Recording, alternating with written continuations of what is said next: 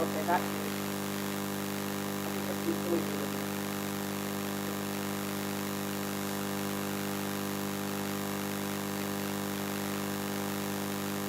We'll wait for a few more people to join. I expect the table to be full. They will be full, right? Are they still at breakfast? Within 5 minutes. Okay. So I guess we'll start within 5 minutes then.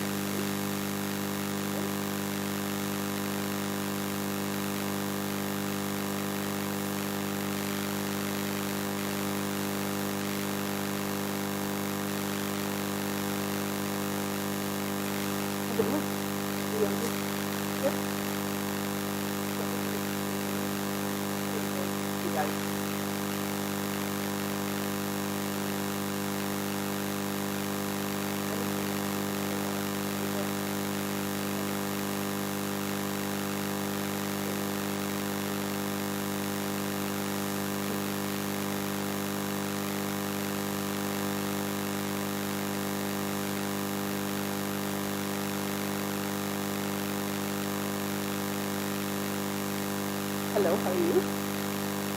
Are you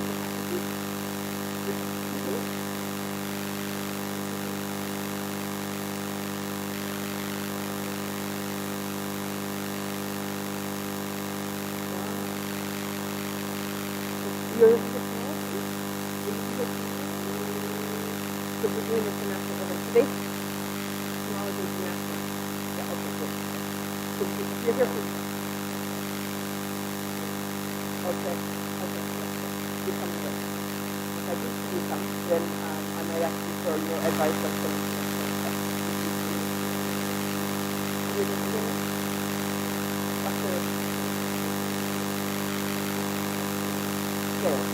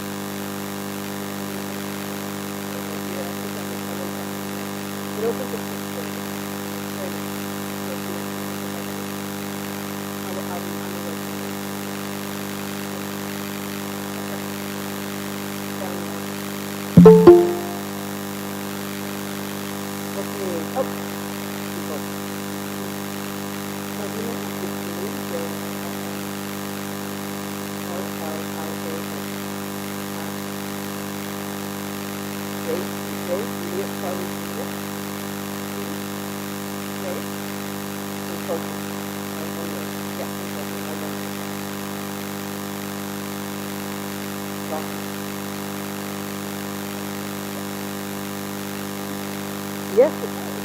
Yes.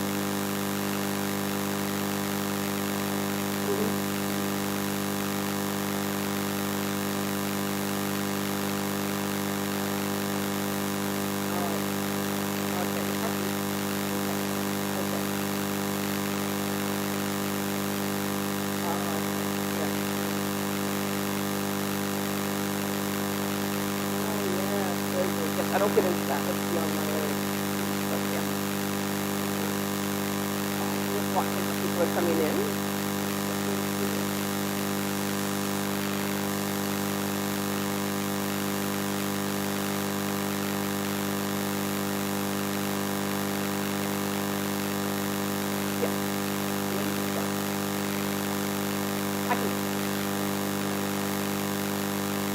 Okay.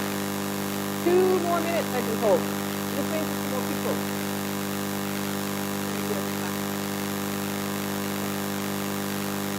Oh, definitely.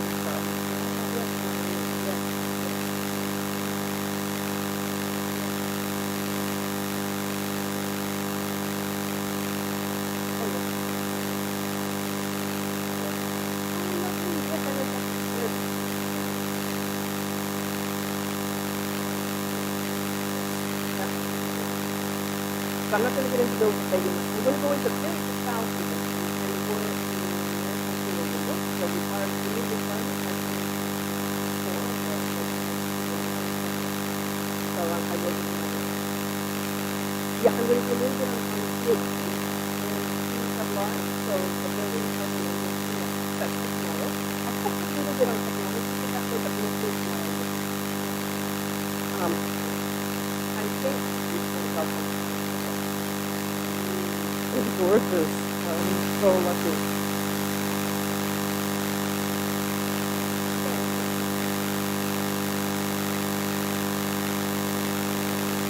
You tell me.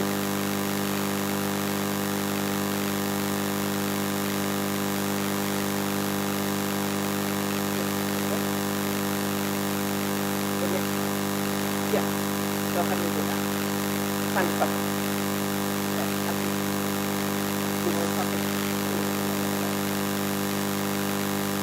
Do it. Okay. And there's nobody here. Nobody wants to sit here. They're scared of me.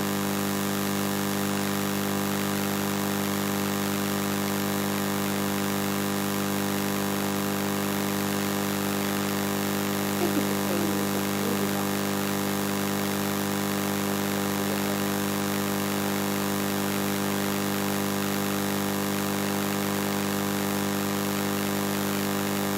Mix it up. If you don't do it yourself, I'll do it for you.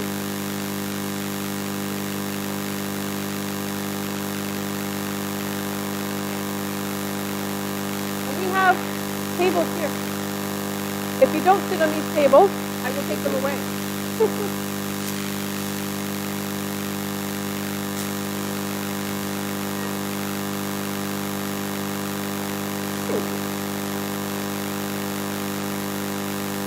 Better view from up here. Come on.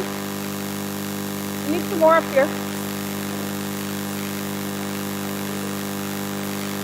have some more seats here. Thanks.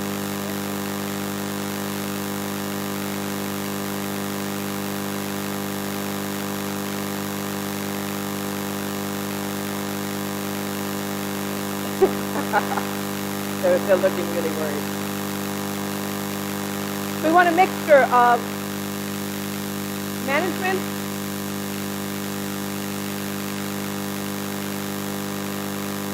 so the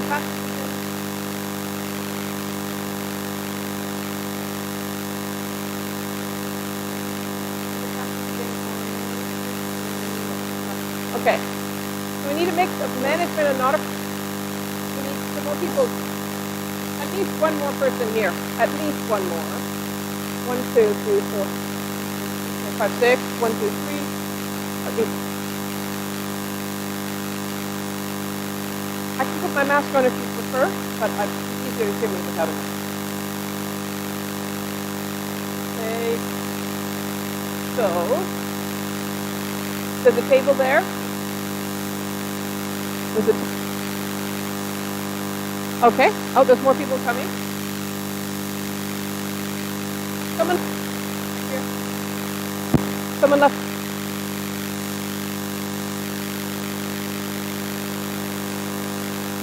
This is it.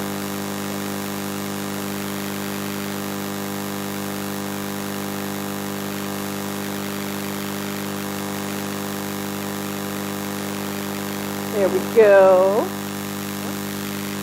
Okay. Are you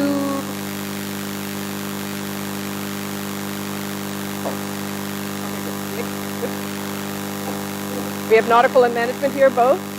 Yeah, good. Okay. Mix matching approved. Yes. Nautical and management here, please? No management. We need management here. We need at least management, if not two here. So, management. We need management here. We have nautical and management here both? Yes. Good. Mix.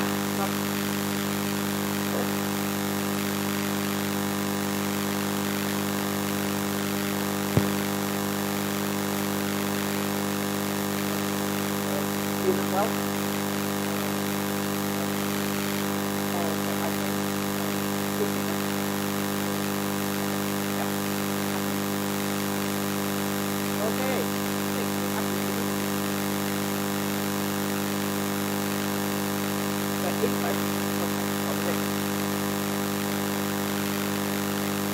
Thank you. Turn off the music off. Okay, have my microphone on. Oh, we had some late arrivals. Wonderful. Okay, we need to set up a new table. We need a mix of management and nautical, though. Actually, that's the space there.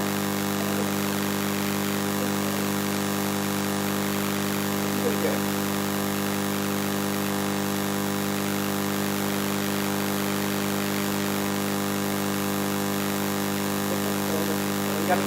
Okay, excellent. Whew. And then we have more people arrive. Let's start one more table. And maybe a table that has 1, 2, 3, 4, 5, 6. We might be able to set up a new table.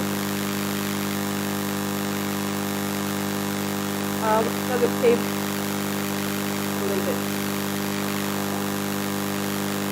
Now, I'm going to let you know right now.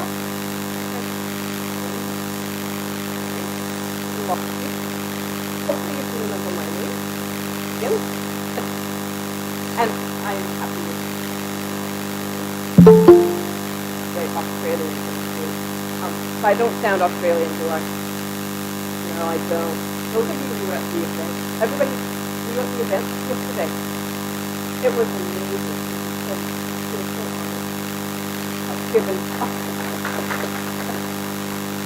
I was given the most beautiful flowers. I was welcomed to the light of knowledge.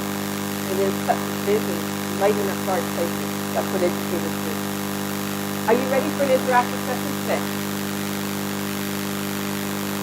As an interactive session, you have to participate. And if you don't hear me, if I speak too fast, a really good way to tell me is you can just put up your hand and say, ever female president of the Nautical Institute.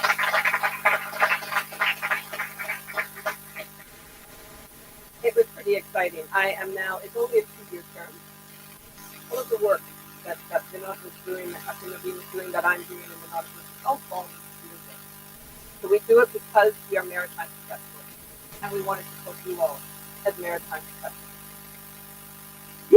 So, you're members of the Nautical Institute by the end of this year, right? Yeah, okay. Ground rules. I always go through ground rules when I do a workshop or a presentation. I'll let you read them. Those at the back will be able to read them. Everyone here has something to contribute. And I want to give you all that opportunity to contribute. There are no stupid questions or suggestions, except one, the one that's not asked, the one that's not put forward. So if you have a question, please bring it forward. Now, I'm hoping that we might get some of these available to us. I know that they're working on it, maybe after break. But in any case, you've got paper there. If you have an idea or a question, something that you want to ask, and you don't want to break the discussion or the train of thought, or want to speak in turn, you want to speak on someone else, write it down. Because so many great ideas. You keep thinking, oh, I want to talk to Like that. Remember it. So write it down if you get it. Okay. What is active listening? What? Active listening. What does it mean to be an active listener? Yes. Pardon? Making the best out of what I have. Very good. So you're going to be actively listening to me. What does that mean? What else? Any more? Yes. So being focused, not being distracted. So easy to be distracted. So easy to be distracted. What else is active listening? You think? I know that you're active.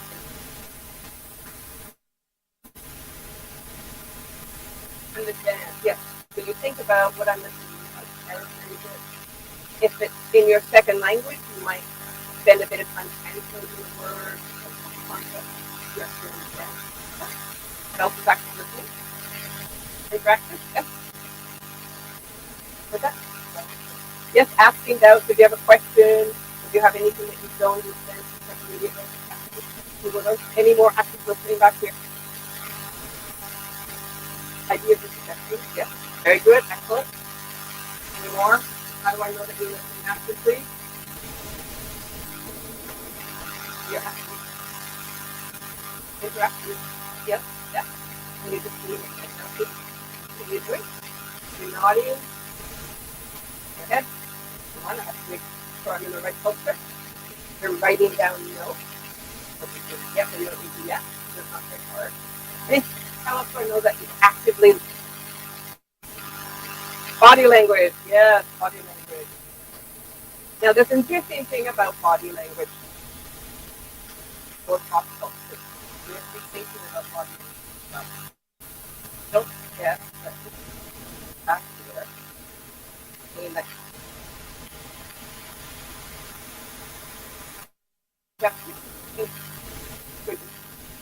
anything else?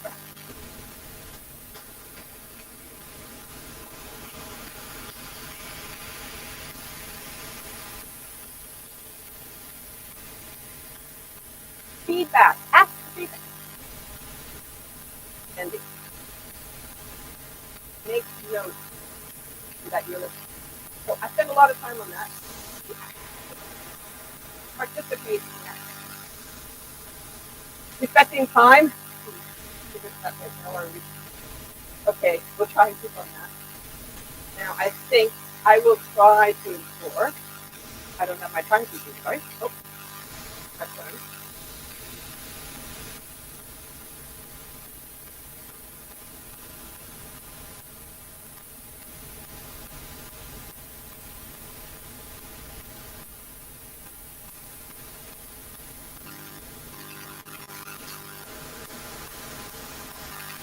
I hate the opportunity to get the navigator. I had the navigator. I didn't get it last time.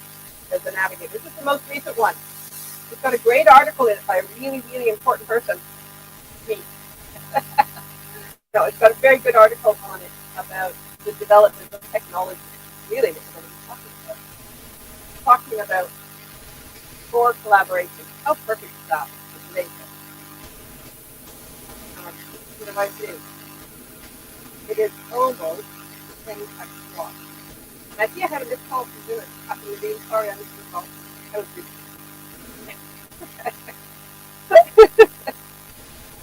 And that means, since I missed the call, it means it's on silent. So I didn't hear it coming. So please keep on silent. Stay on call right. Internet use. Yes. We will have questions. You always have to go and look on the internet for some answers. So you're welcome to do so. So use those phones, but only when required. Anchorage area. I don't have an anchorage area per se right now. So what I want you to do is all those questions again. I will designate you a box here.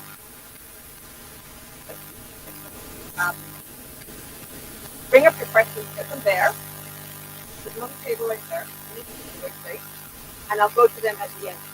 We also have an open mic session. So About knowledge. Your questions on that. Are you actively listening? Yes. Good. Okay. Well, yeah, get going. By not making you be comfortable. We're going to just step up at you. So, we have all sorts of space here. I want you all to go in that space. Go stand in that space, please. And I'm going to come over and I'm going to give you some instructions. Just remember what my instructions are.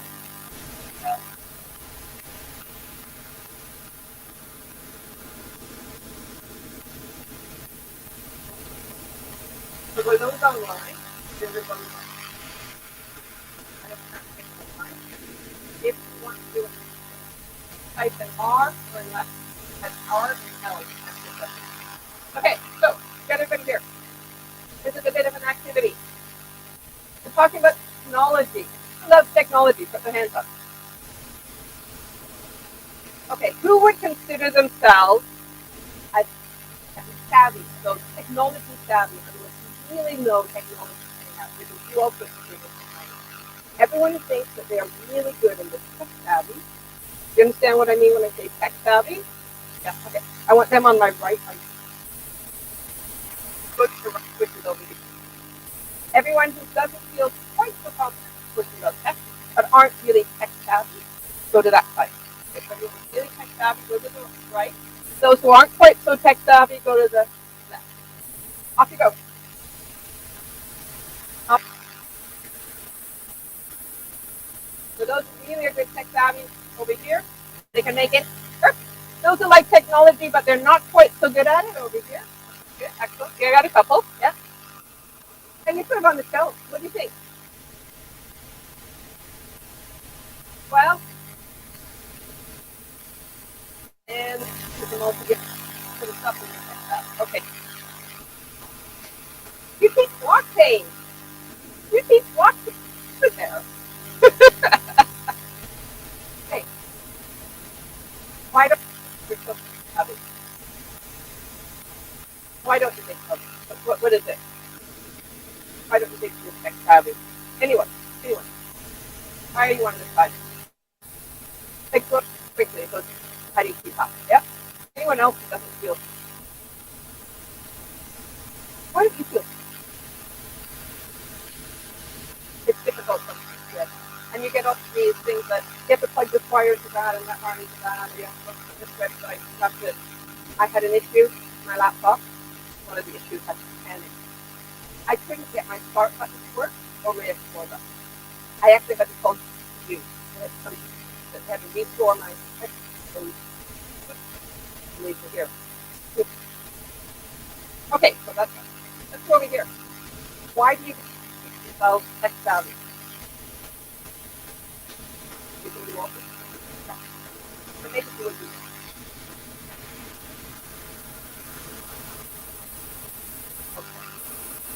Okay, so I don't know if you heard that. So the reason why they think they're tech savvy or what built something with technology is they can make it do what they want. They can find multiple ways to make things that come up. And that's in the tech savvy. Okay, I have another question.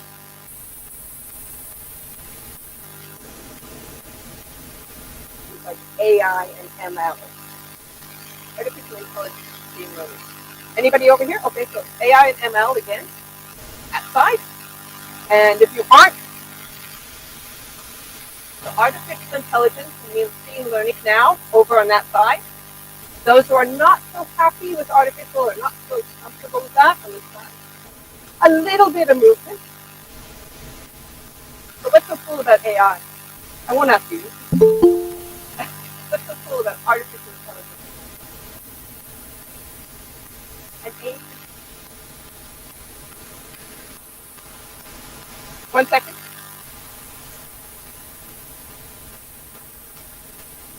So again, AI. What is AI?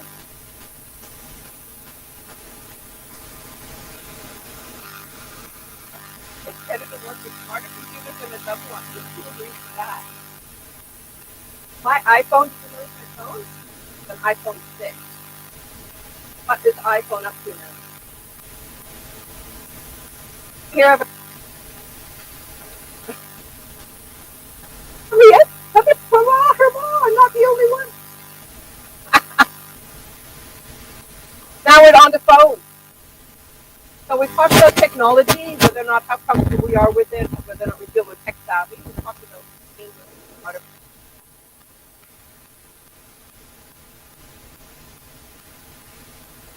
I want you all to.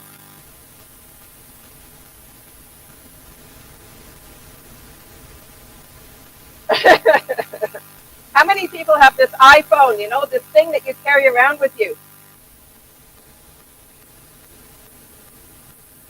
Anyone who has an iPhone on this side now?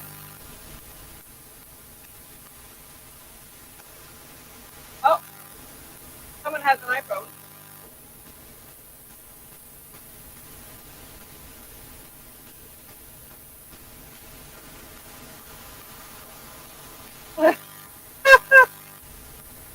Okay, so you don't have an iPhone, you don't have a phone, you have a mobile phone. Yeah, you like a mobile phone? Okay. Did you think?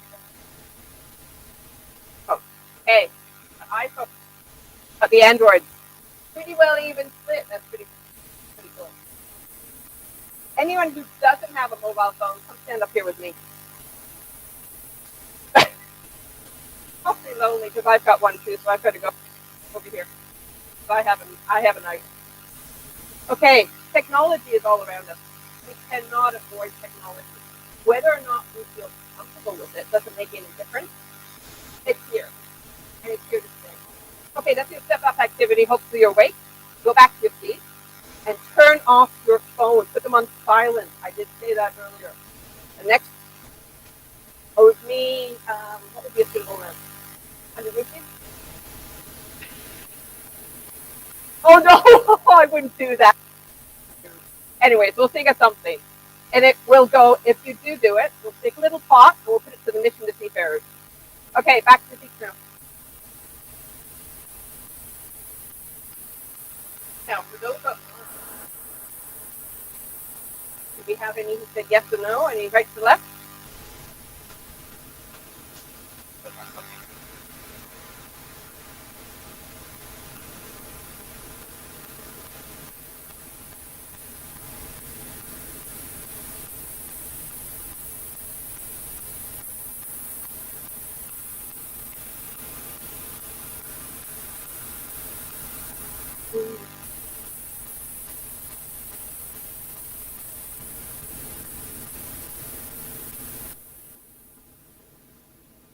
Okay, we're all sitting comfortably. You're all listening actively. I'm going to sit just for a few minutes. I don't normally sit much longer. After the time. About at 9:30. That means we'll break at 11. There we go. So our opportunity is now is that we want to be able to influence the discussion. Now, I said to put your questions on a flip chart. We don't have the flip chart. I'm hoping to make it up or post it out. In any case, put them up here. Influence. Have your words be heard. Also, discussion. What am I going to cover? Well, it's a busy day, and we're going to have lots of activities. I want to talk about the influence of technology on us, on how we live. That concept of the phone, of how our mobile phones have changed us. The phone, I think, has been one of the most influential disruptive technology. I say disruptive technology. Do you know what I mean by disruptive technology? It's a definition of disruptive technology. Anybody? Oh, like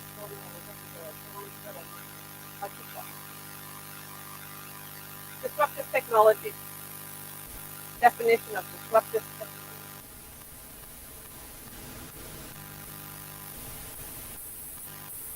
So disruptive usually means something bad, doesn't it? Destroy something. Yeah. Technology is not the same. Disruptive technology is a technology that it just changes the way, it disrupts the way that we normally work. It doesn't necessarily need to be bad or good, but it changes the way we work. Now, can anyone here remember before they had a mobile phone.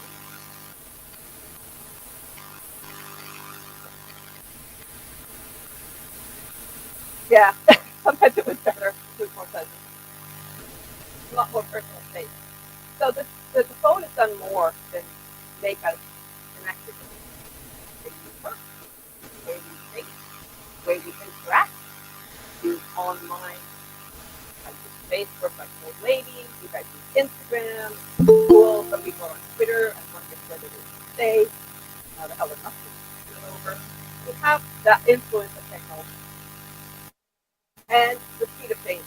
We're going to do text and after break on speed of change. Then we're going to think about use cases, focusing on the maritime use cases and the benefits and challenges of it. I think we have a few ideas already. So the challenges are to lose that concept of personal space is always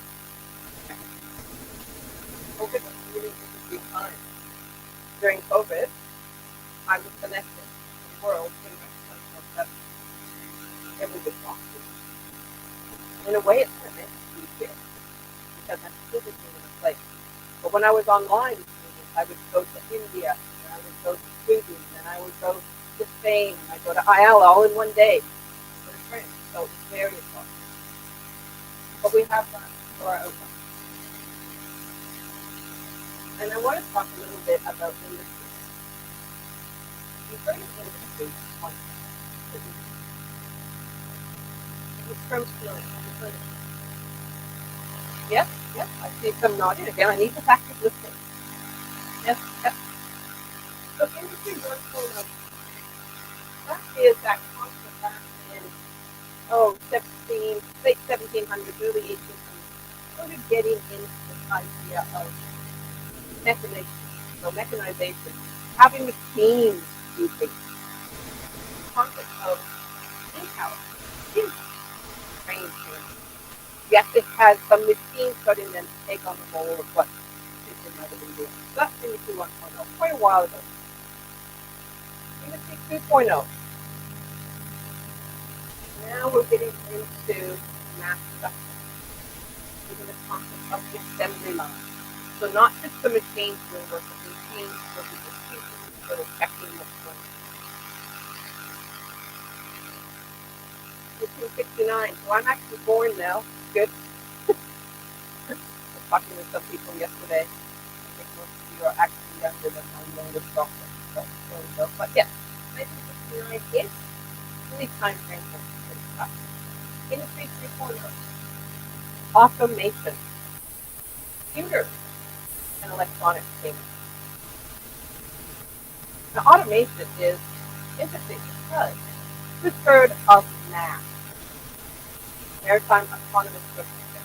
What is the discussion around the Vera Bertalan, for example, or any of these vessels that are out there without people? Anybody heard of MAS, autonomous shipping? No? Well, we're going to get into that. I will definitely put that in today. So, autonomous ships are based on automation, right in the name. And we keep thinking of it as being something really brand new, but it's back in the 1960s that the concept of automation was. Now, this is also cyber systems, Internet of Things, network. So where are some of those for really technical? Yep, there we go. Networking, computers. What am I doing right now? I am in Google Meet online as well as being so if anyone's online, just give me a thumbs up. So we have this concept of cybersecurity coming in. Internet of Things. Cool. Internet of Things. What do you think? Yes.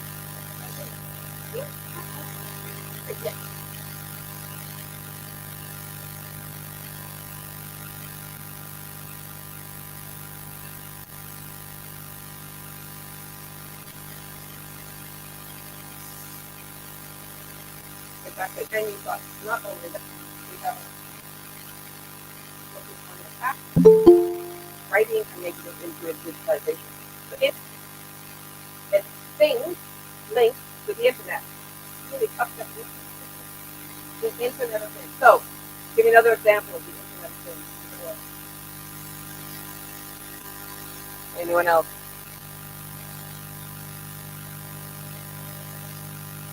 The apps you use on your mobile phone. Yeah. So I can go on a Facebook message and I can put it out on the other one. Facebook. Instagram. Yeah, yep. I knew it. So it's the internet on a chip. Bikini.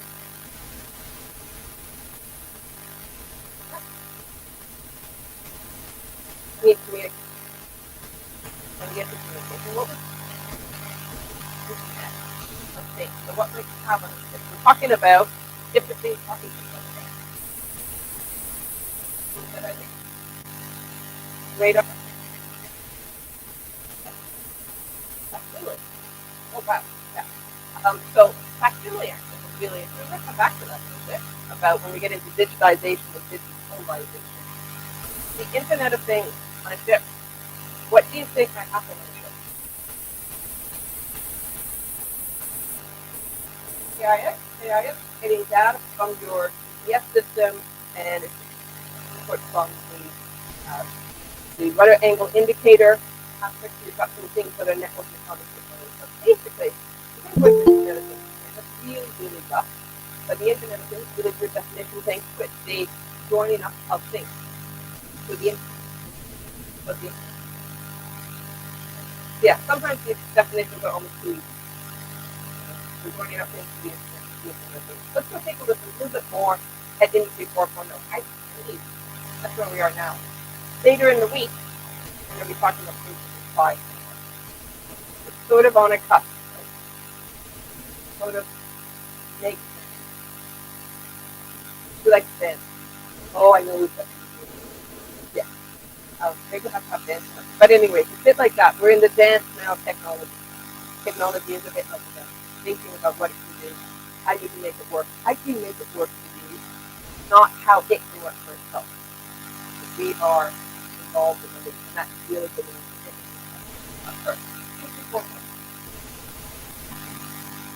1980. Okay, I'm a real 80s girl. Anybody here from the 80s? I think I might have one other person from the 80s. Oh, finished. 1980s have great music, don't they? Oh, fantastic. So that's my definition. So 1980s, process basically silo enterprise. You've heard of everything's in silos. You ever get that feeling? How do you think we mix up management and nautical? Because you tend to think in silos. We need to break down. But the silo thinking came in and always become an expert in this little field. So we have a lot of knowledge, really deep, and very narrow sense. But it was that really working. Then, it was in 1990. It collaborative. We were collaborating. Shifting and going to each other. So, collaborative is getting a little bit away from silos. Unfortunately, the silos place. Then we moved to not just collaborative, but socially collaborative. So working, thinking about how we can make this better. So social collaborative, design thinking. We're starting to get those designs going. And models. I love these big words. Okay, what's an ecosystem?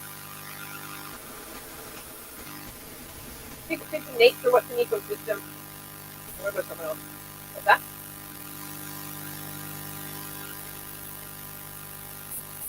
So the combination of the products, yeah, that's good. Let's go right back away from technology. So what is an ecosystem? Yeah, species interaction. So an ecosystem is an industry ecosystem model is thinking about how different players work together. Yeah. Okay.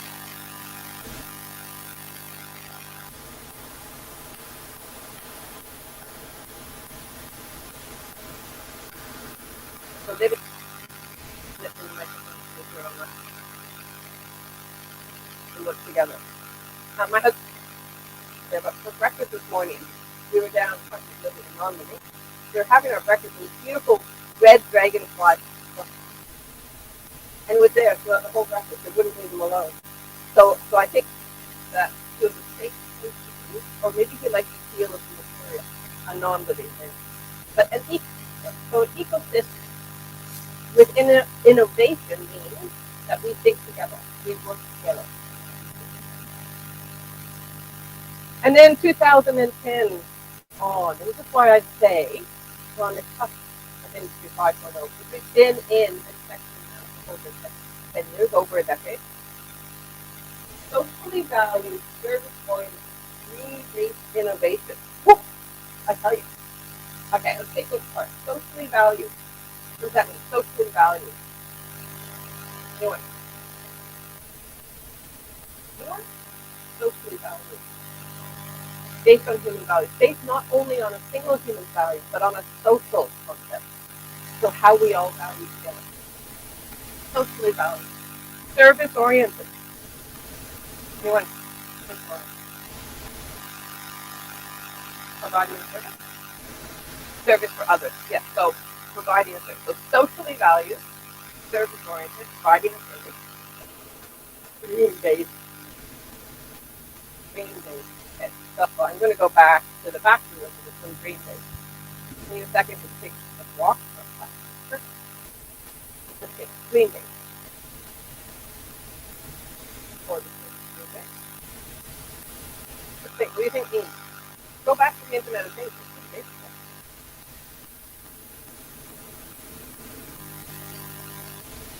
What we think of? Yeah, so what we dream of. So dream-based innovation, if you dream of it, if you think of it, can you make it happen? And with technology, you make it happen. I love that. So we've got that, this concept that was moved away from happening in the trial. We were working with machines, we were doing what the machines told us to do, and now it's innovation. I love that term, innovation. That we wanted to be perfect. Perfect. We wanted to work. Want to happen. Two is innovation. If you can we'll talk about the future. And then this idea of okay. But going from physical to virtual. Any other thoughts for the liquid digital enterprise about that? Getting different, fluid. You've got this concept of authentic. I used to always have to work. I worked with Canadian consultants. Anybody know where the Canadian consultants are? Go to one. It's in Sydney, Nova Scotia. But I had to physically go there. I teach online because I can use innovation. So I don't actually have to have a physical enterprise. I can have a virtual, or the concept of a liquid, a fluid between the physical and the online. But it was actually there in 2010. Well, before COVID, you have to see it. So we have innovation, embracing innovation as we go.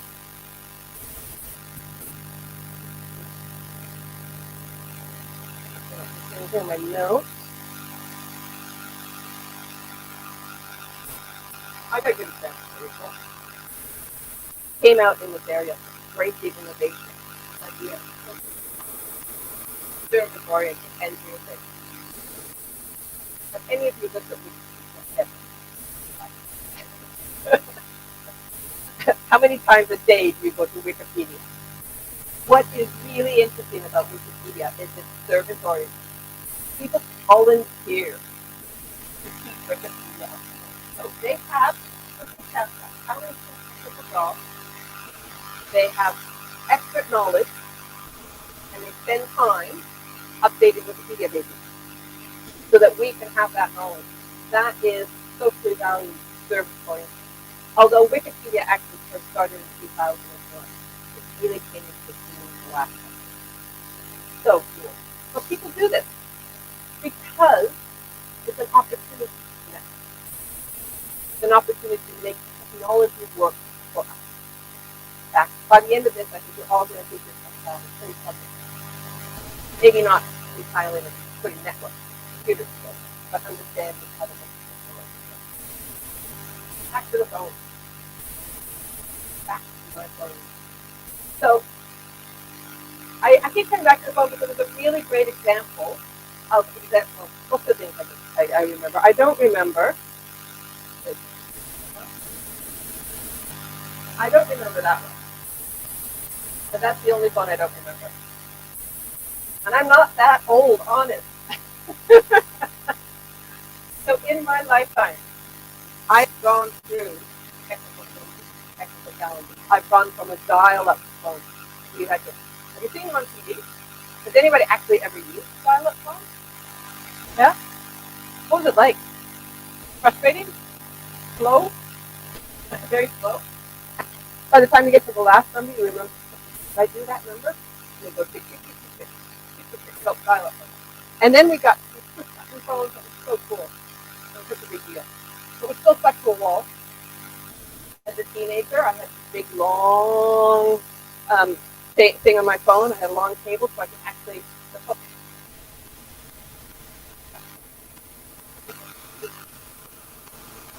going.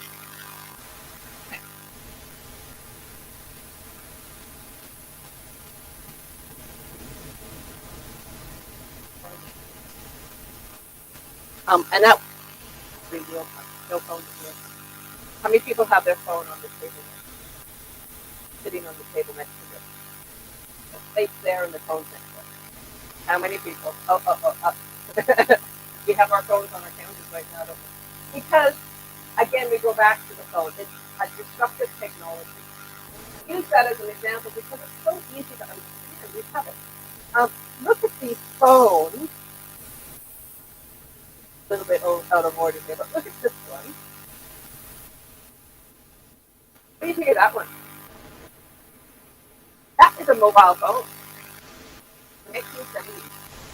People carried that and spoke on it. That was the 1970s. Now we've got, I had a flip phone like that. I never had this. Now I've got my smartphone. Phones are smart. What makes a smartphone interactive? You can work with it. What makes a smartphone smart? Get information. Multiple uses. It's not just so this phone. You could talk on it. It was like carry around version of. You could actually carry it with you. So the smartphone, the technology, we're now interacting with it. We're interacting with apps using this Internet of Things, which is basically just things on the Internet that you access. A lot of the terminology might seem scary, but it's really very basic. All of these, socially interactive, innovation that we have, ecosystems. You know these concepts. They've just taken them into the technology world. They often feel very understanding. It isn't. It's understanding. Okay. Oh. Okay. Now I want to do. I'm going to do some activity. And if there's anyone online, you can do this as well. I want you to discuss at your table, in your table group, I want you to discuss technology changes that you have seen. That's your meeting call. I'm just going to I want you to think about technology changes you have seen in your life. Make a bit of a list of them, and then choose one. Anyone. What changed because of that technology? What changed because of that development? That change? I want you to think about that. How did it affect you? Personal, professional, or both?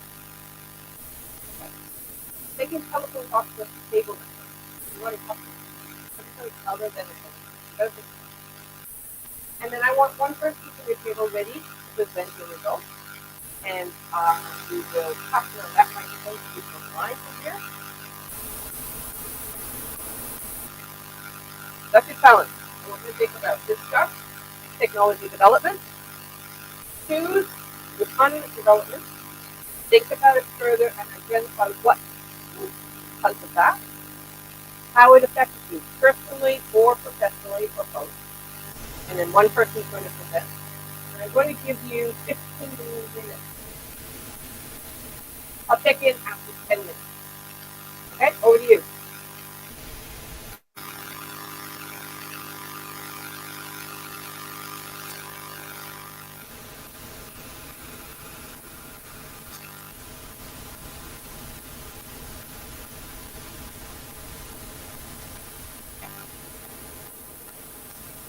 No. Yeah,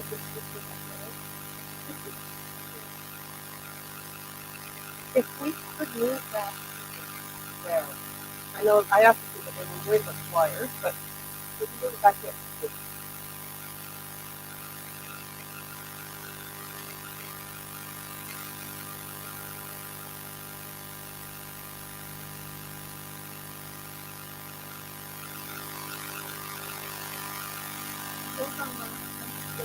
Turn off right now and I'll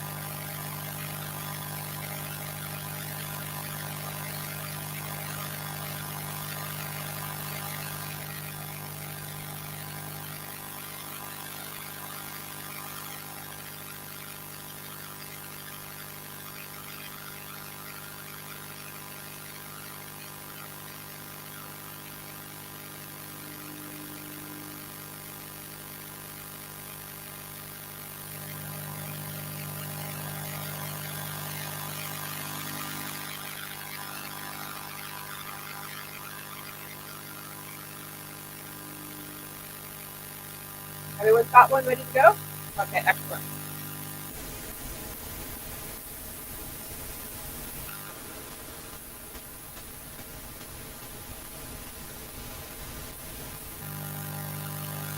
Yep.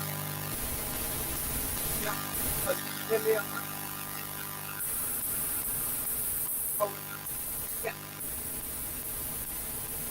Because I want people online to know. Do you have another one of these?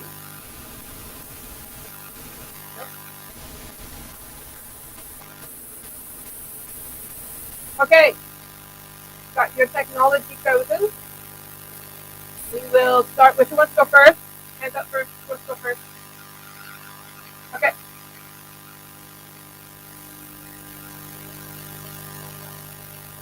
Okay. So you speak into here. It only goes online though. Hopefully it's going to work. And then you speak into here so people can see you. You've got two. You've got two. I'll just stand there and hold it.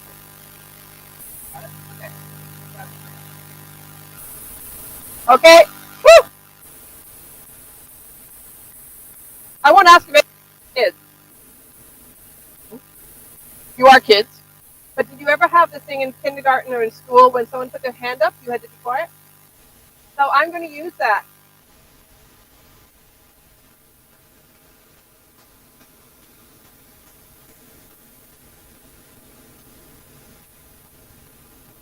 Okay.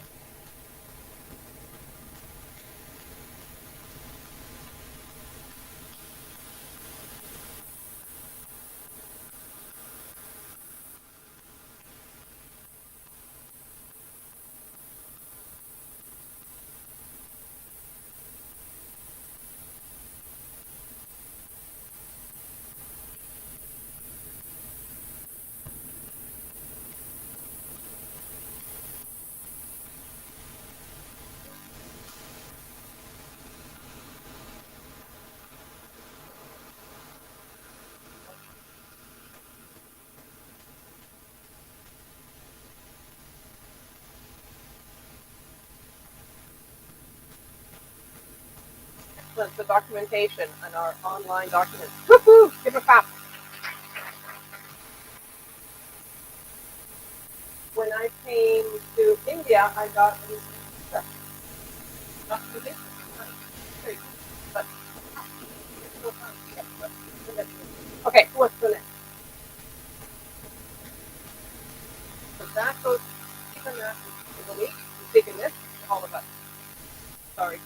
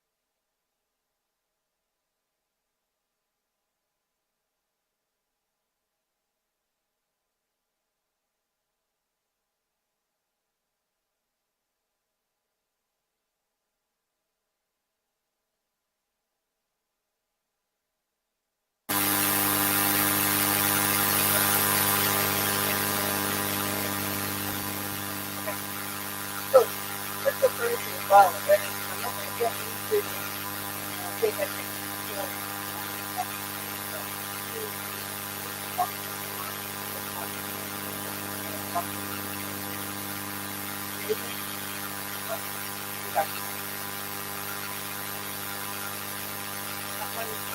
This one is online. That one is here.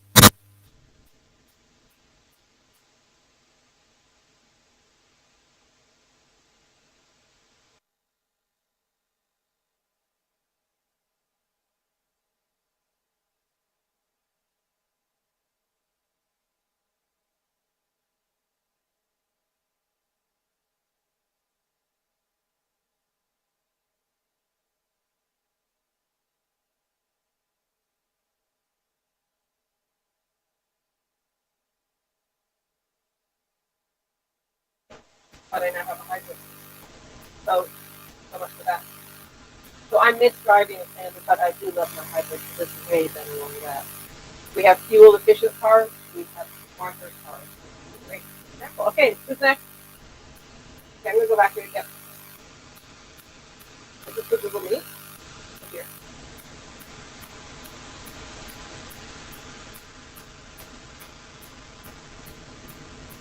Microphone closer to you. Up closer to your mouth. Yeah, you're right here. Keep talking.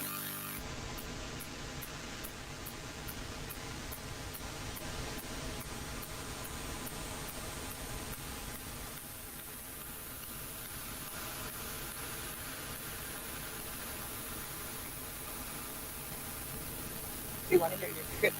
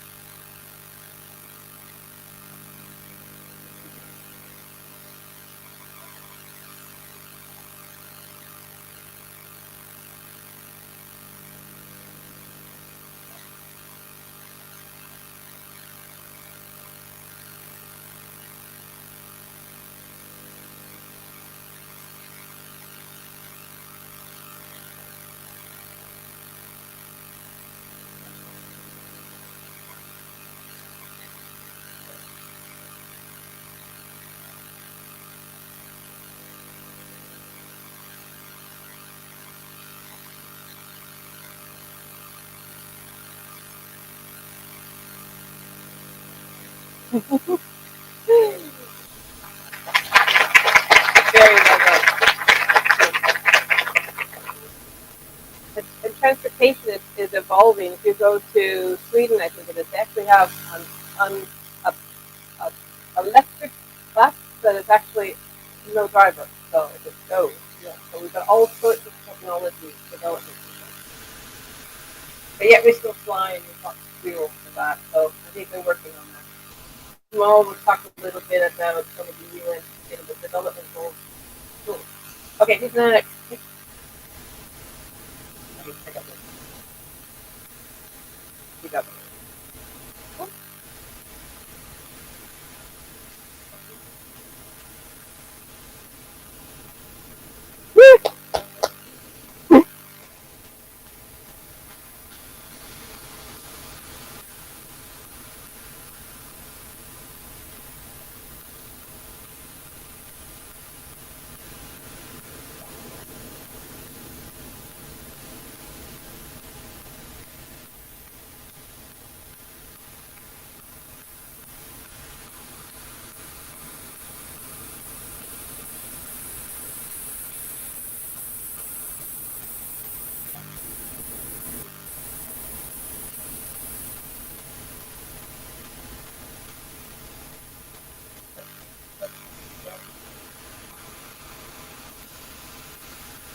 Yeah.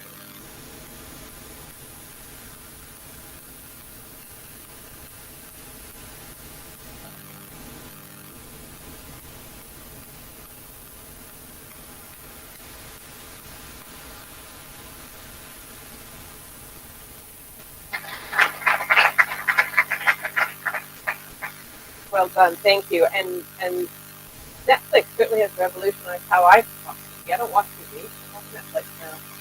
Really good to make that link as well to the professional where it's going to be changing. One of the interesting things in the development of the screens that we have is these head-up displays, which is different than head-up and radar. It's like looking out the window but seeing portrayed on that screen information that you need for navigation. So, yeah. Who's next? Okay.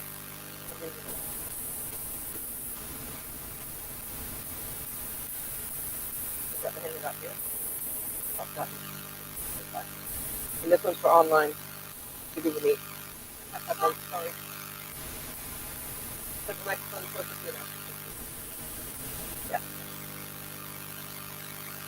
Is it not working? Forgot to off it. So that one, can't hear that one here. That was online. That one's really good.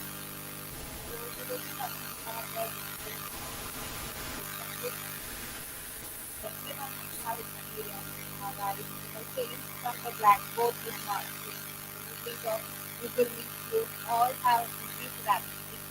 And also, for example, the Bible that any app has been introduced to the students for consultancy in general and it's flexible, easy to use. Like we can do multiple courses without be attending to the advantage for the students.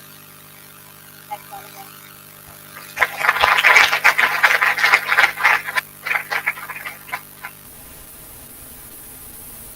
Thank you.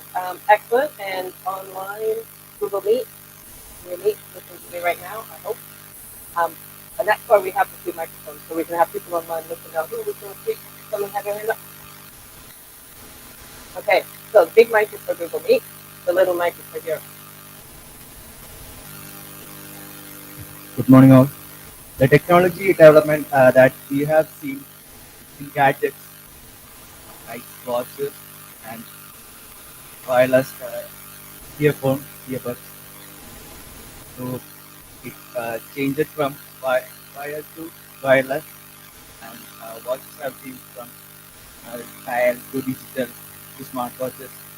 So in watches, it helps in health tracking and GPS messaging. It helps in communication. And I, one of the time, I realized the importance of a wireless earbuds at the time of online classes. At online classes, I can't work with this wired headset. So that was an essential thing at that time. But I should also say a disadvantage of earbuds. My friends sometimes never hear what I'm saying. Important things they can't. They are engaged in music or anything, so they can't hear what I'm saying. I would maybe I would talking some important things. After that, have you said anything? They'll ask. So technology has advantages and disadvantages. Very good. Very good.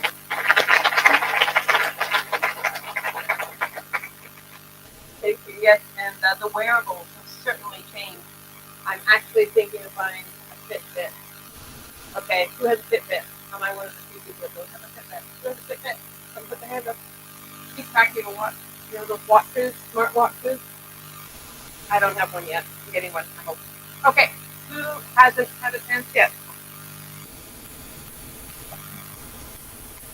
Google Meet. That one's for here. This is Google Meet. So we have discussed about Right. That's the Google Meet one. That's one for you. We have to have both. digital payments. It was launched on April 2016. National Payment Corporation of India launched it. One of the main advantages of UPI is that it supports every People from transaction, this. prevent no black. Another advantage is that you can pay their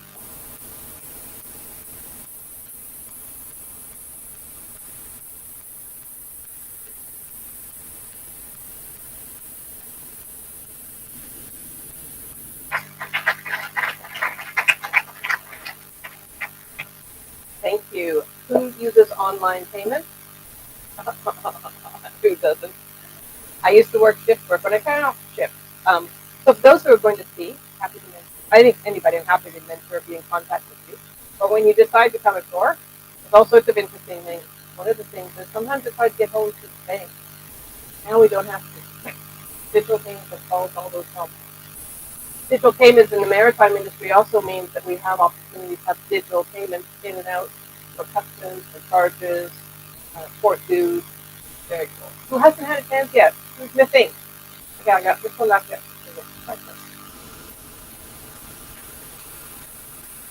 Good thinking. This is Google Meet. That's one for good. That's one for Google Meet. Hello everyone. The topic which we have chosen is networking apps. So earlier it was very difficult for us to connect with the world because of different geographies and a lot of things.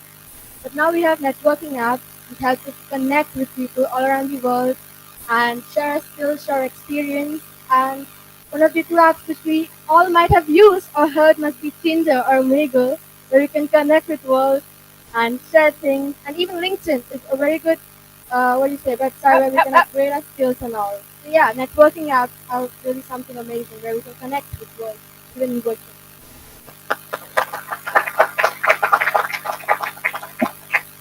Networking apps are amazing for connecting various things together. She gave the idea of the Uber. What's interesting is weather. Well, first off, driving. I pop over my Google and it tells me when there's going to be a traffic jam up ahead. Isn't that so cool? That's because everyone's phone is being connected and they feel how fast they're going. Great. You guys done yours? Okay.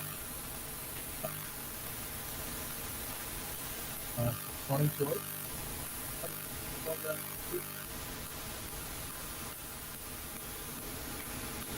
So actually, when I speak on but now things are actually so the quantity of and to the how the personal and professional level affect that through social media. For example, in case of Instagram and Facebook, there are ads as well. So through ads, we get the paid promotion and we get the earnings. Another professional thing is that so through LinkedIn, we have so many job opportunities. So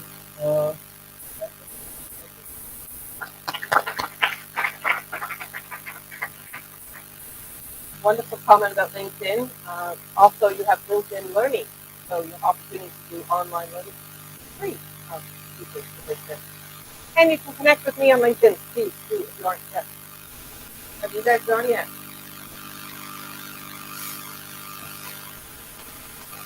That was the one for here? Yeah.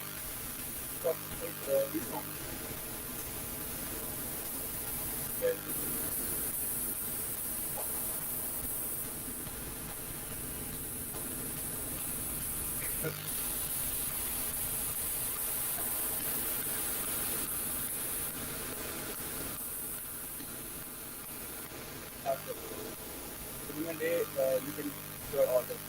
Yep. This is the same order. Excellent. E-commerce. You can get all your orders, buy things on Amazon, tips for buying things on Amazon. Lots of stuff on Amazon. Who hasn't gone yet? Have you guys not gone yet? Okay.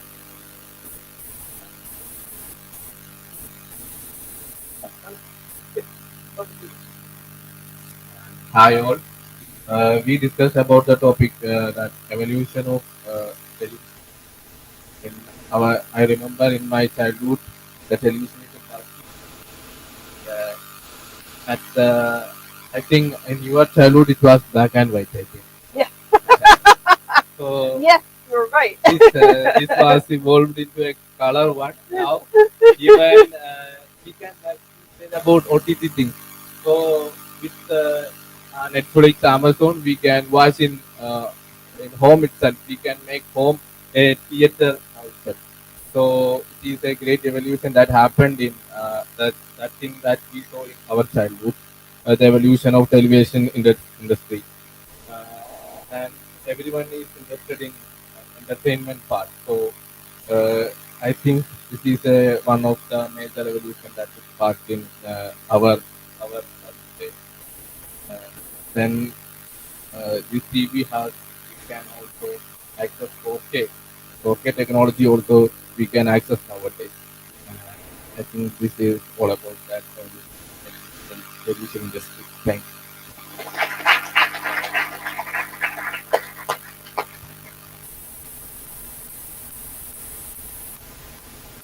Thank you. Okay. Has every table presented? There we go. If I miss anybody, don't worry. I'm walking back on a bit slow. Okay.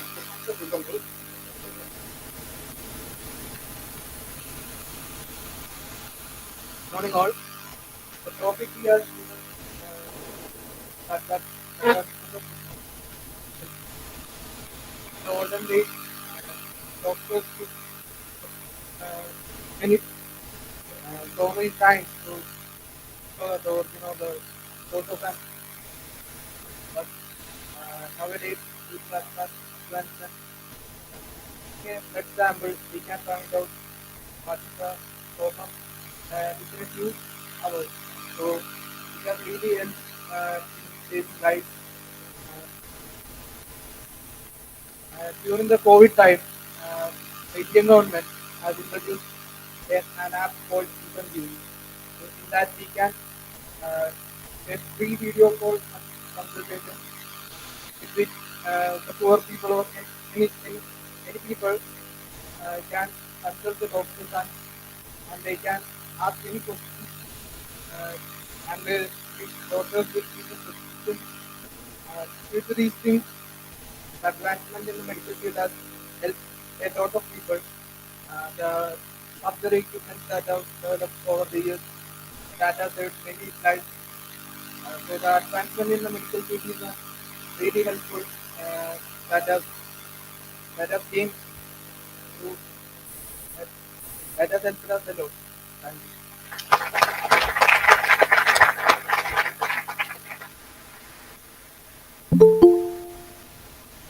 In medical, the change of the evolution in medicine, amazing. Really, really helps in the very well. It is wonderful what they've done during COVID as well. I remember vaccines taking decades to be available. And then we had vaccines for COVID available through accelerated activity but also through technology, the ability to make things. Has everyone had a chance to present their technology? Did I miss any tables? Oh, you missed one. Oh. You have technology. Your table of one. Okay, here we go. Okay. There you go, Captain Naveen.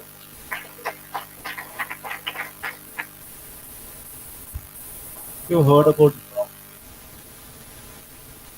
okay, good.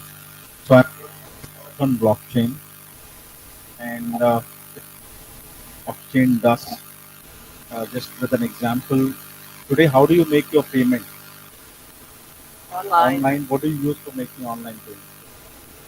You use Google Pay, Phone Pay, and all that. Okay, when blockchain comes, we take them out because these things are going to have a charge on you. Once blockchain comes, it will be a peer-to-peer transaction. Your transaction will be direct between you and that party, and we don't need intermediaries. All the intermediaries are going to be taken out. Maybe we might not even need banking. Just like yesterday I mentioned, in a couple of years, you're not going to see petrol pumps on the road. Why is that?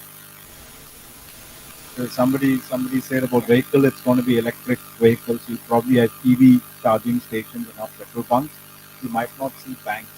You might not have Phone Pay and Google Pay or required one. Blockchain is in place because it is a trusted network, online network, peer-to-peer transactions, and any even in logistics, you must be learning about a lot of brokers, agents. All those can be taken out once we get blockchain. Right? So I'm happy that a lot of them have raised their hands, they know about it, and that's my research. Thank you very much, Captain Naveen. And I just did a course with the Nautical Institute online on blockchain. Learned about hashing and the trusted networks and immutable. It goes one way, you can't go backwards. So it's got a lot of security elements in it. So we have a lot of opportunities with blockchain. Okay, everyone's hands, every table. We've had some incredible examples. I'm really pleased to see all of the incredible technologies, all the different technologies that you've identified for the developments that you've seen. And if I look at my phone, I bet you it is just about coming up to 11 o'clock. Am I right? Okay, I think it's time for break. What do you think? Okay, Captain Naveen, 15 minutes, is that correct? He's nodding his head.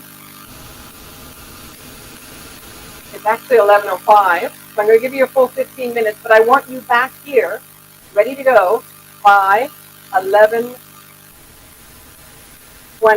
11:20. Okay? 11:20. Okay, take a break.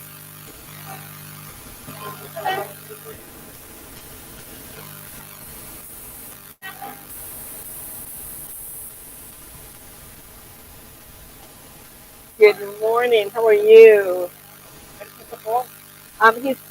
He was here to begin with.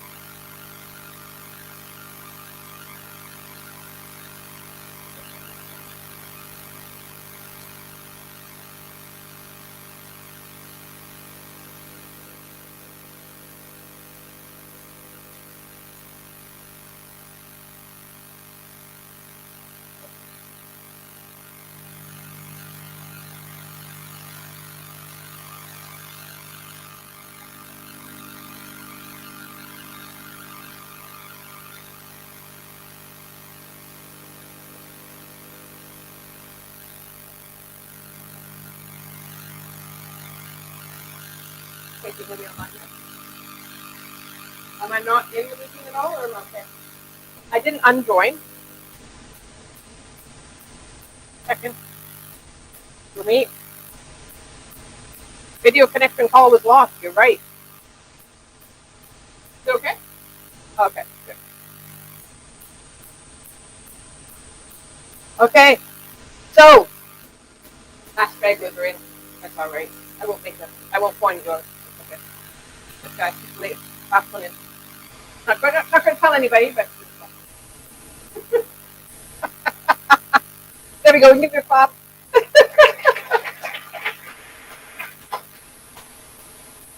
Pardon? Oh, okay. So presentation's not connected. Okay. Just 1 second. I have to reconnect my presentation to Google Meet. Apparently, Google Meet with Google Meet. Okay. Somebody left the meeting. I don't want to do that. Please come and tell me because it's not wanting to do it. I can't seem to. I'm offline apparently now. Tell you what, you could do this on here while I teach. Is that okay? Because it's not making a difference for me. So I need to get back online, back into Google. There. Sit down. Then I can share that screen. Yeah, that's right. Okay, so they're going to get me back on Google Meet. But while they're doing that, I have a question for you. I can get there. Will I make it? Will I make it work? Nope, can't do it while you're doing that. Who's heard of Moore? Anybody know Moore's Law? We have a hand here. Moore's Law. Okay, so what's Moore's Law? Here. I'll give you a microphone. Oh. Okay.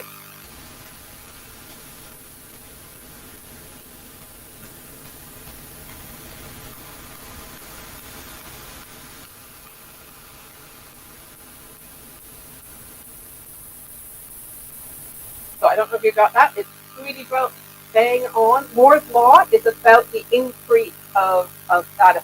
So it is interesting because the new developments in Moore's Law is also seeing devices decrease in effectiveness. But the whole thing about Moore's Law is about data, increasing data. And that data is increasing, doubling every 2 years.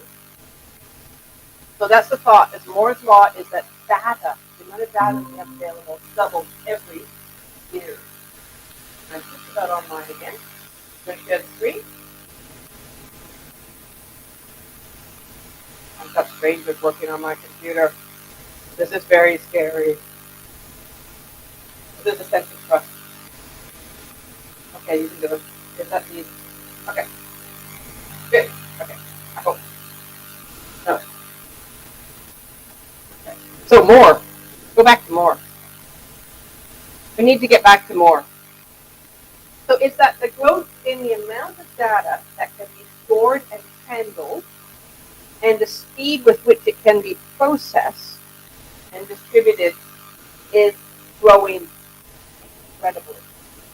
It is unbelievable the amount of data that we have available. Have anybody seen any of the old pictures of the computers from the 1970s? Those networks of computers. We have more power in our phones now than they had. So we are increasing our amount of data. But now can Moore continue to do that? So there's a big question about Moore and Moore's Law. Right now, we are still increasing our data processing. But there are lots of articles online. You'll find them if you Google Moore's Law or the death of Moore's Law to see about the future where Moore's Law is going to be going. But if you think about the way data is, and if I go back to my black and white television, who said I had a black and white television? It's very true. And they had something called a CRT or a cathode ray tube. That's why they're so big. CRT, the cathode, long before they had flat screens. In fact, they even tried to make cathode ray tubes with a flat screen on it. Didn't really work as well. So back in those days, computing power was pretty much useful. And in order to have a Commodore 64, oh, I just thought of that. Commodore 64. that was like 64 kilobits of data available to you. Whew, so much. How much is in your phone right now? 20 gigs, yeah. They're talking about zettabytes. So we've got terabytes, we've got petabytes, and they're talking about zettabytes. Even more as we go up. So we're getting more and more computing. And that's the growth that is gone. So that is Moore's law. The power of computers doubles every 2 years. Someone talks about Atari. Oh yeah, excellent, yeah. How much power was in an Atari? 8 bits, yeah. And what are we at now? Yeah, so 64 bits is probably what I'm using right now, but it's going up a lot. But it's just incredible, and you can't see at the bottom there, but every year it doubles. So the first year it's not too much, like 2 times 2 is 4, not a big deal. 4 times 2 is 8. 8 times 2 is 16. 16 times 2 is 32. 32 times 2 is 64 times 2 is 128 times 2 is. Do you recognize any of these numbers? 64-bit, 128. We can go up, and we go up in size. My first USB stick was 128 kilobits. Woo! Very excited. Okay, now I've got a thing. I can't remember. I have a 1 terabyte wallet drive that I take with me to store everything on in case everything moves. I've got a backup for my backup for my backup. And that's amazing. Now they're talking even later. So you can see that the processing is there. But can we keep it up? Can we keep this every 2 years doubling up? Because it's getting enormous right now. We have enormous computer power, which is why this discussion, are we seeing the end of Moore's law? I think actually not really. So it's going to continue to increase. It might slow down a bit. It may not be doubled every year. But we are continuing to increase our computer ability. From a medical perspective, increased capability means that we can have increased data. Yes?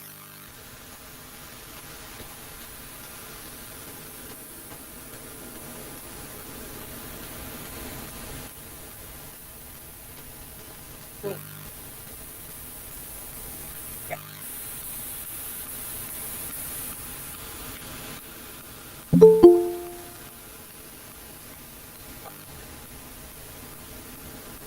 Yeah, and so that's why you see these articles about the death of Moore's law, but the concept of Moore's law has lasted up until now. The fact that it has been doubling. So it's increasing. We are getting more.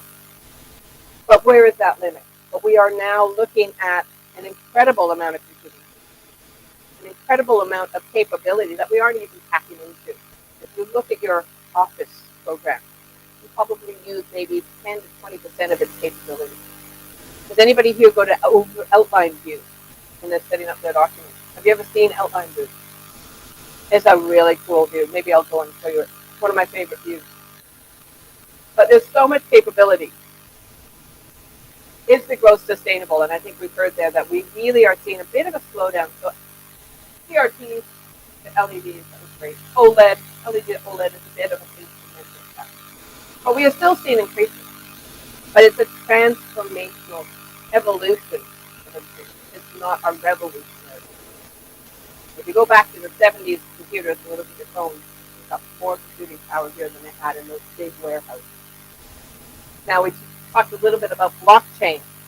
Or maybe I'll pull in a photograph of one of the blockchain hashing areas that they have for the mining of blockchain. It's again really, really big right now. But as we see technology grow, what's going to change?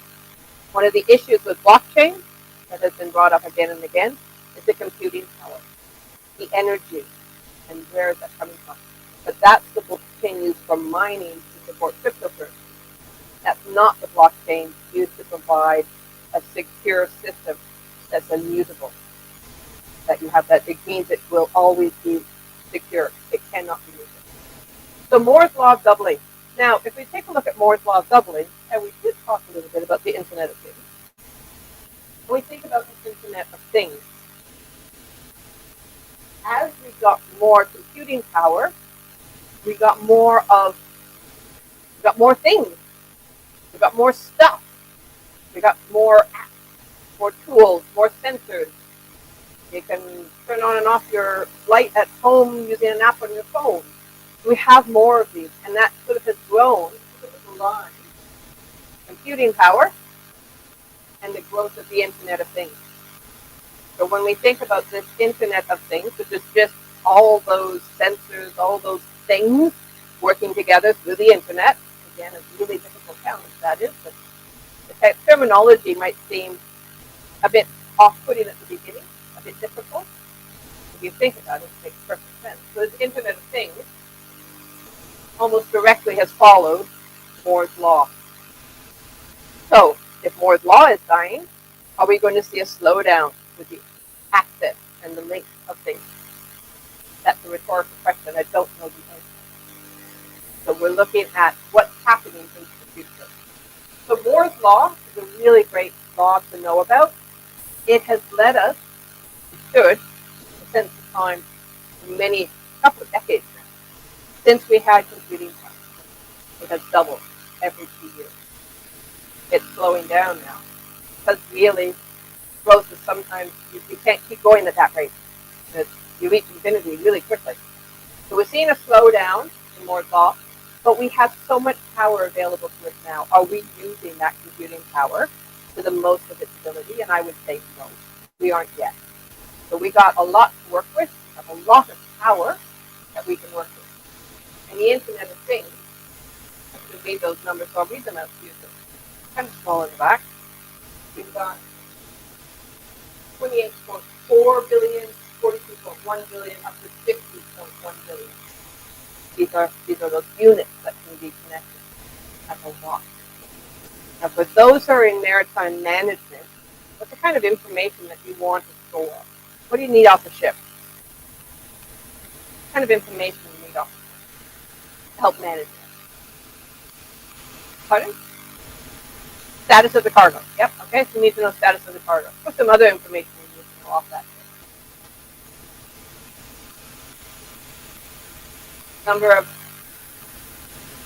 Number of people who are on board. The certificates. How valid are the certificates? Do they need to get training? What else do you need to know? Maybe something else. Comments? How many number of containers are loaded or can be loaded? Yep. The schedule, the position. Current position. Yep, the current position. What about, do you have any engineers in the room? Even those nautical ones who know much about engineering? What about the shaft? Is there vibrations on the shaft? Is there maybe a need for maintenance? What else? Yes, go ahead.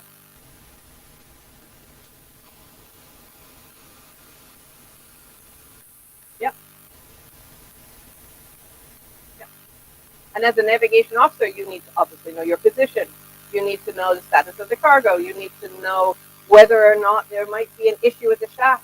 Do you need to change the lube oil? Is there, what kind of emissions are you giving off? Do you measure the noxious and the substances that are coming out of your chimney? So when you have your ability for the Internet of Things on board ship and ashore, you can share that data. So you've got lots of different pieces, all back to thanks to Moore's Law. So Moore's Law, it was a very visionary concept at the time, and lots of people said, no, there's no way that can happen. But up until this time, we have actually doubled our computing power every 2 years. I'd say probably in the last 4 years, it hasn't necessarily been as fast a growth, and it has to stop sometime. It can't continue. This brings me to the concept of the 4 fundamental questions. Now, these are 4 fundamental questions that govern pretty much every aspect of project management, even every aspect of your lives. Probably haven't even thought about it before. Has anybody heard such stuff? Has anyone heard of the 4 fundamental questions? Okay, well, the first one, what are we doing now? In project management is where are we now? But in technology, what are we doing now? What do we want to do? So where are we now? Where do we want to be? how should we do it better? And how do we know it's better? So if you think of if anyone's done project management, where are we now? Where do we want to be? How are we going to get there? How do we know when we arrive? If you're thinking about it from a technology concept, it's what are we doing now? What do we want to do? What do we need to do? That needs to be a better way to say it. Do this now. We want to do that then. How are we going to do it? How are we going to do it better? And how do we know when we've done it? How do we measure it? And it's that concept of being able to measure things. So these 4 fundamental questions are going to come into every single session that I do because they are so adaptable. And if you even think of these questions for yourself, you want to go on a holiday and say, well, where am I now? Where do I want to be? How am I going to get there by an airplane? How do I know when I've arrived? When I land and I actually check into the hotel. So they're very fundamental questions. And if you break your questions, you break your vision down into these 4 sort of blocks, then you actually have a good route to move forward. One of the things that we have to think about, though, is what do we want to do? Good old Henry Ford. So Henry Ford, okay, to really show my date, I don't remember. I did drive a Ford car. Anybody drive a Ford car? Anybody hear of Henry Ford before? Big American, He kind of moved us into the cars. So he designed and developed the first car, but it's really interesting. He said if I asked people what they wanted, they would have said faster horses. Because if we think about where we are now, what we want to do, we're basing it on where our minds are now. So I have a horse. It takes so long to go there. I just want a faster horse. I'll put 2 horses on my carriage. I'll put 4 horses on my carriage. In France, they have a deux chevaux. So Citroën came up with a car he called it deux chevaux. But it was a tiny little car. It didn't go very fast. But we have this concept. If we don't envision a future outside of what we want, then we can actually limit ourselves. We have to be really careful when people say they want users. Because the users will know what they have, and they don't know necessarily what they need or where it's going. So I want to introduce a concept now called the circles in this list. We're going to do another short activity. So the circles of influence, so the concept of a circle of influence or a circle of concern is this idea how we interact with the world. It's sort of me and my world activity. The circle of influence is in that area. The circle of concern is outside. So if you think about the circle of influence, that's what you can change, what you can influence. It's what gives us power over those questions. Where are we now?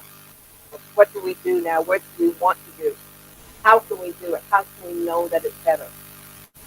The circle of concern is the outside level. The circle of influence is the inside. So these examples here are pretty broad. I'm going to read them out. So circle of concern, especially in India, other people's driving skills. When I drive here, I'm really hoping everybody else is as good a driver as the driver who's bringing me here. If you're on your scooter, you want to make sure everyone's got good. No control over that, but it's a concern. If their driving skills aren't good, I'm upset. Politics in other countries. It's a very, very difficult situation right now. The war, Ukraine and Russia, it's really challenging in so many ways. Shipping is paying the prices. So much else is happening. So that's a concern. Me, personally, what can I do to influence this? So this is where we're starting to see about the way the concern and links into influence. It's very broad. There you go. Internet comment section. Who reads the comments on their posts?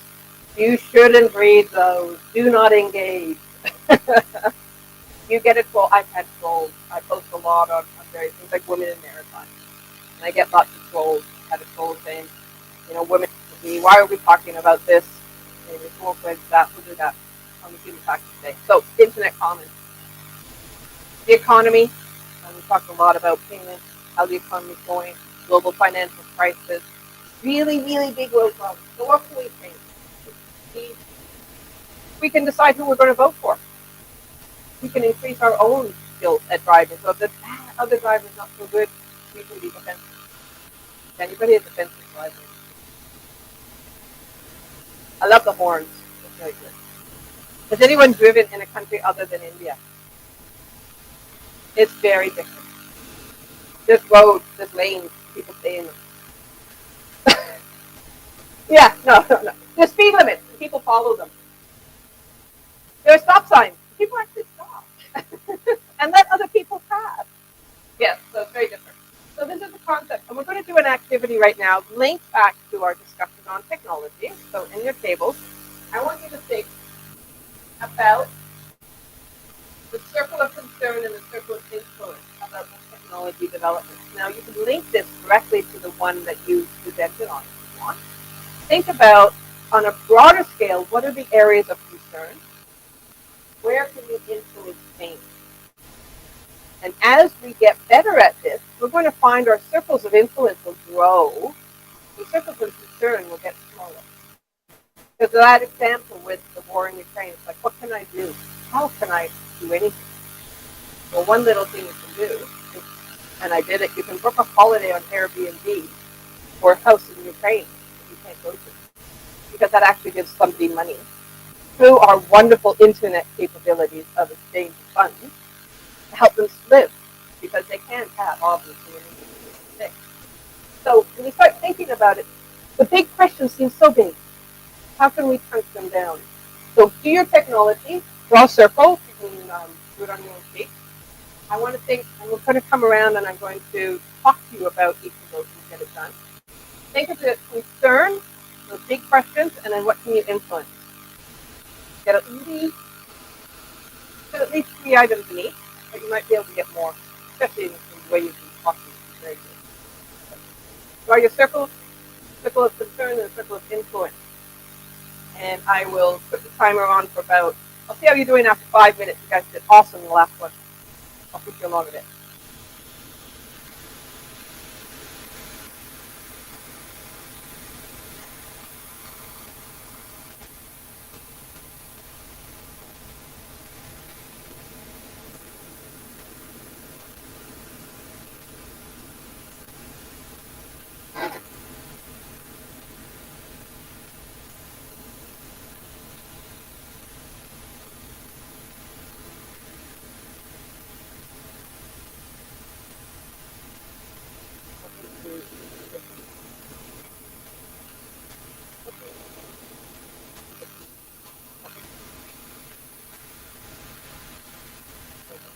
I'll water that everything.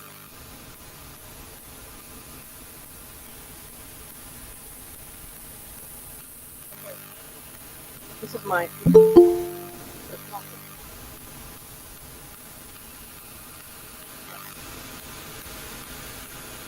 Yeah. Oh, I don't know.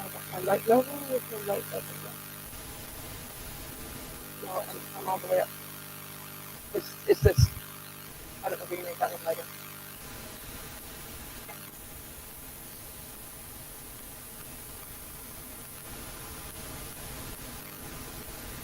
Do you understand? Excellent.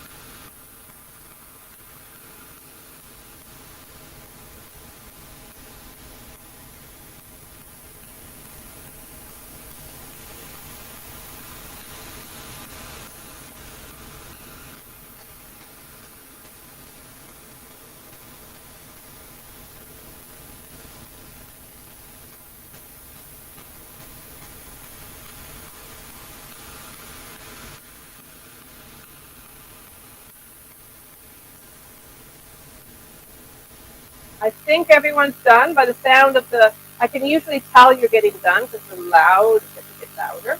So, okay, so when we're looking at technology, we're thinking about how the technology can change, development through technology. That's what we did before break. Now, we're looking at the influence. Again, back to those questions. What can I do? Where do I want to be? How am I going to get there? How do I know when I'm fly? So that circles of influence and the circles of concern. The reason for the circle is that visual, that concept, that it's a big problem. So the big problems are in the big circle. There's little old me in the middle. What can I do? And often we feel very helpless, especially as technology is developing. We feel helpless. But this gives us an opportunity to think about what we can do. So let me just put my time.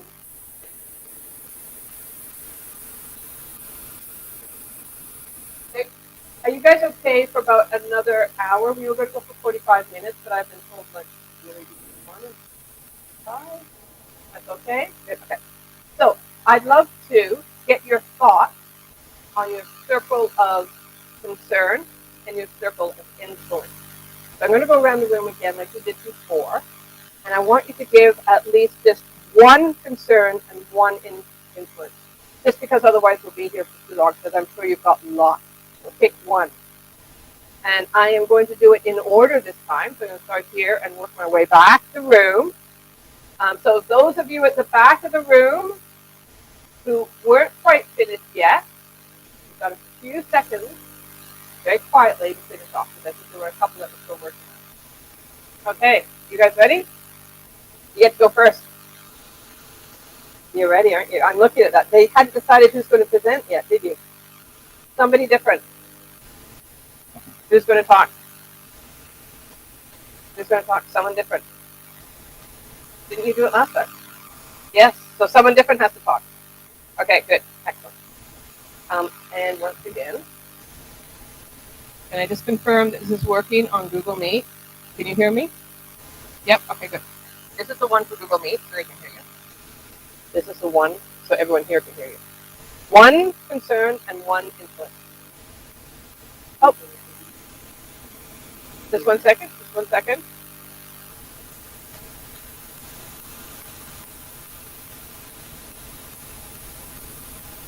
Inspector table. Okay, now you can go. The topic is particularly under concern and the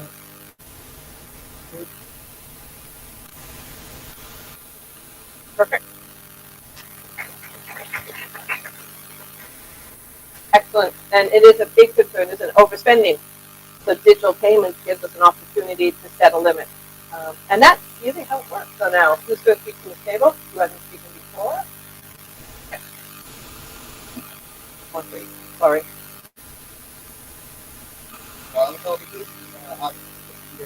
Mm-hmm.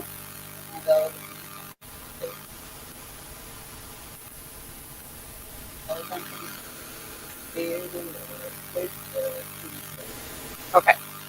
So what's your influence then? What's your main concern? Okay.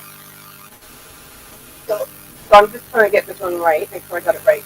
So AI, and the concern is artificial intelligence will replace our jobs. And that's a big, big concern. We hear that all the time.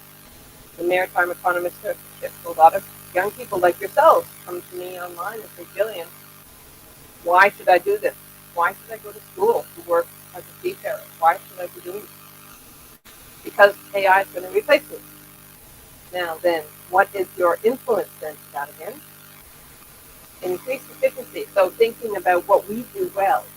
And we get into talking about, a little bit later, we do Industry 5.0, not today. But when you think about AI, machines can think well. Machines do something really, really well, like routine jobs, computation. What they don't do so well is innovate and come up with new solutions.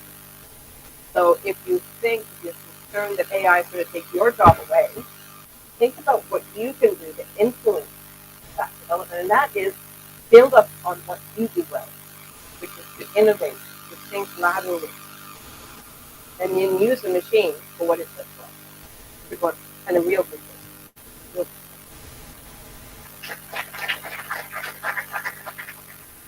Okay. Yeah. Okay, and you need this one too for the date. Thank you, ma'am. My name is Yogesh. Our question of concern is Up. personal data privacy. Just a second. Just a second. Yeah. Our concern is personal data privacy. That is two-factor authentication. Concern is personal data. Yeah, I'm experienced in developing a child-friendly cleaning environment. Ooh. Cool. Yeah.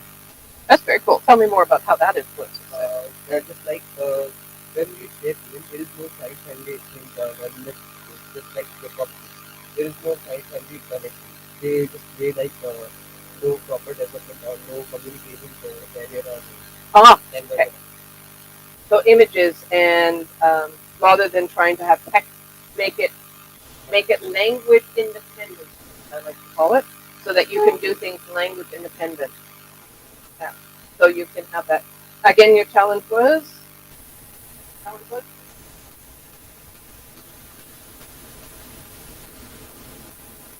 Yeah. So all of those concepts of, remember you were saying you weren't tech savvy. It's pretty easy to keep your apps and do that. You can actually pull up a phone and use apps on phones that are independent. It doesn't matter. The camera symbols, the camera symbols. The Chrome symbols, the Chrome symbols. So we don't need to have this level of complexity. We can make it simple. Okay.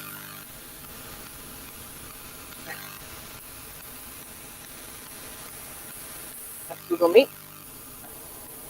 Thank you, ma'am, for giving the floor. Our topic is OTT platform. So the major concern is piracy. Right? Piracy. For concerns, I think we can build an interface where the user, one who is using that, will not be able to take a screenshot or record the screen. So that banking apps they don't allow. Yeah. Okay. Okay, clap. I think we forgot to clap for them. Sorry.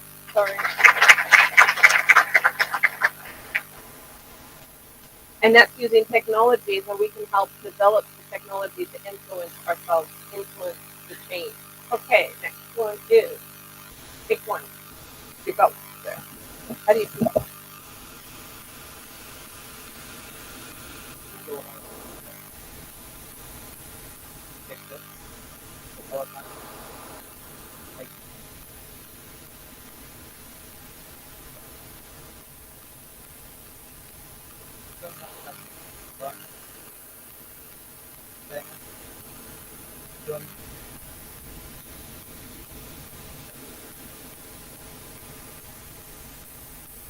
Woohoo! The digital divide is alive, and I mentor a young lady in Zimbabwe. And in South Africa and Zimbabwe and other African countries, they have this concept called load shedding. What is load shedding? Yes. Do you have load shedding here too?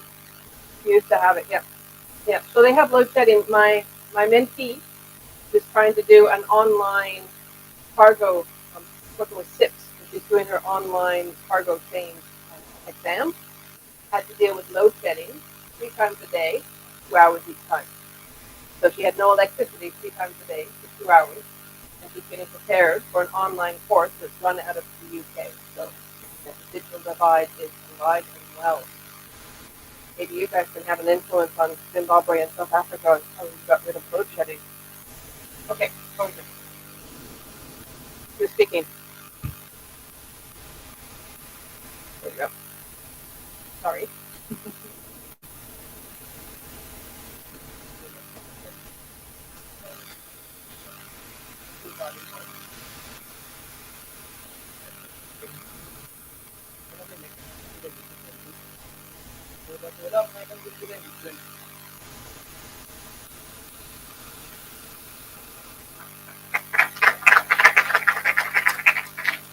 And that was really quick, so I'm going to go a little bit more in detail on that. So the issue, we were talking about electric cars, and the issue with electricity is real, but what can we influence? So solar panels, supporting the development of solar farms, I think is one thing. And the other one, putting solar panels on every roof. You know, so you've got an opportunity. These big questions. Anything. You have them.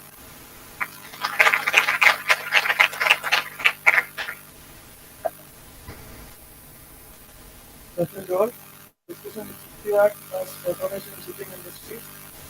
To say that in the coming years, it will be totally unmanned. So there's a concern that there is loss of employment for seafarers. That's our concern. Influence which we as sort of having in that of the old-fashioned syllabus which we are studying. Things, we see more than half of the dozen things we are studying is already outdated. We need proper training. That we should be more advanced training that we can cope up with the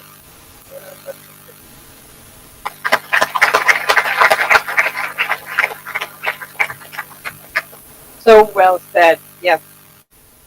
Training. CCW. It's wonderful to learn it. This is beautiful, and it's an incredible thing. The likelihood of using it is diminishing, but yeah, beautiful. I love the start using acceptance, doing the manual formulas, and it's not going to help you in an autonomous, increasingly autonomous environment. So where are the skill sets you have? How are you learning those skill sets? Who's teaching you? I'm looking over at the table there. Who's teaching you? We have to keep up to date on those as well. And that's something I'm going to come back to. I have some questions. In preparation for this session, I reached out to the Younger Members Council of the Nautical. A young fellow, friend of mine, Jilian, in Malaysia, ran a workshop. Really great outcome. So we're going to look at those when we get to the human capital stage. I hope that your colleagues will be sharing this happening in other days as well. Okay, over to you. What's your challenge? So good afternoon. So the topic we are taking is stock. So the concern we are looking into is that the have. So instead of we can what we can government provide security on like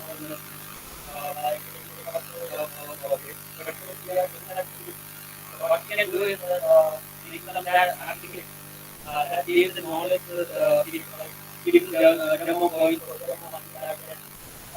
profit and let others know that this is not fake, this is not, there is no fraud is happening. So the security will be trying to.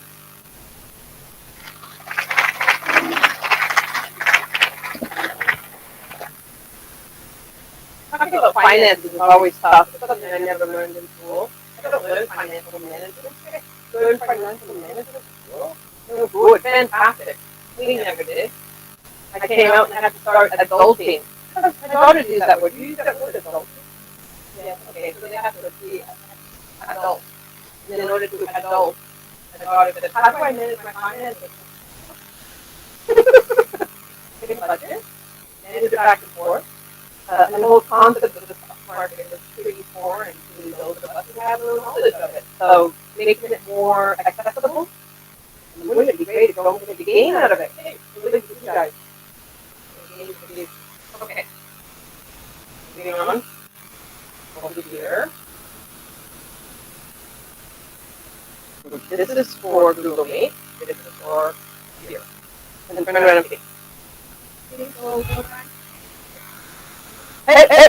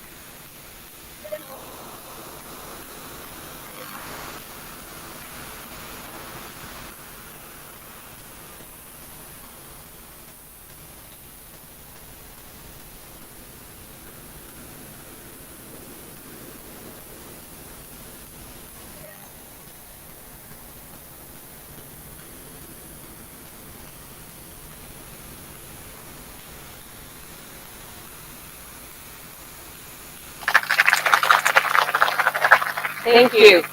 And I think one about awareness of operations, again, it comes back to educating ourselves. A lot of our own influence will be how we react to what's happening out there. There are a lot of big questions out there, but what can we learn? How can we educate ourselves? Okay.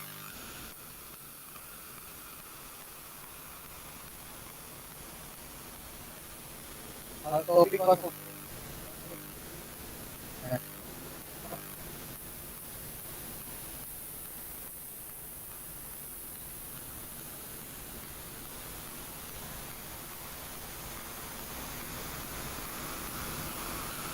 and it can be influenced by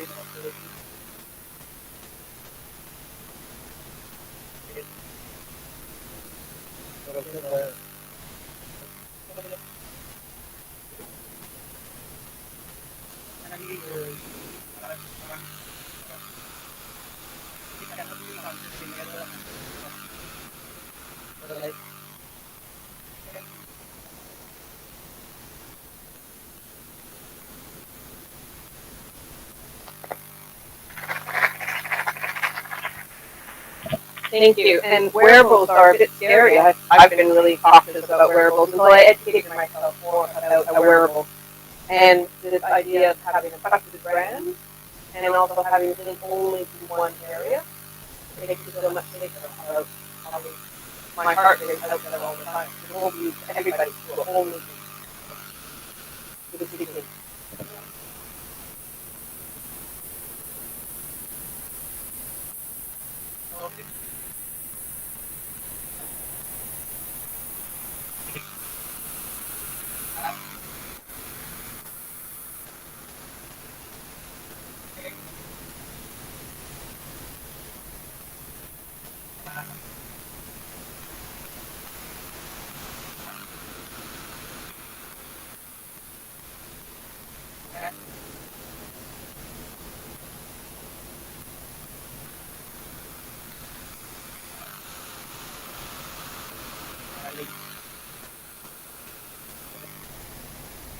Excellent.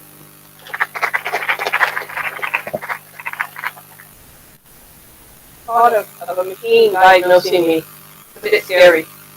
But if I'm more confident in that machine, if I know more about it, then it will be less scary. Actually, I went to a Japanese restaurant, not like medical, but very cool. And my waiter was a robot. And it was really scary because it was really strange. It was really cute little cat face. Japanese restaurant. But it came to me and it said, "Here's your meal." And it turned around and took the meal out of the tray. "Thank you, have a nice day." And it followed off. And it was a very interesting interaction. Because it was fun, it was cute, it was acceptable, I wasn't scared. So again, it comes down to how do we react. Now, oh, you guys just, oh, you've done it already. Oh, that's right, you've done it already. Back here, oh, we're almost done. Okay.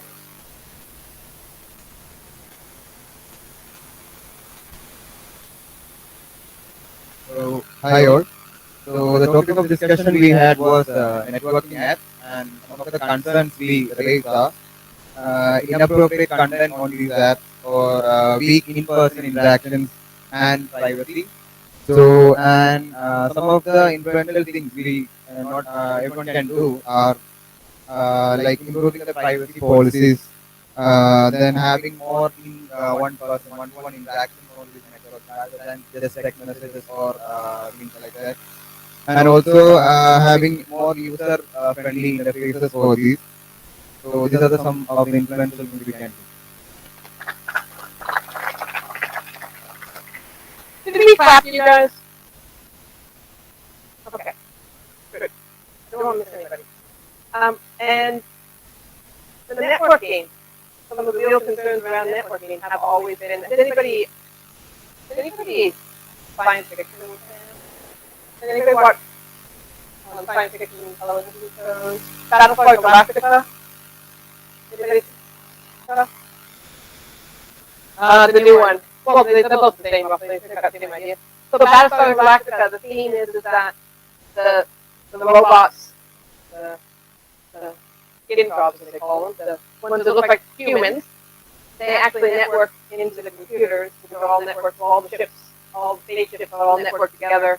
And it's a real scary thought if you like networking, because everything's networked, and they put one little error in, and then the entire world is destroyed. So networking is really scary, but it's actually really cool because it means things work better, faster. So putting X's in the way of networking. It also comes down to immutable security and blocking.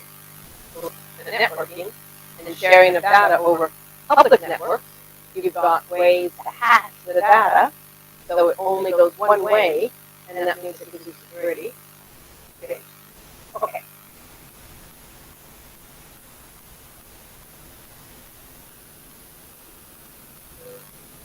Documents on online and offline.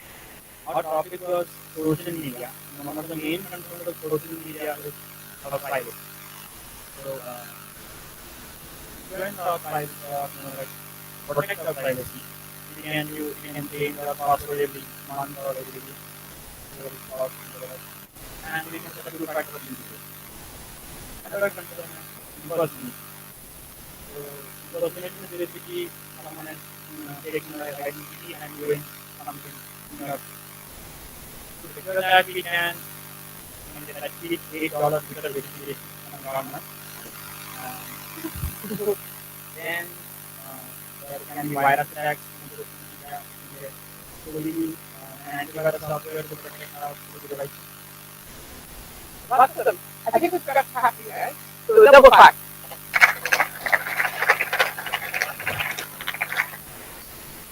Okay. So you guys are really keen to talk about. Pass it over to somebody over here. Okay. E-commerce.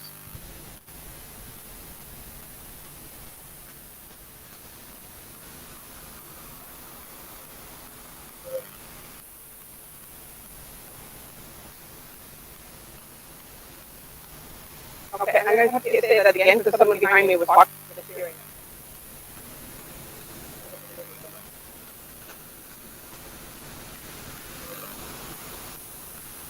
Okay, no, we... Excellent, thank you. So you can return the product and get a refund. Maybe people have bought something off Amazon, didn't really like it, but never got around to returning it. So you sort of, yes, you can do it, but yeah, but it is there. What I like about it is these options, those specifying flows. They don't just give you a size, they give you measurements. And that means that you're less likely to get something that's not going to fit.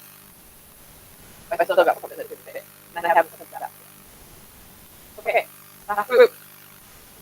Go for it.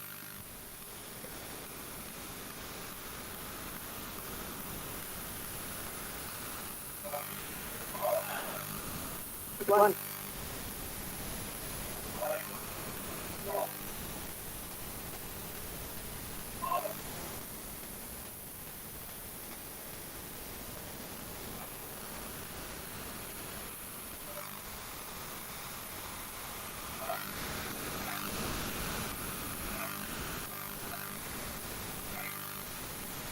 What can you do individually to influence that? Microphone. What can you do?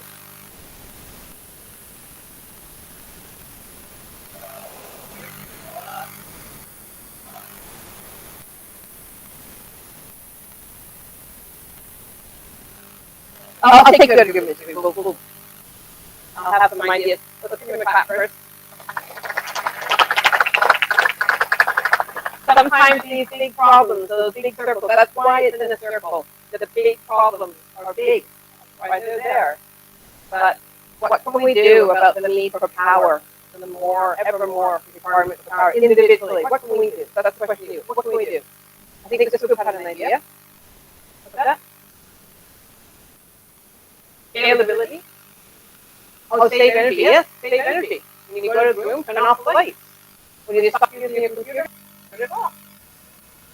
We can be looking at being energy efficient, and that means having equipment that is energy efficient. I think I saw someone had a technology that was a dishwasher, one of the things that changed in technology. So you can buy a dishwasher that uses a lot of water and a lot of energy, or you can buy a dishwasher that uses less water and less energy.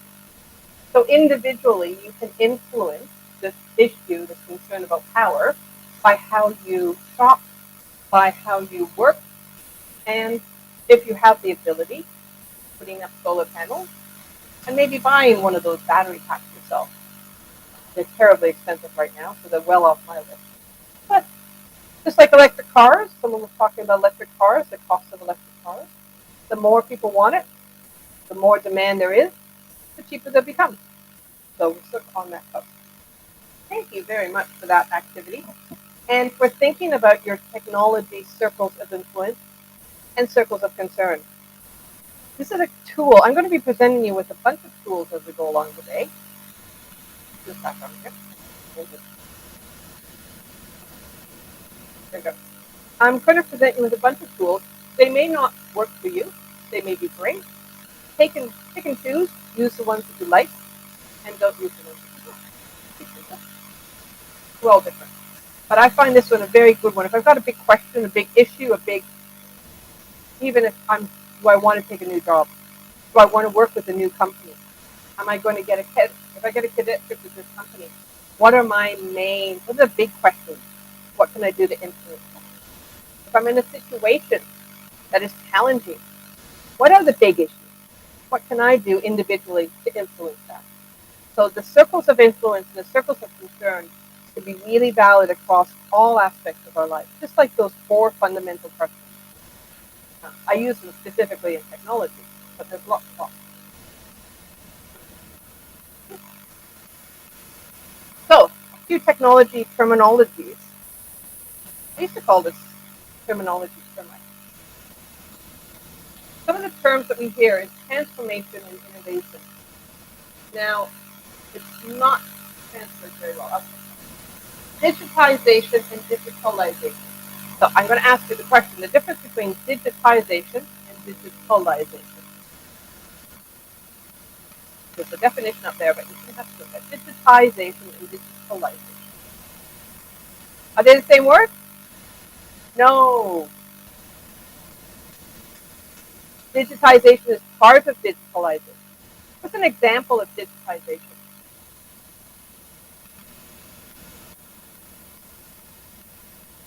Yeah, so making a written document into a PDF, scanning a written document, a hard copy document. That's digitization. What's digitalization then in that example? I'll get you to go on further. That's actually still digitization because the base document is still paper, still a PDF. How do you make that step into digitalization? So the answer was just put it into the cloud so more people have access. That's very good, but it's still just digitized. How do you use digitalization? What was the data on that paper? What information was on that paper?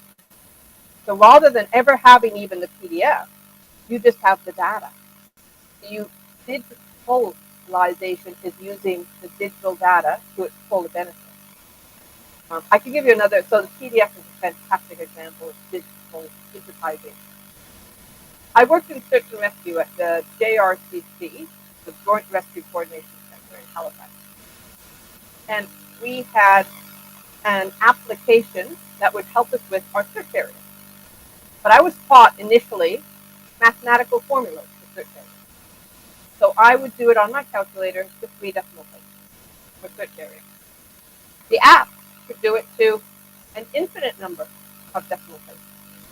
So my doing the work, I was maybe digitizing it, but it was digitalization, was making best use of technology to do with it.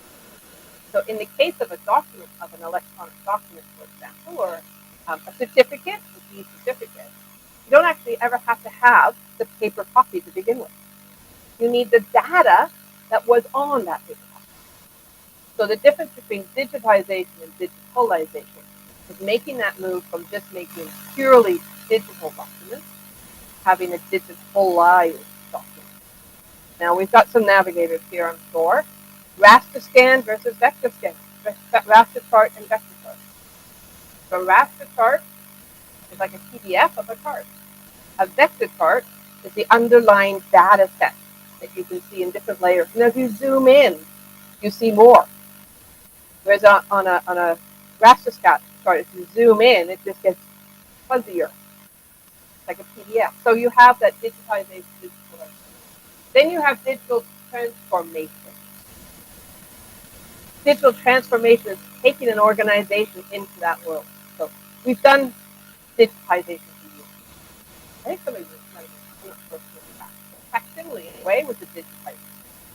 It was able to send data to a digital right now. Digital transformation is now looking at that structure level government, having our medical data available. We don't have to have a medical form. Although coming to India, I had to print off my vaccination here.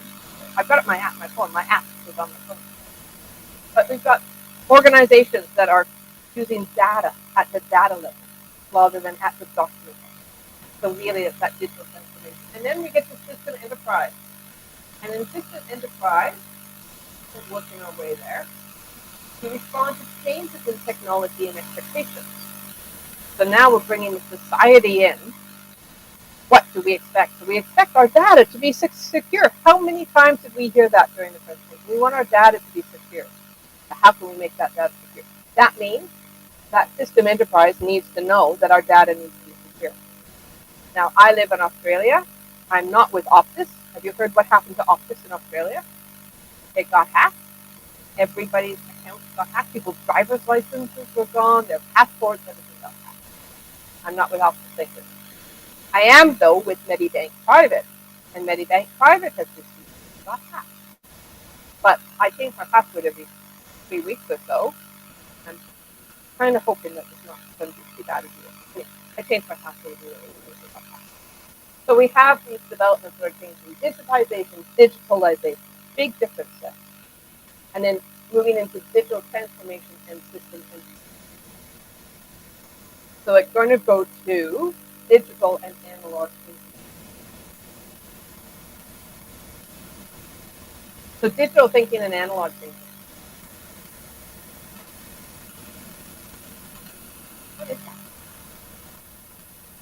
Analog thinking. So I'm going to give you a challenge. I'm going to give you a challenge to think about it. The future is new, it's not frozen. It's constructed by our shifting and changing daily decisions, and each event influences others. So that's a great quote from a futurist, and it came from a maritime strategic document. It has a link into my question to you. What is digital thinking? What is analog thinking? And I'm going to give you 8 minutes, maybe a little bit less. And I want you to think and to come up with a definition for me, digital thinking and analog.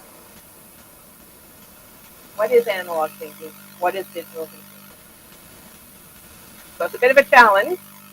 I did say if you wanted to, you could use your phones to go to the internet for challenges like this. The digital thinking and analog thinking. And I think I'm going to give you 6 minutes now.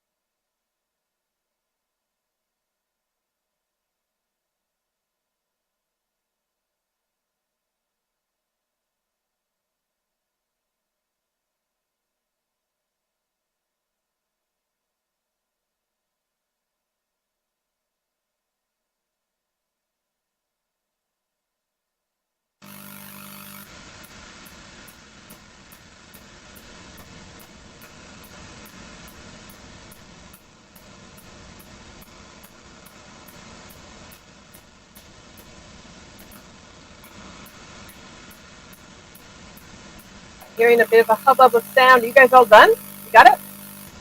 Excellent. Okay. I want a volunteer. One group that's a volunteer. What is analog thinking? What is analog thinking? Anyone? Who's going to volunteer? 1, 2, 3. Otherwise, okay. Yep, volunteer over there. What is analog thinking? I'm going to come with my mic. Oh, I'm going to bring it over. Got to keep remembering to do this.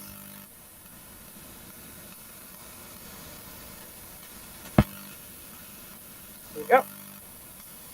Hi all. I was thinking, for example, of analog thinking is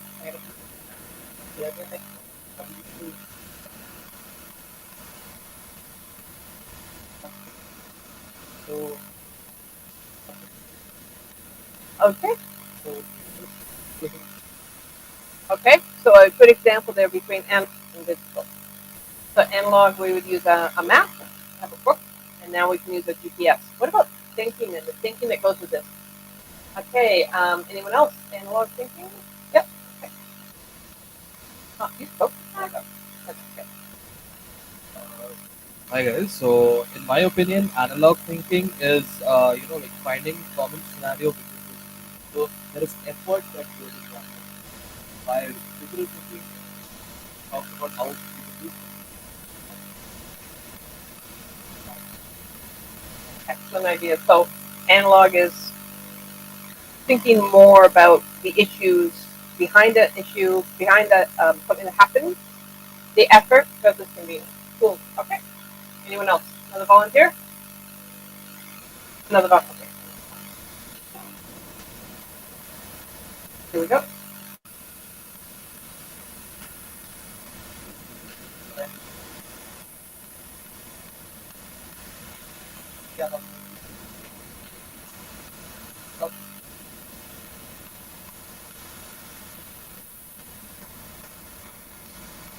Very cool. Okay, we've got some really great examples of digital thinking and analog thinking. So digital thinking and analog thinking. We have some really great opportunities. Analog thinking comes down to the concept of what we do best as humans. Remember I said humans do something good? Teams do something good. Analog thinking is this extrapolation concept, and you might have found this definition. I got it online too. So I saw people online, so you probably got this one. It's characterized by extrapolating from the familiar to the unfamiliar. By thinking about those big problems and then linking it down into what can I do to solve those big problems. So going back to those circles of influence. It's about even at the very basic, at the very beginning of today, when we start thinking about what are the changes in technology that we've seen. It's going from the familiar to the unfamiliar. It doesn't necessarily use logic or formal reasoning. Have you ever had a time where you just felt this is not the right thing to do? Yeah, and you had no reason, nothing really to base it on except the fact it's not. Or that you need to do something with no expectation as to why it just needs to be there. The way that your mind works as a human is analog thinking.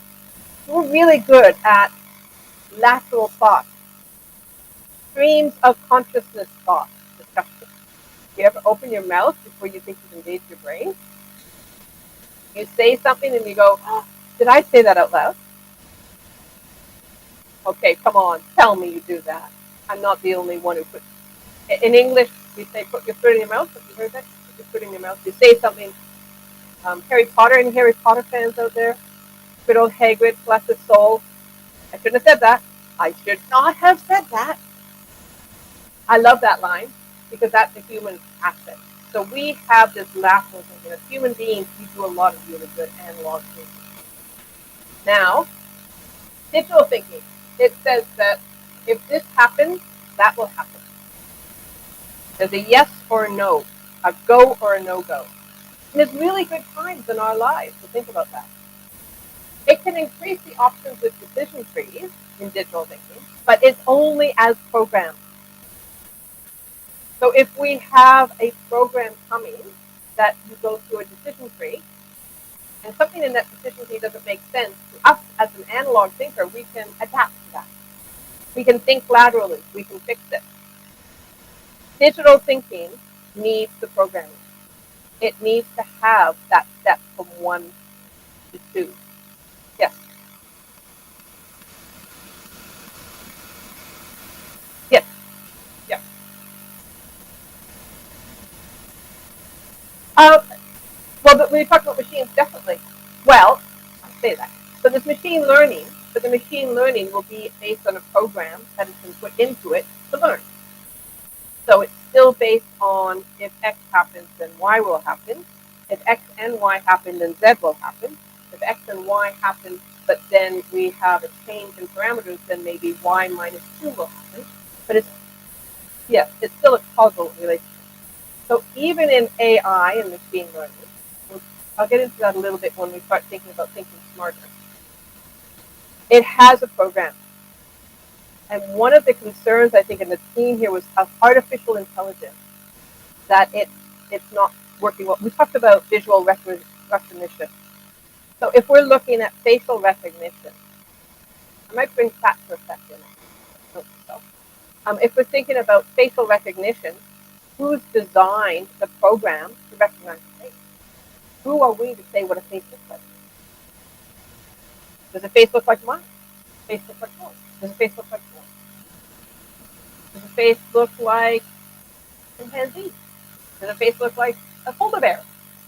So this facial recognition concept, as AI is coming in, yes, it's getting smarter, and it can do aspects, but it needs to have real learning and real programs.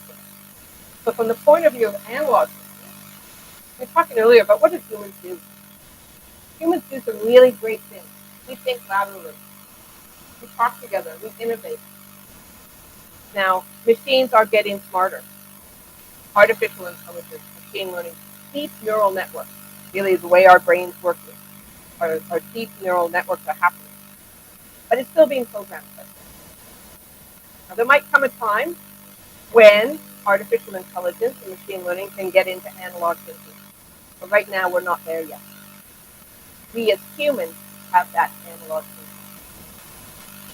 So where do humans excel? They excel at thinking laterally.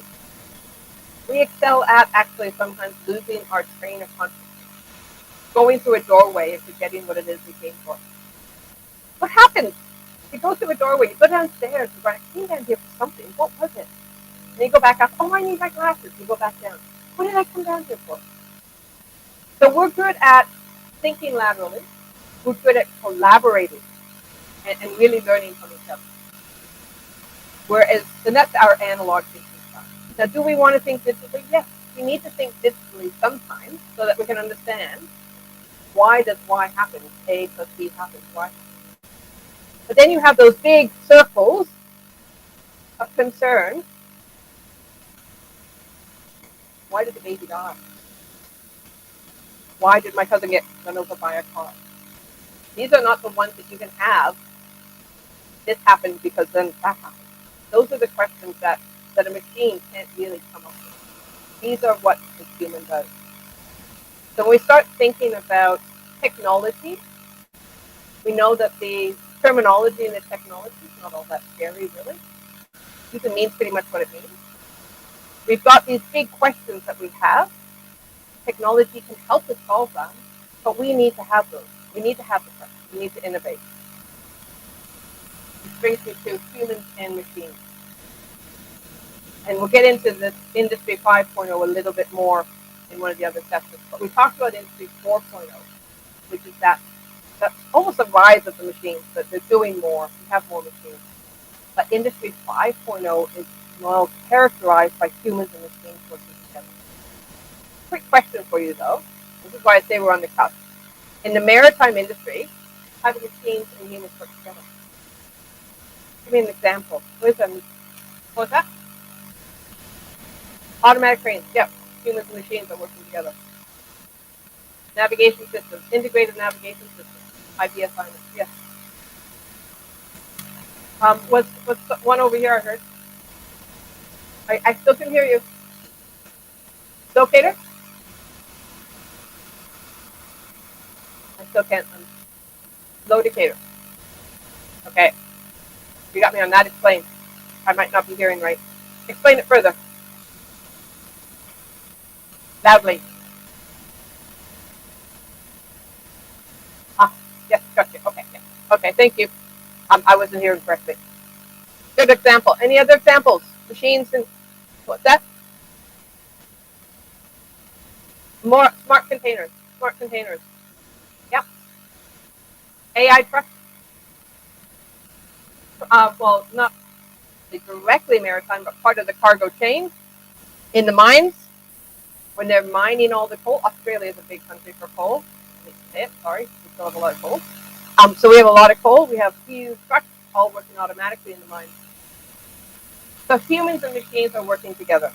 That's why I say we're on the cusp of Industry 5.0. Because Industry 5.0 is characterized by humans and machines working together. So what do humans do? We lead. We have vision. We perceive at a different level than a machine does. At least right now. We can discern. We can think between right and wrong. We don't need to have it programmed in. So right and wrong is within us.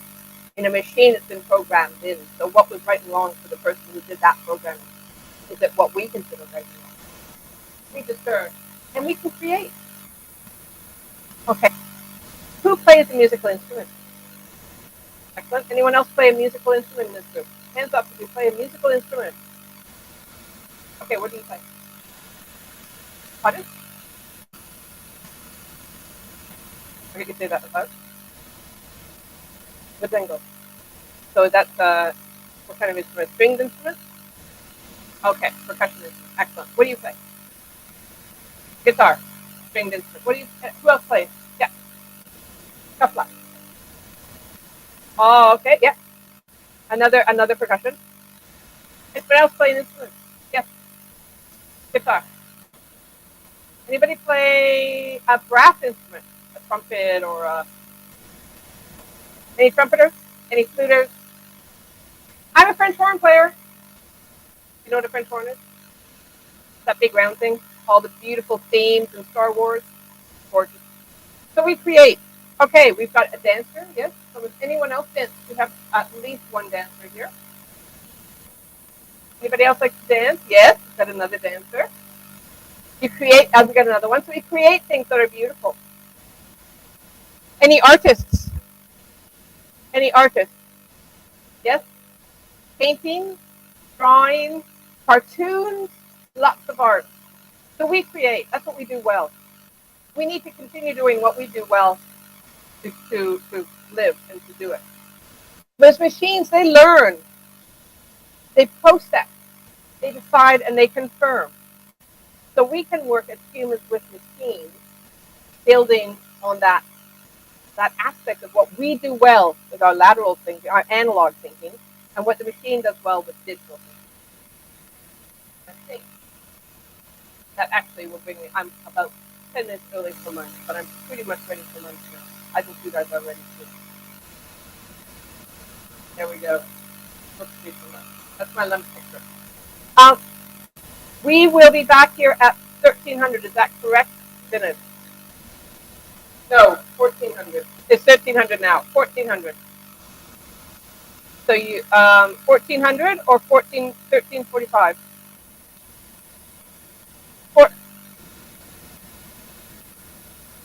Okay, 1 second. Before I let you go, you'll be back here for 1345 for a start at 13. Right? That means you're going to be back here by when? 1343. 13. You got it right. At least 2 minutes before. We want to start at 1345. Have a great day. Thank you very much for the session this morning.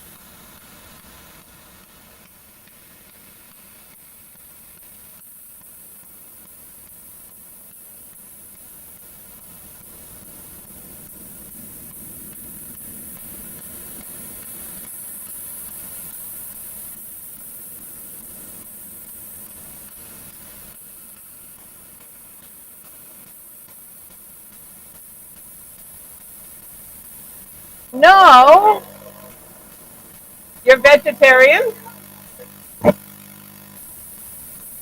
So what came first? What came first, the chicken or the egg? The chicken or the egg? How can you have a chicken if you don't have an egg? What's that? I didn't hear you.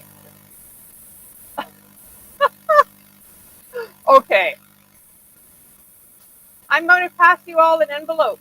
I don't want you to open it yet, though. I'll give you all an envelope. Do not open it yet. The magic envelope. I hope I have enough. I think I do. Don't open it. Instructions. I said don't open it. Follow instructions. There we go. Has anybody done any human factors training? You know about circadian rhythms? You guys know about circadian rhythms? Oh, okay. I'll bring that into the human factors. Circadian rhythms mean that you will feel sleepy between the hours of 1 and 3 and 2 and 4 in the morning.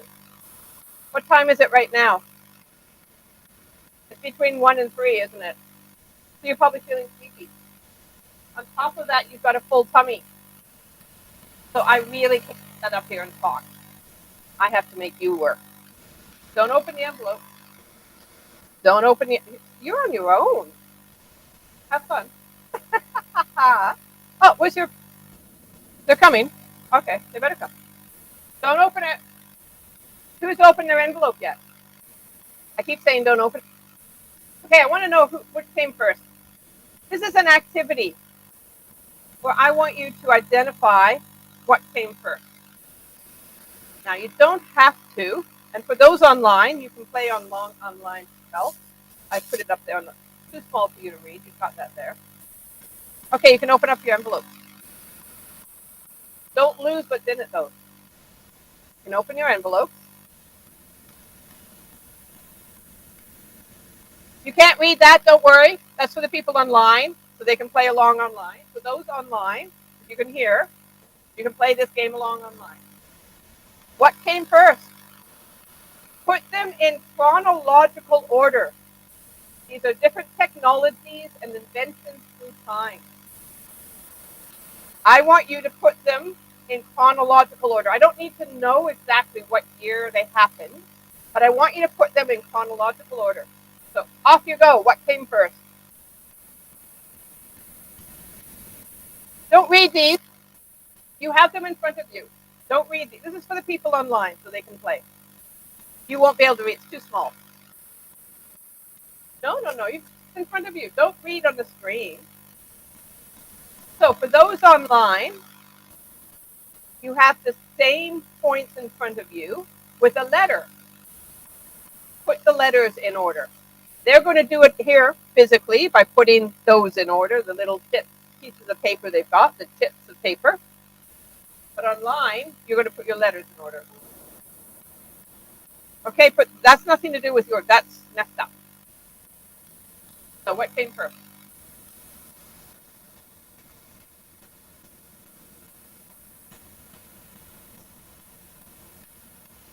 What came first? Yeah. Think about it.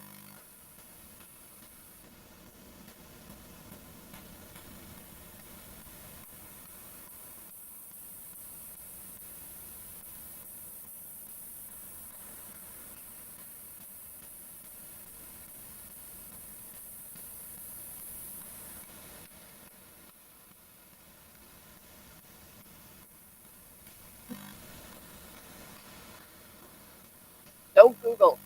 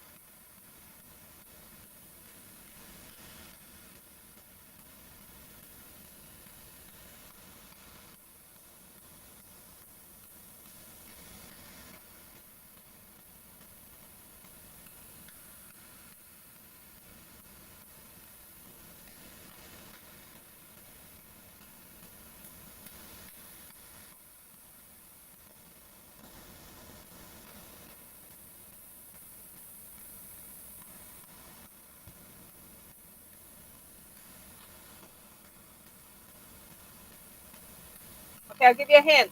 I'll give you the first and the last. Okay? Okay, the very first one was the concept of the atom. So that's the very first one. The very last one, so the concept of the atom was about minus 400 BC. Long, long time ago.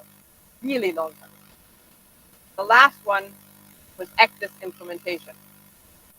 So if you don't have Ectus implementation, you're wrong. Now, I'm going to come around and check and see how you're doing with the middle. But that gives you a hint, the first and the last. Okay? Here you guys.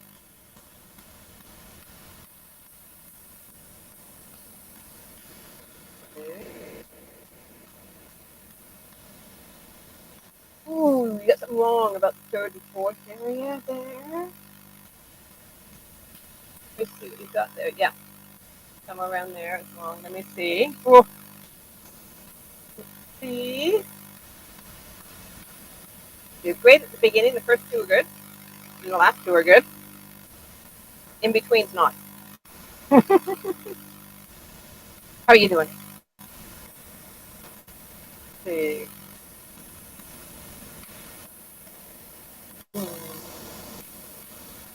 Let's see. You got the last two right. You got the first one right. Nope, nope, nope, nope, nope. Those first one and last two. So keep those. First one and last two. Let's see how you good.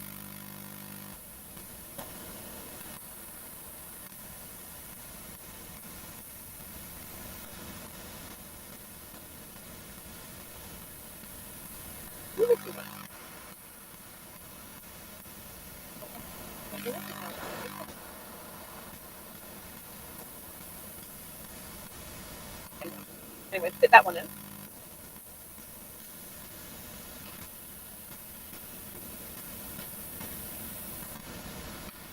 Okay, pretty good. How are we doing here? Are you checking the phone? No, you're taking pictures. Of course you are. Okay, okay. Oh, first two are right.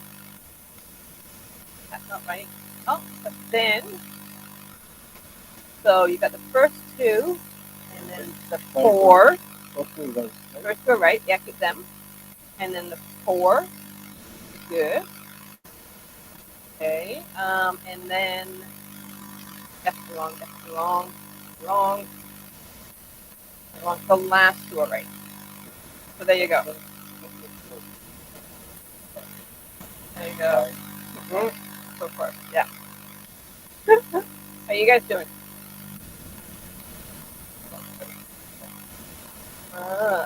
He's going to score you right now. I was going to give him a few more minutes.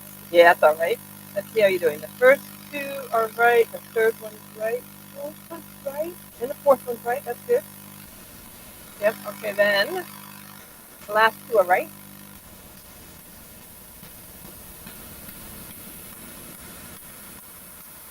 In the fourth second, we've got that one right, but you're missing something in here. Those ones aren't right. So you're going to fit them in. You're getting close. Yeah, look at that. Okay, how you guys? That one's good. That one's good. That one's good. Yeah, 1, 2, 3. Move them to the one way or the other. Doesn't matter. Yep, the next one's right too. That one's wrong. The second. And that one is right. Then that one's wrong.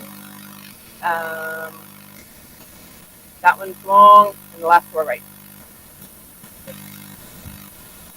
No, 70. 70. 70.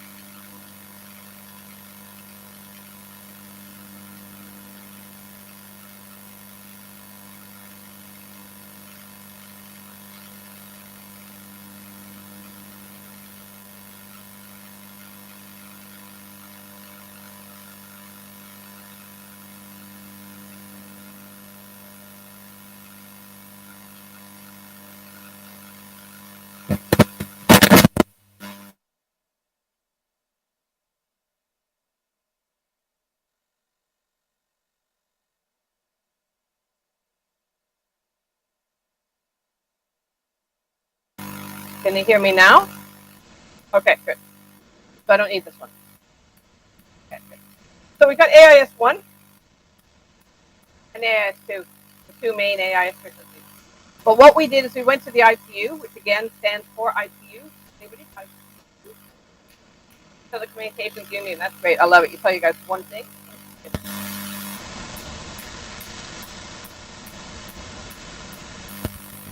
ASM stands for Application Specific Message. Always was part of AIS, but it started taking up too much space. So we needed more spectrum. So we got more spectrum.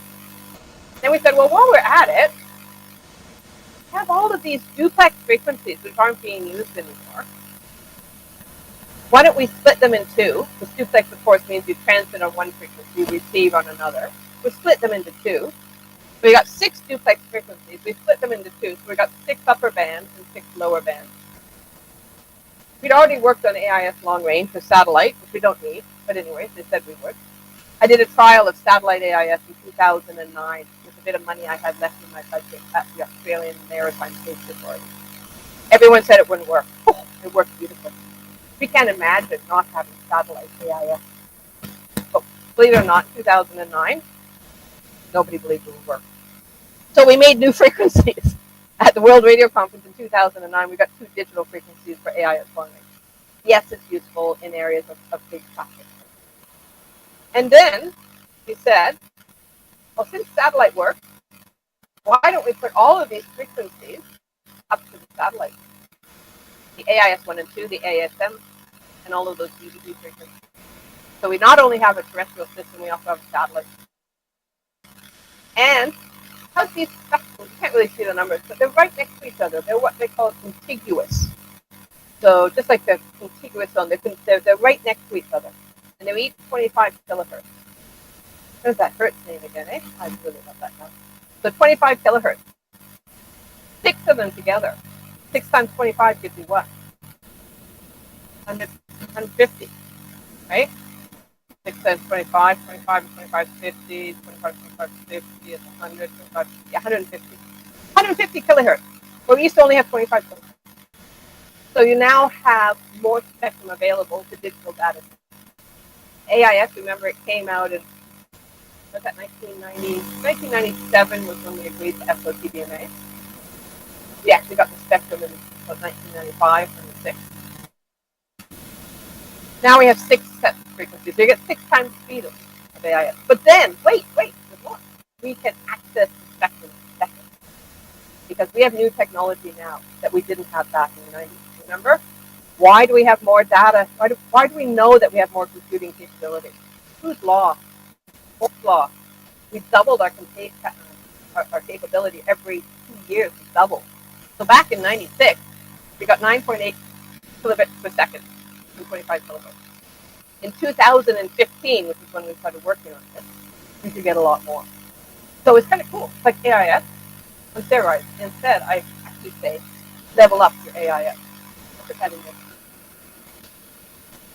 So we can level up our AIS. We can increase our data capability. We can, with that extra capability, make it more secure. Putting protocols over it so it's more secure.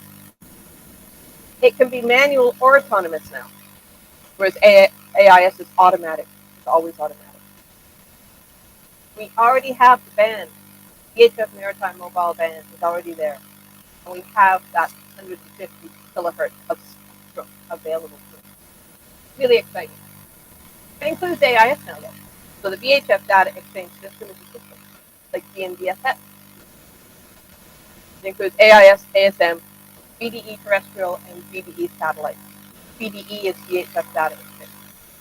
So it's a pretty cool concept, and it's now providing us with an ability to share data. But it's still 307.2 kilobits per second. Okay, what do you do on your phone? Anybody have an idea? What's your speed of your phone? You're sending data. When you're downloading data off the internet, what does it tell you? How much? How fast does it go? How much? Yeah. What kind of bit? Yeah. Megabits per second. Megabits per second. Okay, so kilo, you know, is a lot smaller than a mega. so it's better than AIS, but it's still limited. But what's really cool is on the maritime mobile band. So this spectrum has been allocated by the ITU to maritime. You don't pay for it. You don't pay for access to that spectrum unless your country sold it like the U.S. and has like that. That's the U.S. Yeah. Then 307.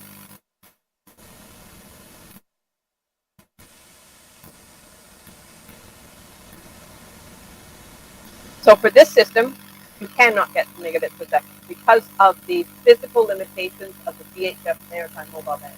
Very high frequency means that you don't actually have a lot of data space. You also have a long distance. So HF goes a lot longer, and you actually have more capability. But VHF maritime mobile band, where we have spectrum available, has limitations.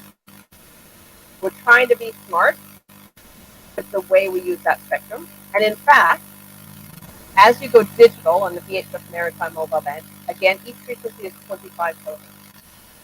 You have 25 kilohertz, but that's for an analog transmission. So if you put digital transmissions over the analog spectrum, which we've been doing since GNDFS, since 1990, with GS, we can actually then start thinking about making those bands smaller. So in the same 25 kilohertz, you could get two frequencies.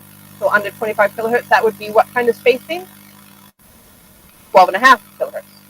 And then you can divide that again by 2 and get to 6.75 kilohertz spacing. So you've got an opportunity to go, you've got an opportunity to go between 4, you can actually make 4 frequencies for every one if you did the entire VHF maritime mobile band. I'm going to talk about that in the last session because that's on my radar. So, if we were to, we've been whittling away at the VHF maritime mobile band since the 1990s, putting a little bit here digital, a little bit there digital, now a big chunk digital. Why don't we have the entire maritime mobile band? Just like we are talking on a phone, it's digital. We talk over Zoom, it's digital. It is a big step from the maritime industry point of view. It's not a big step from our technology. I bet you didn't even realize that VHF is analog. It's not digital. So you have a need for a certain amount of spectrum. A little bit different than analog thinking. You need a certain amount of spectrum for the data to go over. And it bleeds. It's very messy. So has anybody been on a ship? I probably haven't yet, but on a ship, when the AIS is transmitting, if you talk on the VHF channel 16, bands are really close between AIS 1 and channel 16. If your signal was going out on AIS channel 1, AS1, and you open up on channel 16, your AIS will stop. Because there's spurious emissions, so it will block the AIS transmission. Yes, it's known, you know that. You're not turning it off, it's just a physical limitation. So, level up your AIS. One technology that I want to touch on.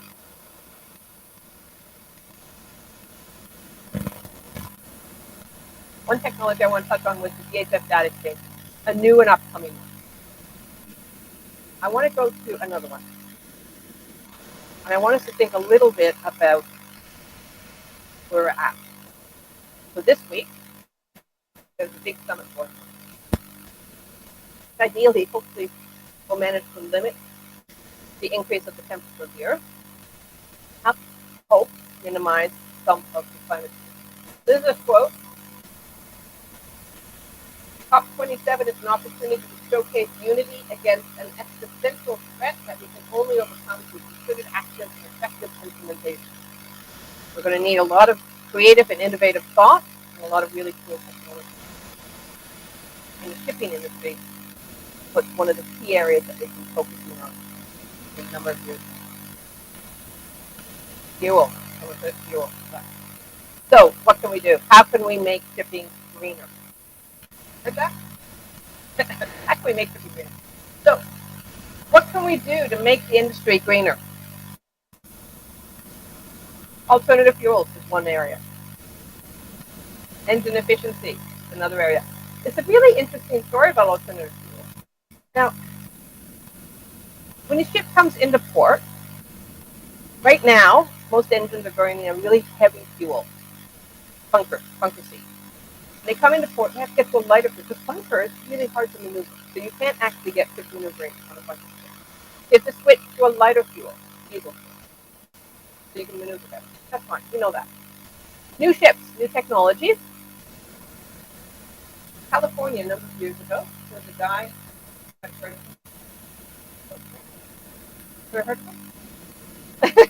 he was the head of California at the time. He said, we want to be green. I'm going to say low sulfur fuels off my ports. Los Angeles, Long Beach, LA, LB has to be green. So they required all ships to have these low sulfur fuels. Problem is, they're running on the same engine. The same engines that were using bunker C and then moving to diesel are now using low sulfur. So his idea about getting green was wonderful, except the old engine stalled. So they moved from one type of fuel to the new fuel, and the engine and the ship stalled. So they were out there at sea with no power at all. Okay, now what's more dangerous? A ship that's burning fuel, a ship that is drifting towards the port. Second one, yeah. Okay. So when we're thinking about greening the industry, we have to think about unintended consequences. What's one of the fuels? I've got hydrogen there. Is that the one with hydrogen? Yeah, this is Maersk. So Maersk is amazing. Methanol. This one's methanol. So methanol, hydrogen. One of the other fuels. Ammonia. LNG's been around for ages, so it's not really a new fuel, is it? But yeah. What's that? NG. Biofuels. Nuclear. Yep. Okay, what are some unintended? Let's take ammonia. Ammonia gas is very toxic. So if you have an issue with ammonia gas, it's not, will there be an explosion? How many, will someone die? How many will die? So it's unintended consequences of the greening of the industry. Just like good old Schwarzenegger, the Terminator, he wanted to have low sulfur fuels, but didn't take into consideration the old engines. Does anybody have a diesel car? Anybody drive a car that runs diesel in it? Yeah. You try to put ethanol 7 in it or something. Will it work? Well, it might work a little bit, but then it'll die. You have to be really careful. Engines are a tricky pieces of equipment. So if we're going to be moving to new fuels, we also need to look at efficient engines and new types of engines and retrofitting them. So it's not so easy as saying, well, no, give me a low sulfur fuel, off the road. Isn't that cool? This one came into Newcastle, Australia. She's partially powered by wind. We've gone back to the age of sail. I love it. It's wonderful. So that's another alternative green fuel, is making use of sail or wind power.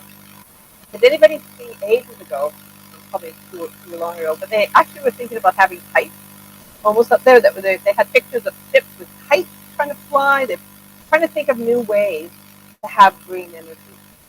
When you do it, you also think about these unintended consequences. I think it's one of the biggest things that humans do well is consider unintended consequences. Yes, low sulfur fuel, fantastic, will fix that energy emissions.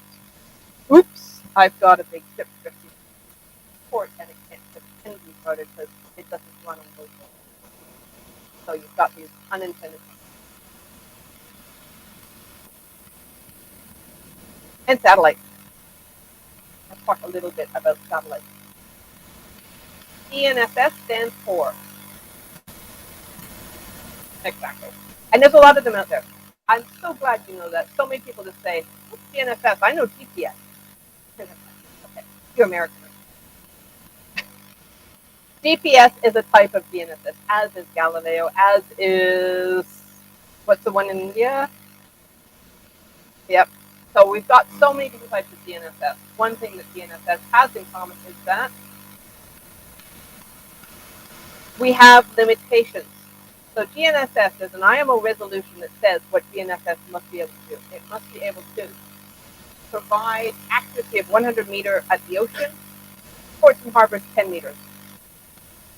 Really interesting, because people are now getting down to less than 10 meters. I mean, 10 meters. I'm standing here. Each one of these squares is probably meter one. Probably over past you. It's accuracy level. But now we're expecting to have accuracy in port to the point that you can actually bring a ship alongside in between two other vessels. So you've got really high precision. You need high precision for this. So it's interesting. See what happens with that. It's all in this gigahertz range, so it's all in the same frequency.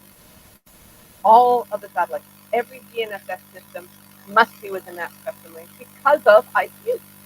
Good old ITU, they said, you can have this much spectrum to run satellite systems on. You can have this much spectrum to do VHF maritime mobile, but no more. And according to the laws of physics, I'm sorry, we just can't make more spectrum. Good old Kurtz discovered it, but can't do it. So, it's all vulnerable to the same thing. Interference, jamming, and spoofing. The GNSS, having an extra GNSS system up there, it's still going to be, if you're going to jam one, you're going to jam the other because it's in the same spectrum range. So it's all. Do you know what jamming means? Yeah, blocking the signal. Interference, which means breaking it up. And spoofing means you're over there, but you're going to think you're over there. Or I'm going to show you over there. A lot of AIS issues come. So all of the spectrum, all of the GNSS that we have, Leo, Gia, it's all in the same spectrum range. So if you're going to jam or spoof one, you're going to jam or spoof all of it. So we need something as backup. This is a really interesting, I think it's new, it's very small, I just have it on the slide. I think it was a while ago now, but they did a study about where found GNSS interference on a ship. It was everywhere. Isn't that amazing? There's interference pretty well everywhere in the world. So we need to do something about that. That means, what can we do? This is a really cool technology that's developing. Has anybody heard of our mode? What do you see? We've been working on this concept of R mode at IALA for about 7 years now. At the same time we started developing VDES in 2015, 2016, we started thinking what we could do before. Now, I'm going to say a question, a word, I'm not sure if anyone knows what I mean. Lorenzi. Oh, fantastic. Hyperbolic navigation, right? Decker was another. I learned Decker. I learned Lorenzi. I used Lorenzi. Worked really well. And expressed backup. Good repeatability. Not necessarily accurate in the geographic spot, but you always knew the same. There was always repeatability, and you knew where you're going. Our mode uses a base station on AIS or VDES. It sends out a signal to get that back. It uses time difference, like Lorenzi does, in a hyperbolic approach to range, give you a terrestrial backup for GNSS. So it's one of the tools. You might have heard of ELORAN. The problem with ELORAN is you still have to have Lorenzi, and everyone's got the Lorenzi. Except for burn. So some places in the Far East. So we have opportunity to use that VDE, that VHF data exchange, I talked about VDES before, and AIS, to have base stations that will do a ranging mode to give you an accurate. Now, what do you need in order to get a position? You need lines of position. So I can talk to you, I can get a range, I can get one line. So then I need another base station somewhere over here. Talk to you to get another line, so I can get a decent cross. So they've been working about this. The issue with, of course, on the shore, it doesn't necessarily have someone out there to be 90 degrees. So they're trying to get that. We're working on that. This is the concept. This is a cool project. It's being happening involved for a number of years. And they're doing an R mode trial to support position, navigation, and timing. You might have heard of it. PNT, position, navigation, and timing. So those are just sort of three developing technologies. Now, we were talking before about existing and challenges and the development of technology. I want you now to think of it now into the future. But at the end of the day, we're going to start using our analog brains and going forward with it. At your table, see it? Some slides are perfect colors. At your table, identify two developments in technology in the maritime environment. And I'm going to assign you with a category where you're going to look at these technologies. You can do some searching online.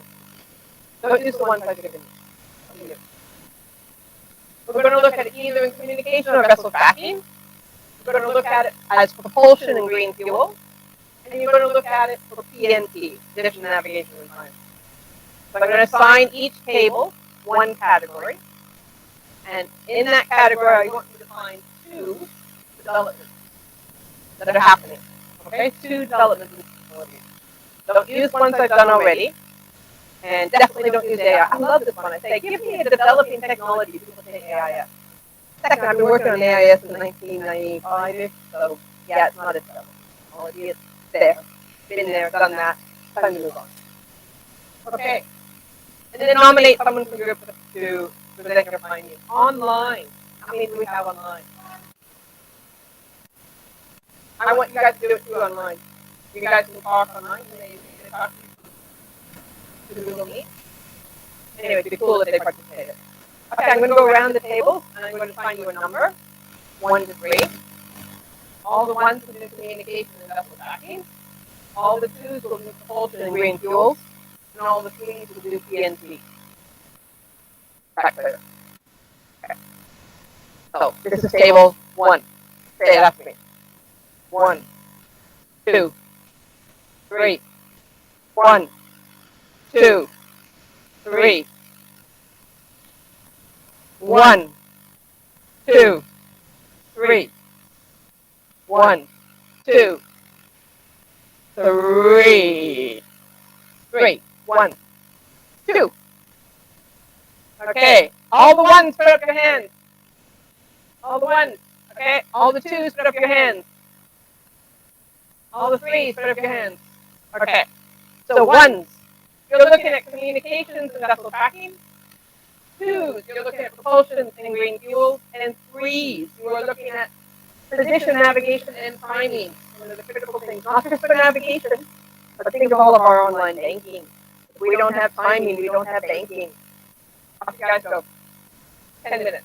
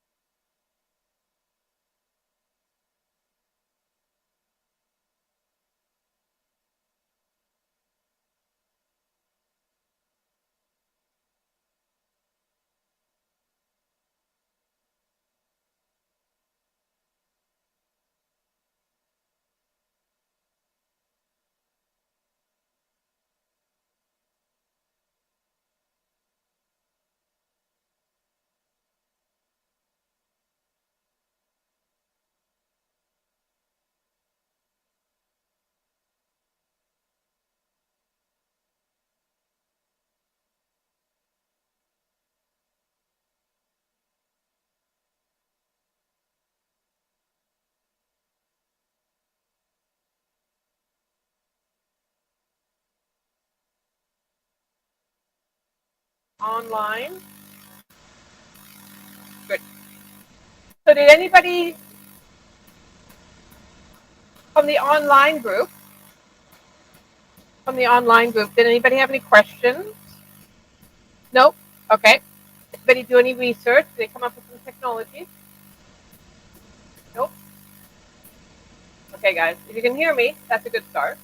Start thinking of your questions, guys online. Let's get into the last session. Now, I'm going to make this session a little bit shorter because I also want to have the open mic session.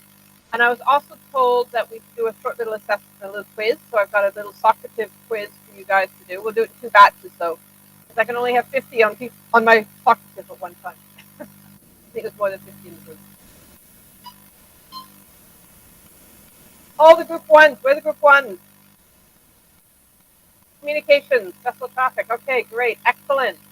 I am going to give you one technology each, just to tell me quickly about one technology each. And I don't want to spend I do want to get a little bit more content presented, not a lot more. And then we want to make sure we have time for those questions. I haven't seen any questions come here. It's empty. So hopefully you've been writing down any questions you've got. Maybe some questions coming now. Group 1, here. Microphone. You need microphone.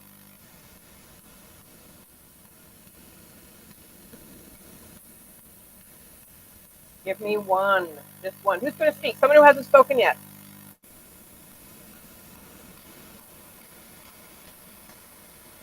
You get that? And you get that. Oh, that's turned on. Okay, that's better. Communication. The second. Okay. For communication, we have seen upcoming integration of Starlink satellites, which are low Earth orbit satellites, provide data and also reduces the latency. So this has been integrated in cruise ships as of now, so we can develop these into making this a common feature in all of the ships that can be data from data saving. And for vessel tracking, we couldn't find much more because AI is already got developed for us. And some one of the things that we saw was SAT AIS, that is that we talked about. And another one which I'm not sure about, we thought was hydrophone array vessel detection, but I'm not sure how it can practice, but that's another thing that we do. What was that word again? Hydrophone array. Yeah. Okay. Very cool. Well done. I'm going to let the other group 1s go before I say anything. So one with next group 1, right here. Who's speaking?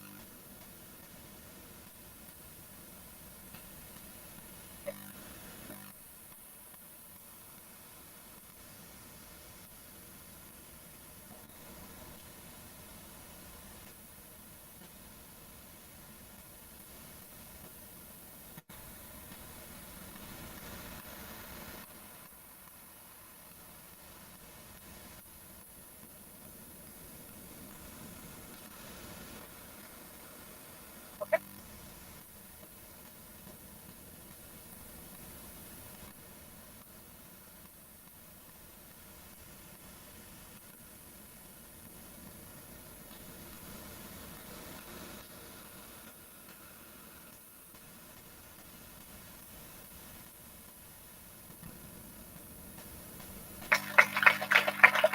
Excellent. And the last one, in case you didn't hear, was CSAP. So CSAP, great stuff.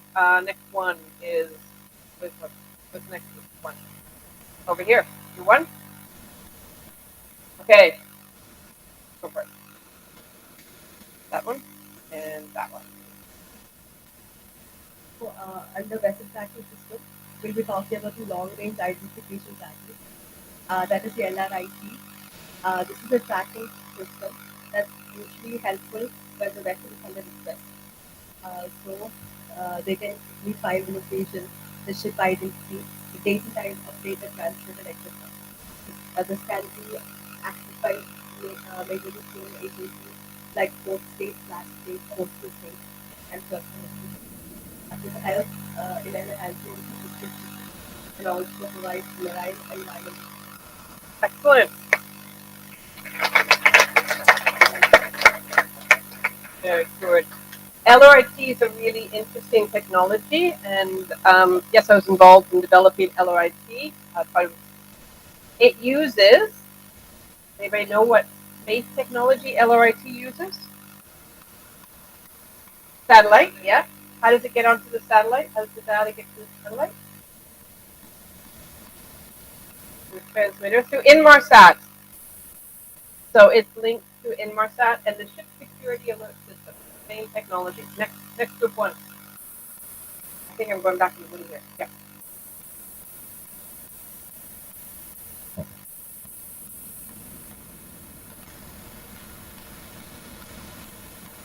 Development or change in technology we discussing here is GMDSS. Its capabilities, search and rescue capabilities, will be improved through the implementation of the COSPAS SAR SAT NEOSA system.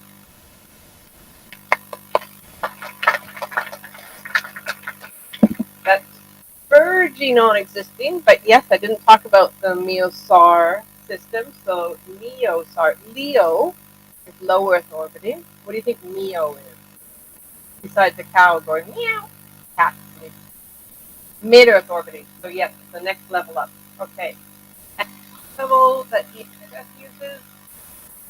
What kind of satellite navigation is that? What kind of satellite level is that? MEO is mid Earth orbit. Geostationary, yes. So it's at the top level, which means it's always over the same position of the Earth. Whereas LEO and MEO, both, they go around the Earth. Okay, next group one. Who's going to speak?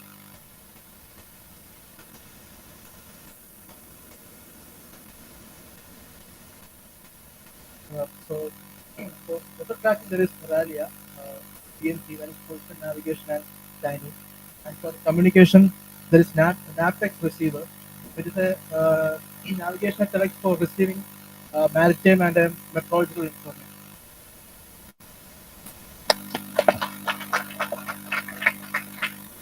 Okay, excellent. I have to get you thinking more in the future, though. So NAPTEX has been around for, I was on the ships when NAPTEX came out, so it's been around a little while. But NAPTEX has a new brother or sister. It's called NAVDAT. And so NAPTEX is really quite an old technology, but I'll give you that one because NAVDAT is very new. And so check out NAVDAT, which is another next version of NAVTEX. I think that's all for group one, isn't it? Okay, group two. Where's the closest group two to me? Group two. Group two, okay. Who's speaking? Someone who hasn't yet.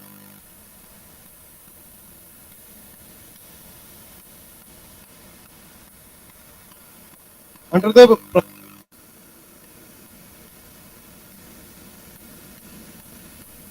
form of type from bands and long chain and esters, it increases energy security and improves air quality. Next, we have wind assisted propulsion, which also decreases the fuel consumption.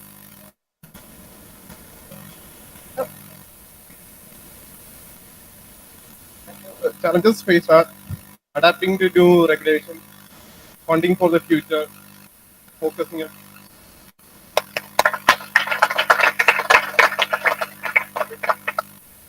Very well done. And because it's so up in our minds, I think that might have been almost the easiest group to do. So another group two, please.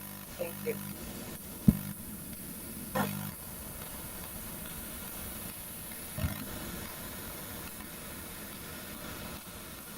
Our topic is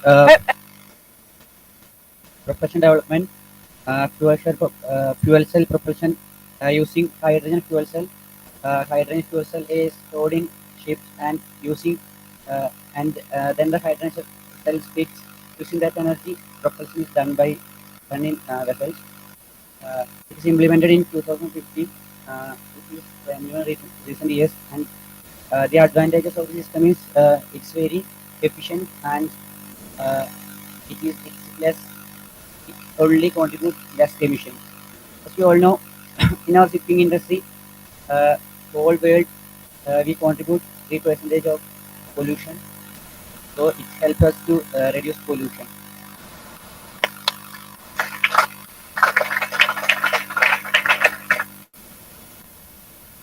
Fuel cells are really coming along a lot differently. They're getting smaller too. Okay, next group two.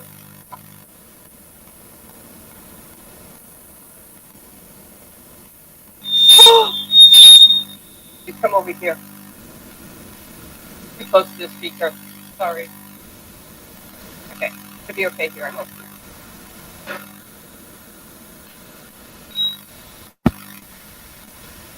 Good evening to all.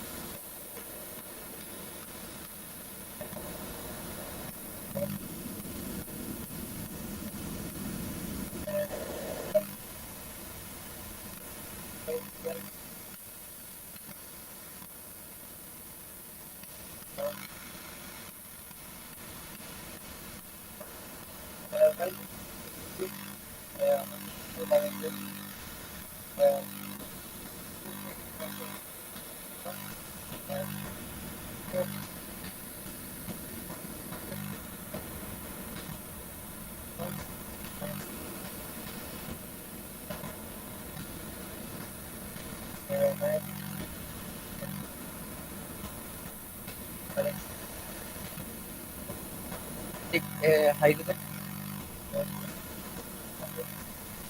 293 degrees Celsius for fluorine. So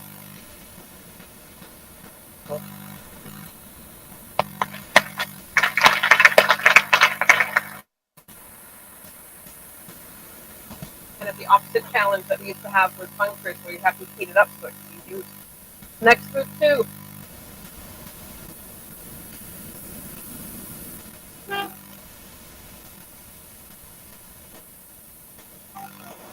for the propulsion system, two more of technologies like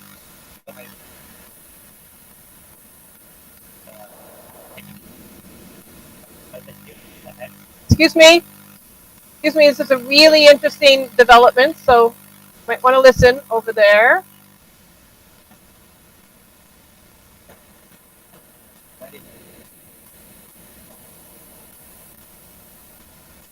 and for the green fuel we have low carbon and this type of friendlier and also does not require cryogenic tank. Excellent.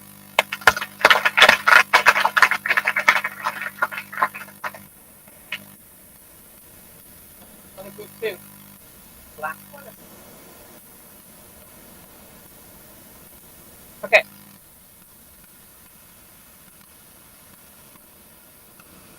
Could you please be quiet so that we can hear? Good evening, everyone.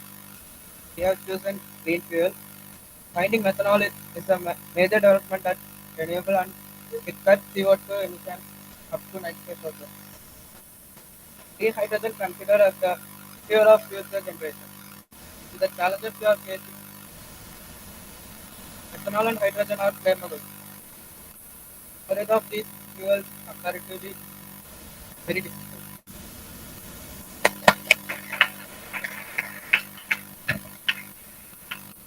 Thank you. Hydrogen is well known.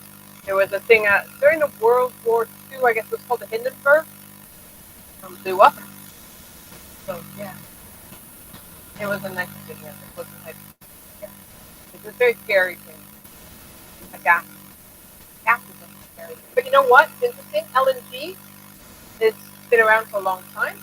LNG, LPG, the ships are in really great shape. They're very well crewed and they're very clean. So, we know. Sometimes we have a lot of risks that actually don't eventuate, and then some things we don't take are risky. They're very risky after all.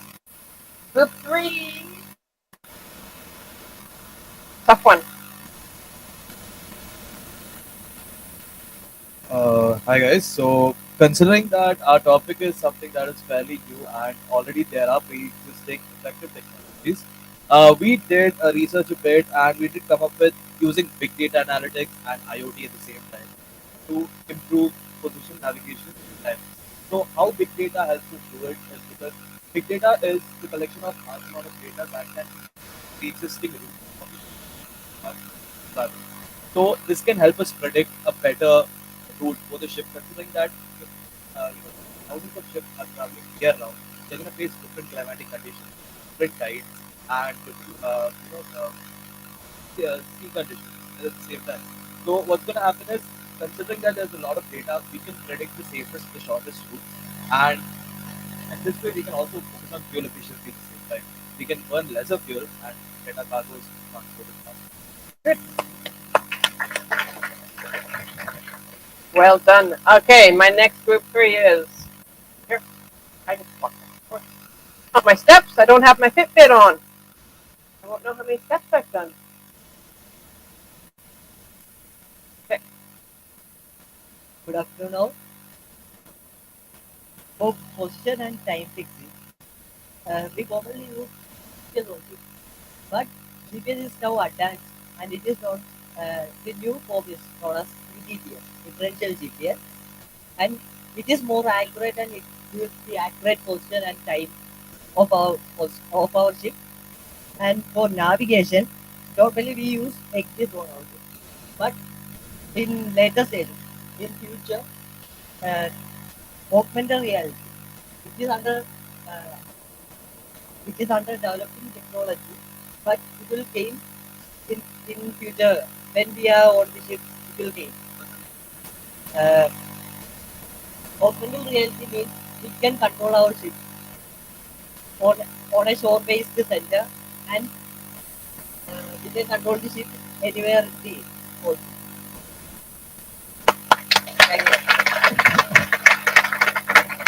Thank you. Interesting about the first one, differential GPS.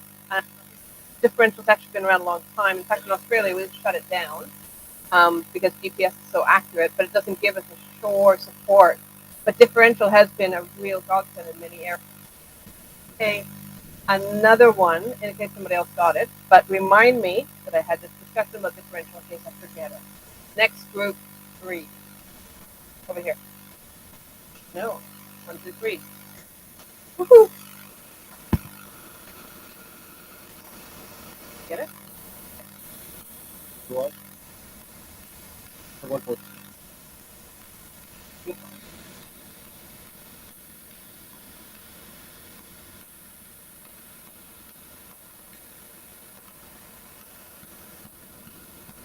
Human error. Yes. So like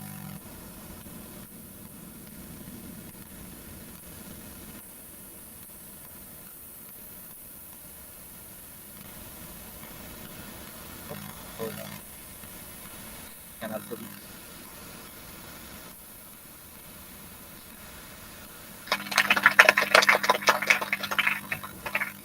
That's a good point, and you might be stealing some of my thunder. Fine, that's okay. Next group, more to go. Okay.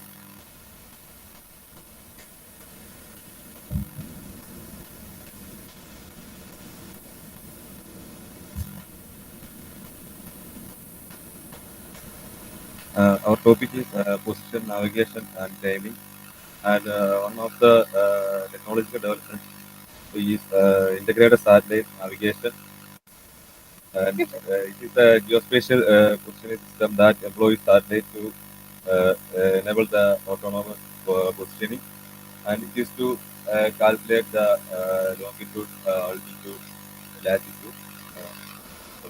Say it again, though, because I think some people were talking and might have missed it.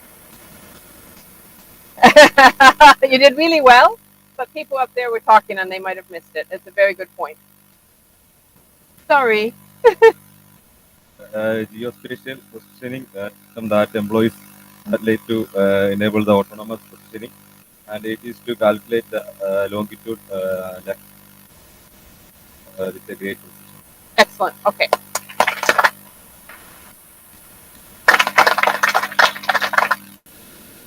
I think that's our last group, isn't it? Astro 3?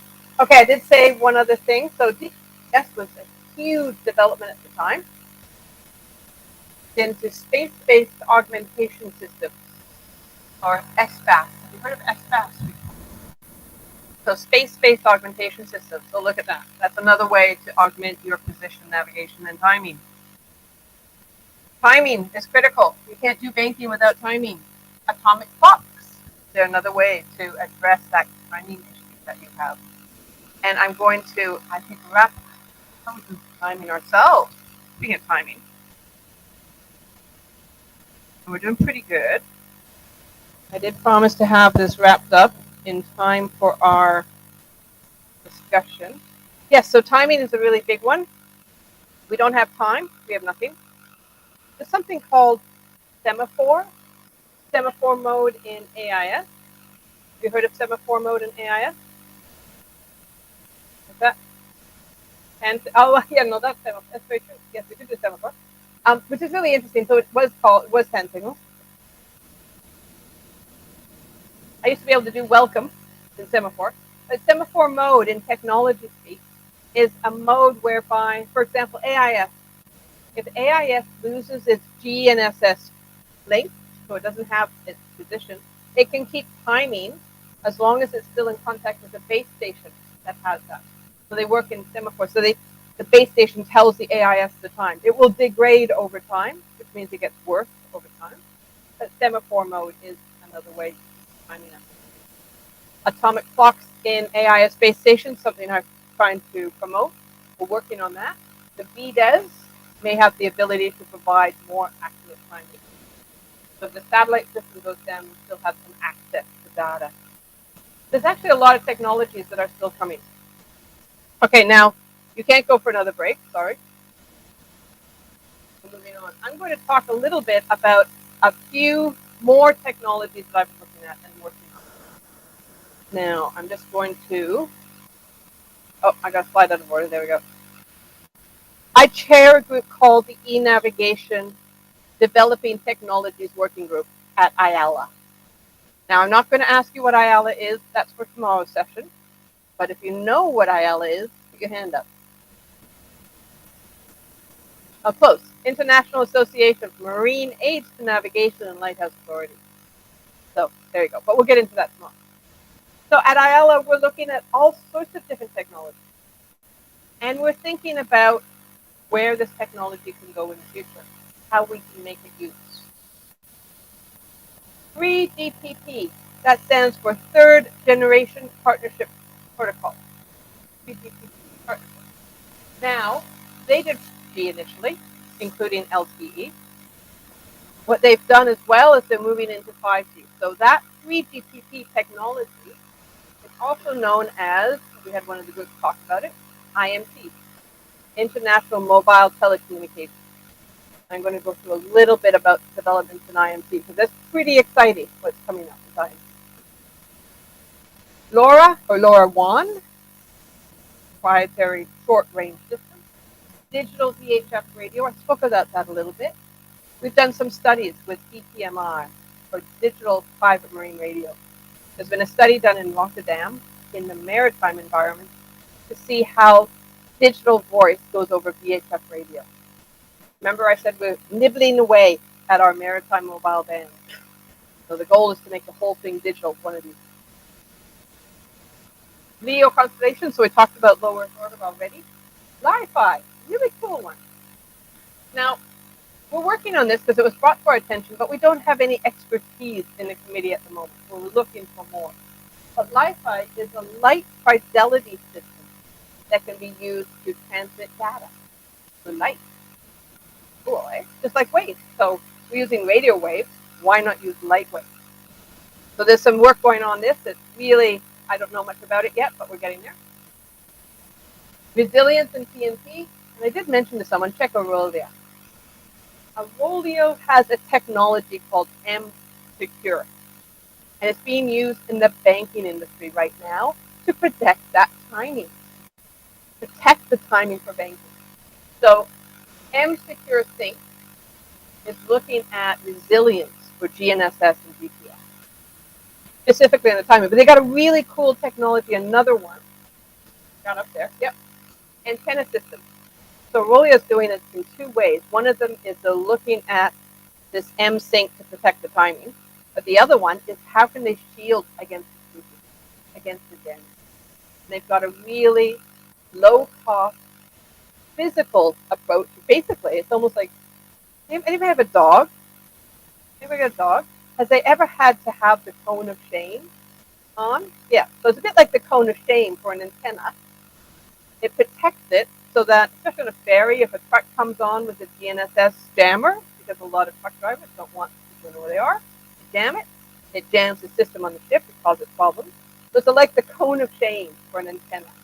It's a very practical, pretty innovative, but incredibly simple approach. It's like, oh, why didn't anybody ever think of that before? Mostly because the GNSS waves are really, the jamming ones are they penetrate a lot. So they had to come up with a very high quality. So they're doing that. 5G, precise positioning. We are getting to the point where our phone, anybody have a 5G activated phone? You got 5G on your phone, anybody? Getting pretty big in Australia right now. They're talking decimeter accuracy with your phone. Okay, remember back, what was the IMO's requirement for port accuracy? 10 meters. We're talking decimeter accuracy. So, I mean, we're getting down there. Pretty soon we're down to centimeter accuracy. Cutting that down. Pretty cool, 5G. 5G is a great technology. It's an IMT 2020 technology. I've got a slide on it a little bit later. Mostly because I think there's going to be a lot of opportunity with 5G. Huge bandwidth, so you ask why we don't have more bandwidth. 307.6 kilobits per second, but all you can get on the maritime mobile band that we've got. 5G, we're talking giga. We're way up there. 5G is the first development, the first IMT technology developed with maritime in mind. So they actually did use cases. Hoping that we're going to have time to use taking that one out to see. AI detection of ships in port. Synthetic images. So using synthetic images with real images to identify ships in port. I think someone was talking about using hydro. Who had the hydro technology? Yeah. So there are wave detection systems as well that are looking to see which way is the ship going, how fast is it going. Not just with the AIS, but marrying that with a satellite image with some wave data and a thing called fuzzy logic. So the management people might know a bit about that, but it's a concept about looking at different pictures. I love the name fuzzy logic. You can read up about it. It's very cool. As if logic is not fuzzy in that. IM 2020, we talked about that. Oh, IMT 2020 on voice. So 5G. I have a slide on that a bit later. 5G on voice to extend the range of the 5G. Had a presentation a couple of weeks ago on a company that wants to put voice all through the North Sea and coat the whole place with 5G connectivity, not through satellite, but terrestrial, through a distributed network of 5G voice. Pretty cool. Pretty dangerous because there's a lot of buoys out there, but there's also a lot of buoys out there, so they could actually put it on existing ones.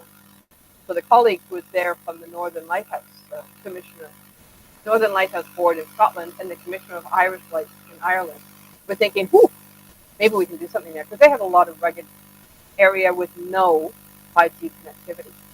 So you could do that. Really cool new one coming. This is way out there, not there yet. Metal surface wave communication.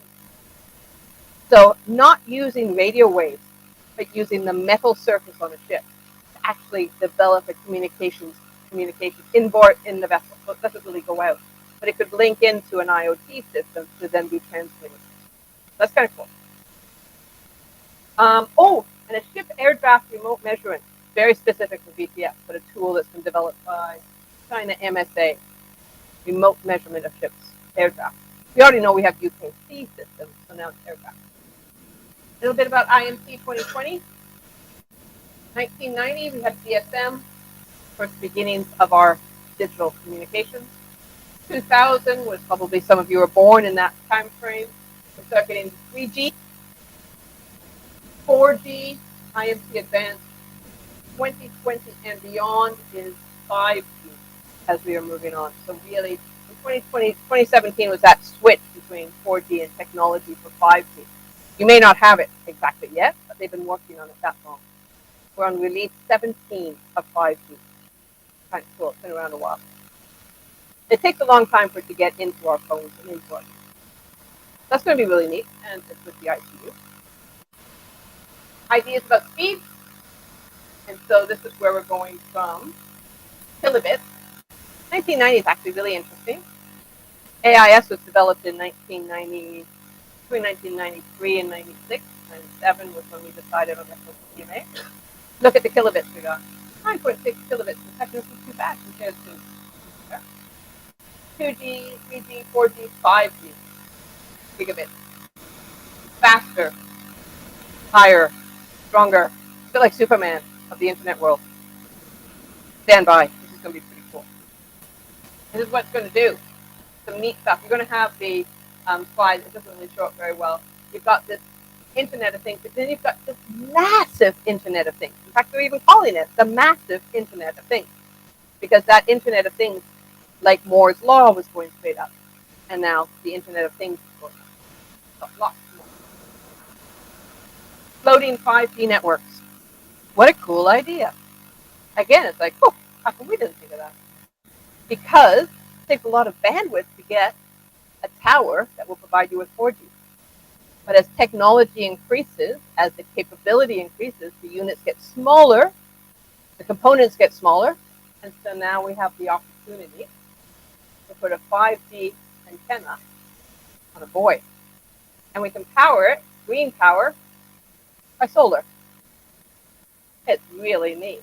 This is such a really excited, because just think if we could have an entire, we wouldn't even rely on satellite in some parts of the world. We'd just put 5G on the existing buoys, and they can talk to each other. They can network, a mesh network. I mean, my thought one time was, wouldn't it be great if everybody's phones be meshed together to somehow get our extension of range? But now they're through the buoys. So it's pretty cool. Developing. We got a few minutes for one last fairly quick activity. Look at the time. Yes.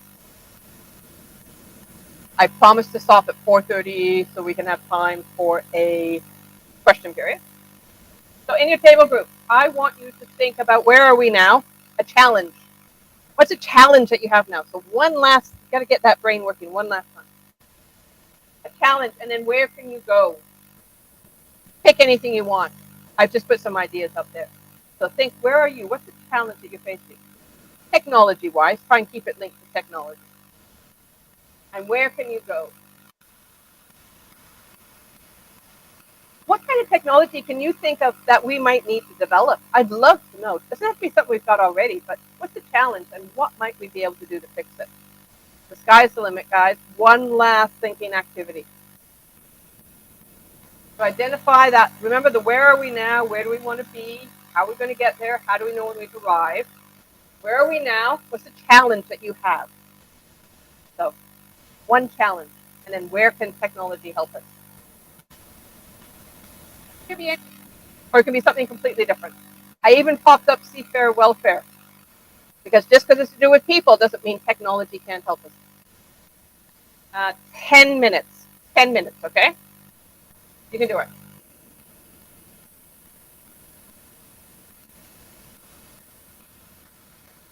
Yeah. Then we do a Menti, and then I do the quiz.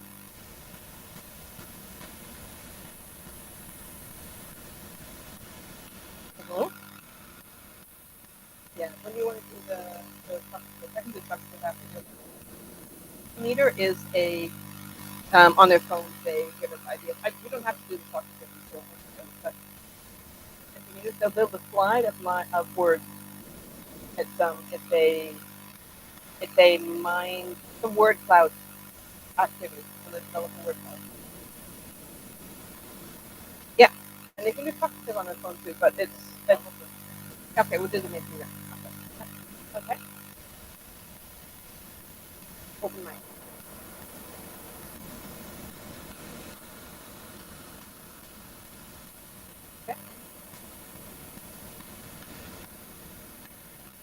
Okay.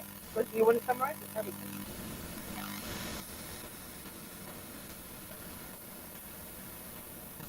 Okay. So what I started off with was just trying to get them to think about how they interact with technology, how they feel about technology, and the fact that it's nothing to be scared of. Really, that was the first exercise. And then we went into what are the technologies that we have, and how has it changed, how have they changed us, and how we think about it. And I was looking at technologies that are in existence, and thinking what technology.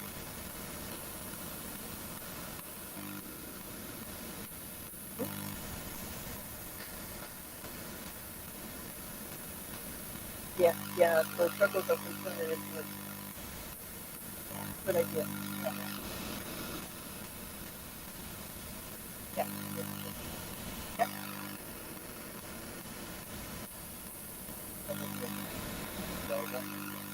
Okay. Oh, okay.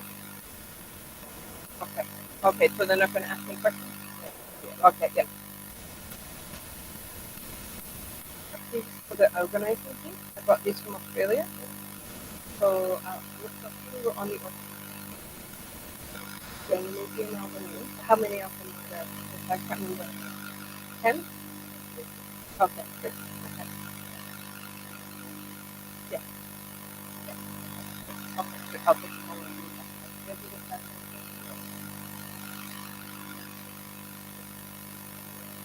Okay.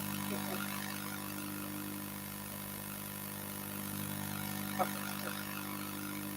I just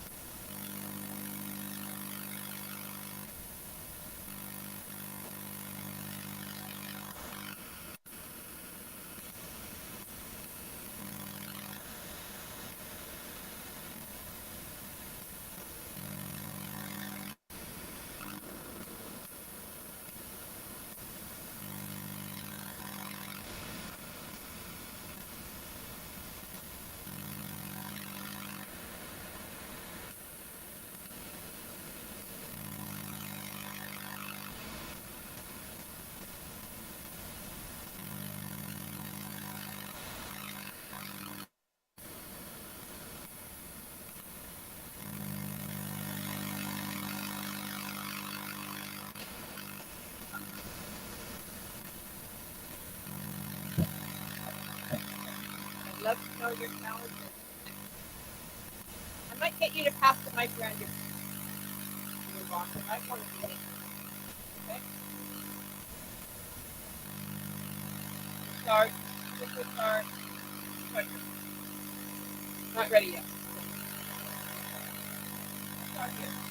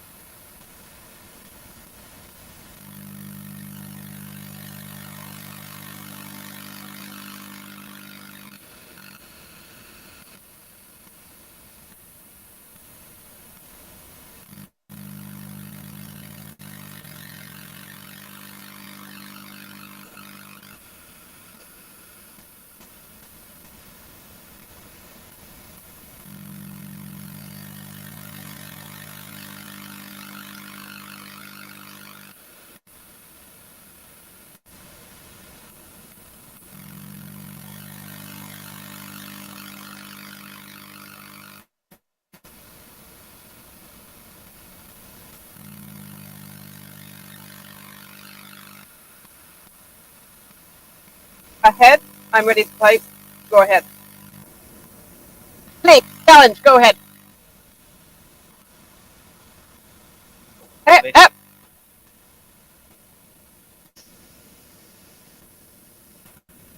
Yeah.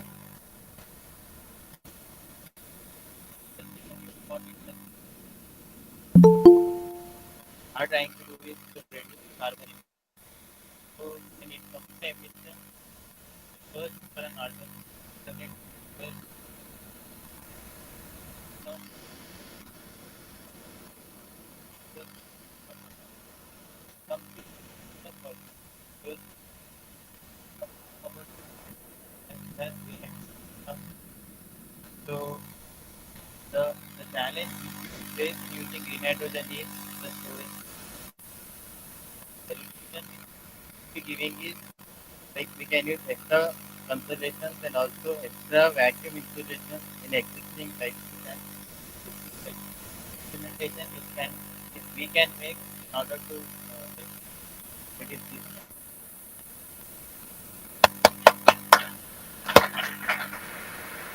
Sit to the next person.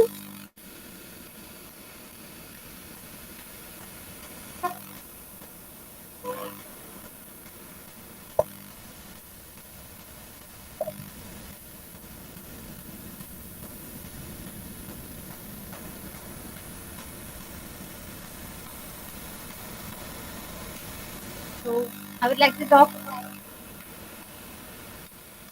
welfare of the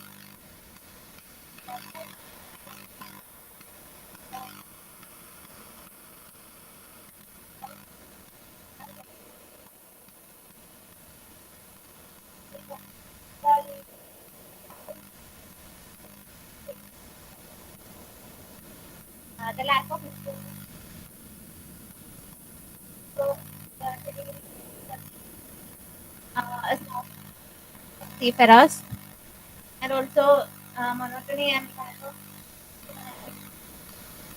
problem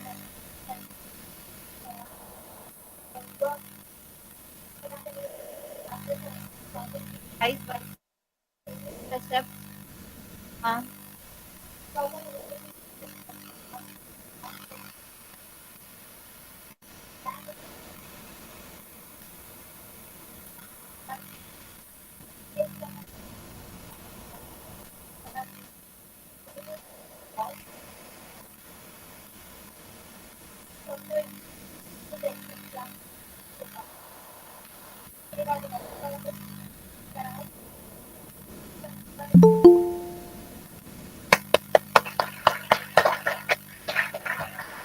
Who's next? Are you guys this table here? You guys ready? Are you ready? Yeah. Okay, we'll go there.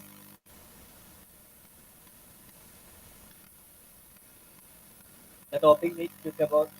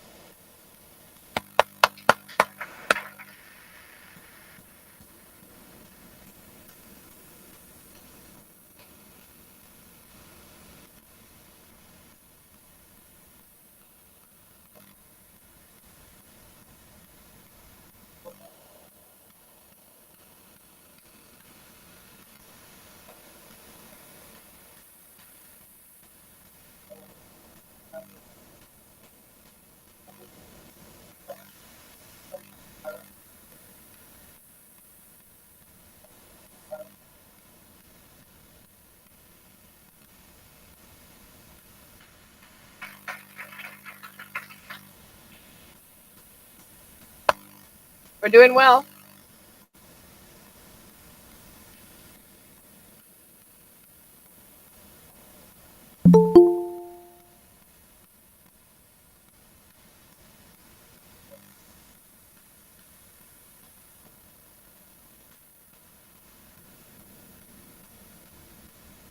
Please.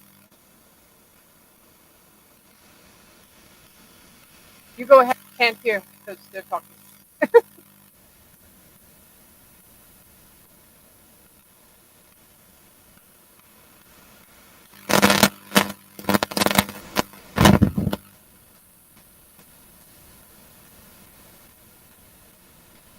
Okay, so position data, position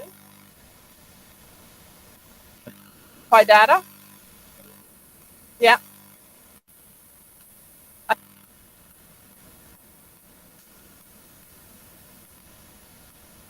Yep, I can hear you.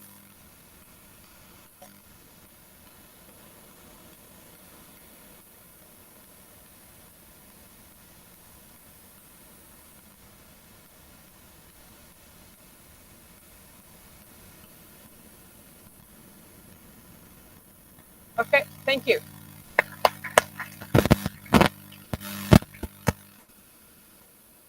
Who's next?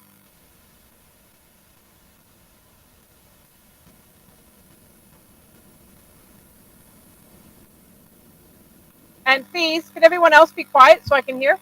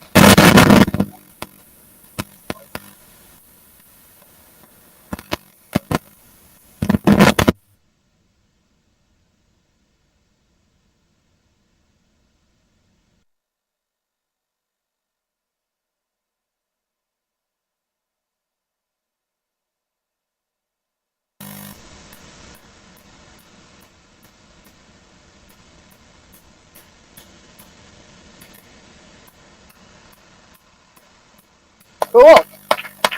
I didn't know about that. Did you? Oh, wow. Neat.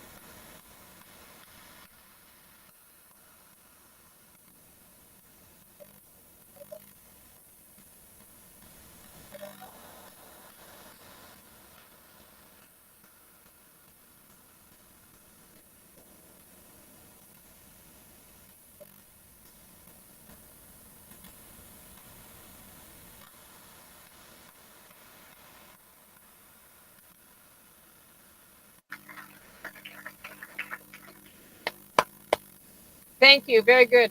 And it goes back to our discussion of that interconnectivity of all the systems. Okay, everybody, still need to be quiet. We've got some more to go. Can't hear you yet.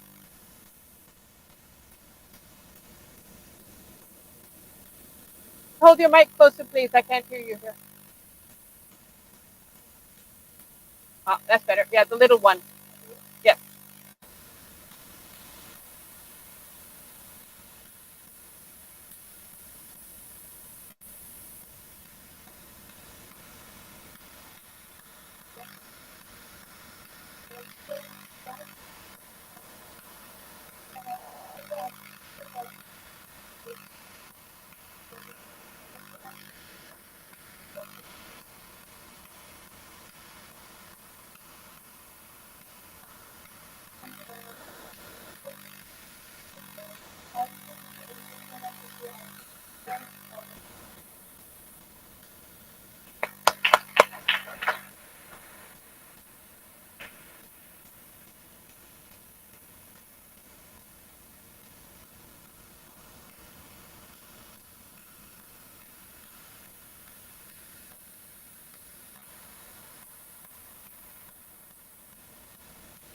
Who's left?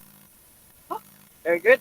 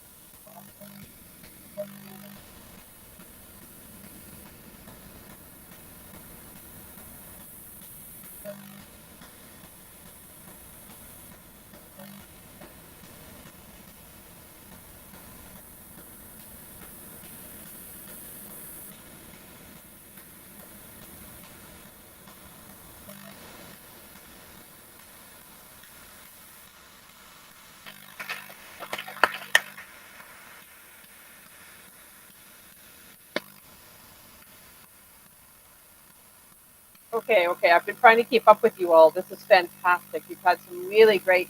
What I'll do is I'll tidy this up and I'll give it to Vinod afterwards, and it will be a summary of the discussion that you've got. Let me just get this back on again. There we go. So I've made a mind map. It's going to look a bit funny.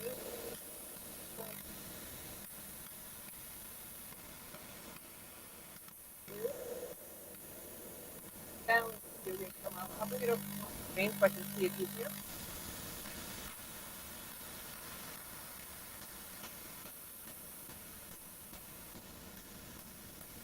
I've just got in front of me right now. I'm just going to balance the screen. Where can I go here to? Here's the home. What I'll do is I'll tidy it up as a mind map, and we will then be able to see how it all fits together. I will group together all of the aspects that you have for green fuels and the aspects of cybersecurity. So well done. That brings me one more activity. Okay, here we go. I was talking to Vinod. So Captain Naveen's been very nice to you. He says you're getting tired. I agree. We've got lots of information from you. You've had a great day. So I'm not going to make you do a soccer tip. I don't know if you know what soccer tip is, but we're going to do instead. If I can get it going. Okay, I get it here. We're going to do a Mentimeter. So, there we go. Have you done Mentimeters before? No. Okay.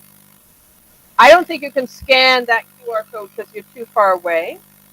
And besides which, give me a second because I've got to open it up on my computer here. I am going to here. And I'm hoping when I share the screen, can they see what I shared on the screen online?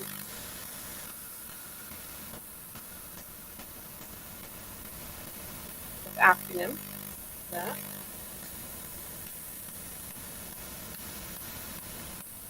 So if you go to Menti,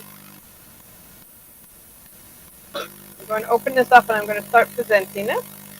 And I'll bring it over. So you go to menti.com on your phone, open up your phone, do a URL, go to menti.com.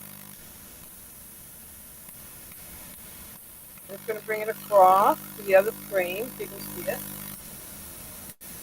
I'll get it over there. It's there. You know what I'm going to do? I'm going to go off that screen and I'm going to go to a new one. So go to menti.com. There's a code up there, 11403726. 114037. Somebody's already there. Excellent. I'm trying to get it over so you can see it. I'm trying to get it over so you can see it. QR code, right? Better.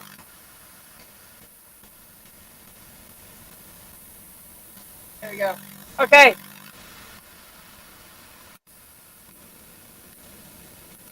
So the code is 11403726. You can see it on the top of the screen there. Menti.com 11403726, and we've got some people in there already.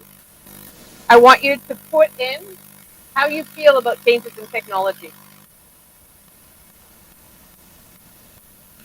Words, click submit, watch the screen. You can do 3 words again. And the way a word cloud is, don't worry if the word's already up there, do it again. It just gets bigger. That's the joy of a word cloud. Very cool. Mind-boggling, I love that word. That's an excellent word. Marvelous, fantastic, faster. Yes, things are getting faster. The acceleration of change is accelerating. Revolution, efficient, yes.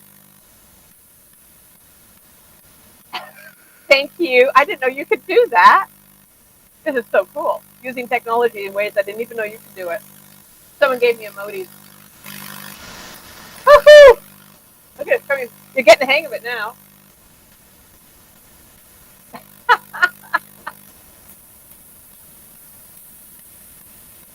Okay, we're getting even better stuff up there now. Now still try to put a word in so I can read it. That's good. But I like the happy faces. They're great. Wow. It's great. I love it. I'm trying to read. I think the projector's having trouble with the light. Must be so. Woohoo! Powerful, happy, user-friendly. Yes, user-friendly. It's interesting. The human-machine interface. How we work with machines. We want to make it work. Okay. Woo!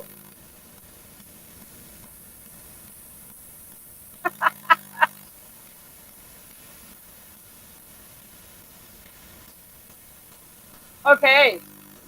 I'm going to give you a few more seconds to enter your words. You watching your words coming up there?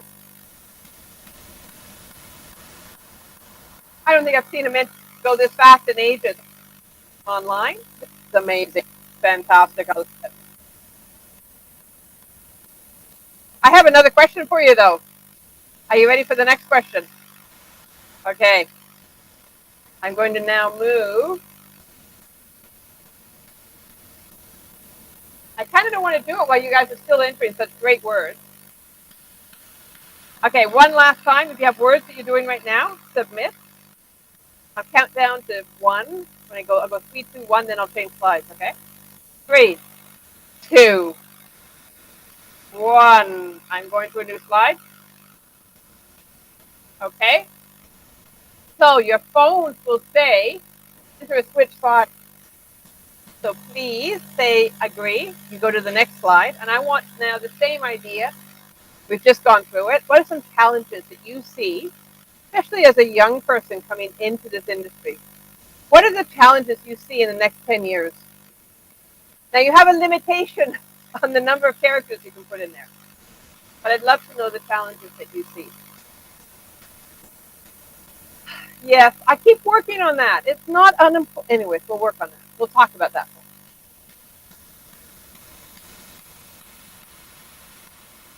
Weather. Thank you. It's a huge challenge. Significant weather events. For more of them. I like the challenge of meteorology. AI takeover. AI over human welfare.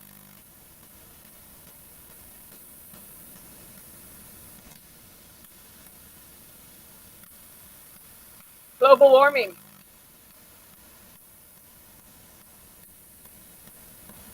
Jobs are still up there.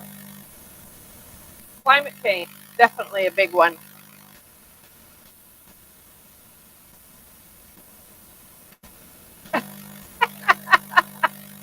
Okay. Australia is a challenge for the next 10 years. Thank you.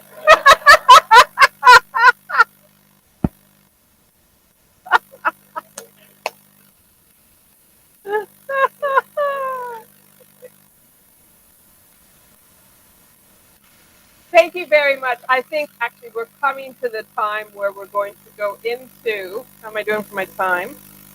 Where's my clock? I lost my phone. There it is. How am I doing, Vinit? Pretty good, right on time.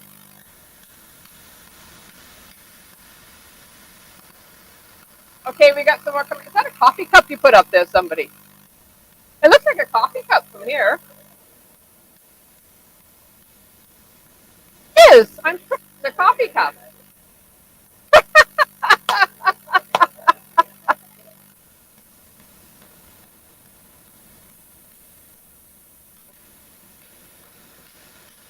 Okay, I don't think IMU is a challenge for the next 10 years. They're so amazing. They're giving you this opportunity and giving me the opportunity.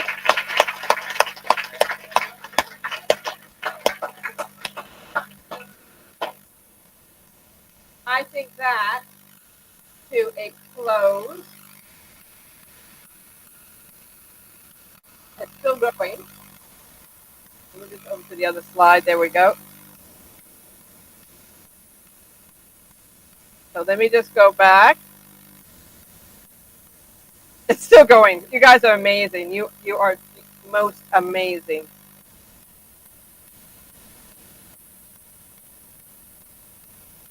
I'm just going to close out the session and pass to you. Okay. Okay, so guys, it's now, guys and girls, everybody, let's be careful how I say all this. Here's my presentation.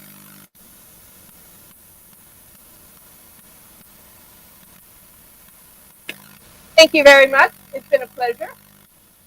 Got a few shots during the day.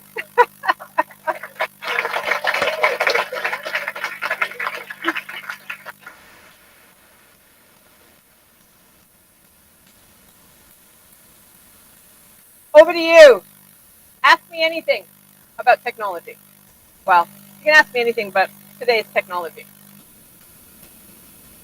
Over to you. Question.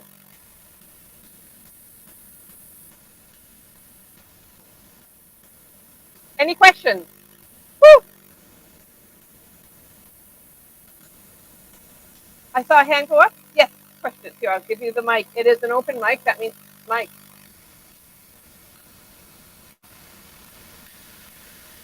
Oh, what's the other mic?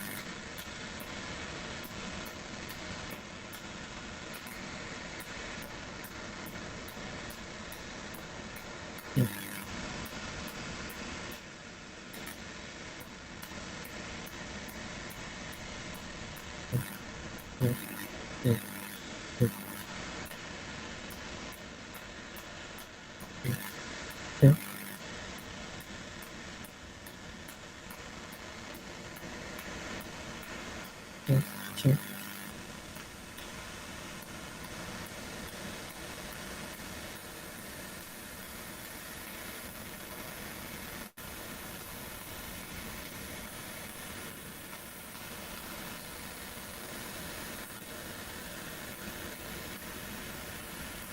I'm used. Okay.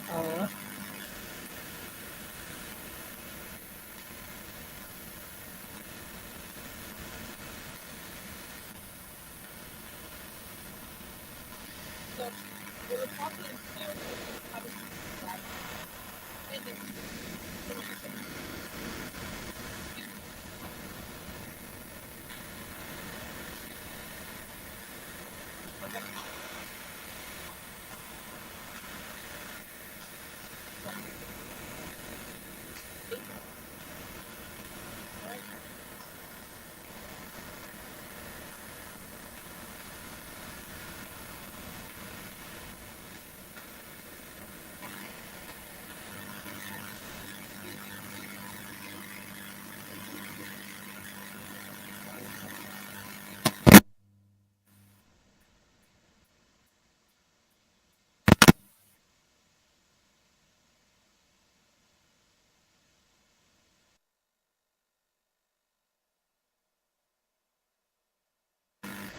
Anybody? The numbers?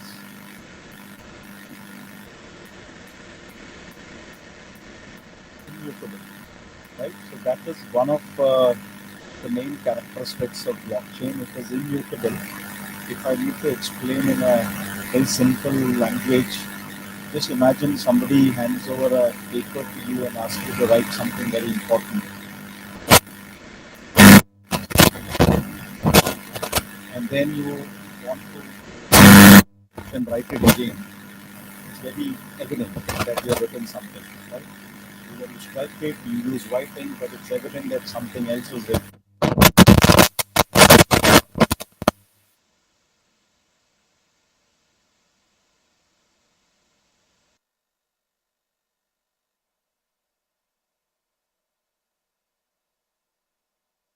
You come to know there's something. That is immutable. Which means in a blockchain, if you write something, if there's a financial transaction that happens, uh, you cannot erase it. You have to write it again, and everybody connected to blockchain will know that you had written something before. Right? That is one security feature of blockchain. That, and in financial transactions, very important. Imagine you transferred 1 lakh rupees to some account, and somebody could just delete it and make it 10,000 rupees. How would it be, right? So you can't. You transferred, then you want to transfer again. No, it was not 1 lakh. It was 10,000. You have to do it again, and that transaction of 1 lakh remains. Okay, so these are the things that the world is working on in blockchain and cyber security. In fact, there was one of the universities in UK which has come to IMU, and they had given a presentation. The Plymouth University, they have given a presentation. They have set up a complete cyber security lab in UK, in their college, in their university, and they are doing research. So what are they researching? Exactly the same thing. How do we secure the data? How do we make the ships more secure with data? Because today it's all about millions of data that is flowing into the system, right? Millions could be a smaller word now. So this is what the world is in for researching on how we can make ships secure or data secure, right?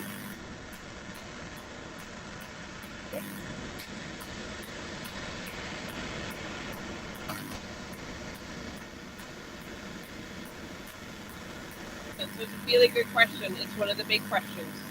Data. Data. It's all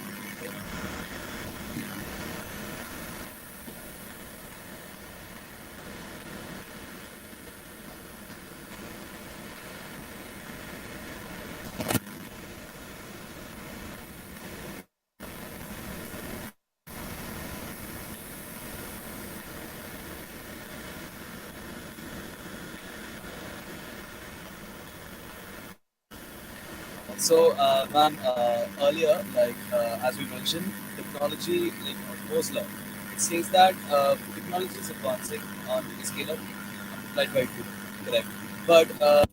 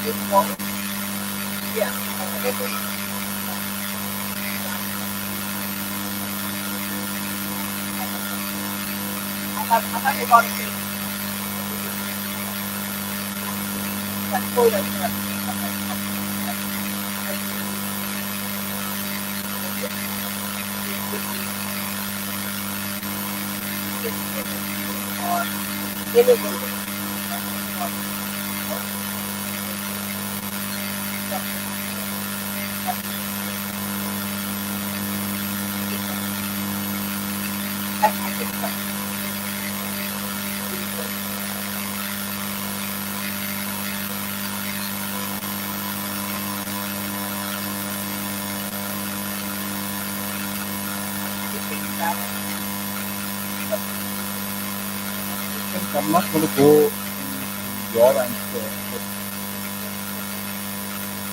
technology technology probably trying to make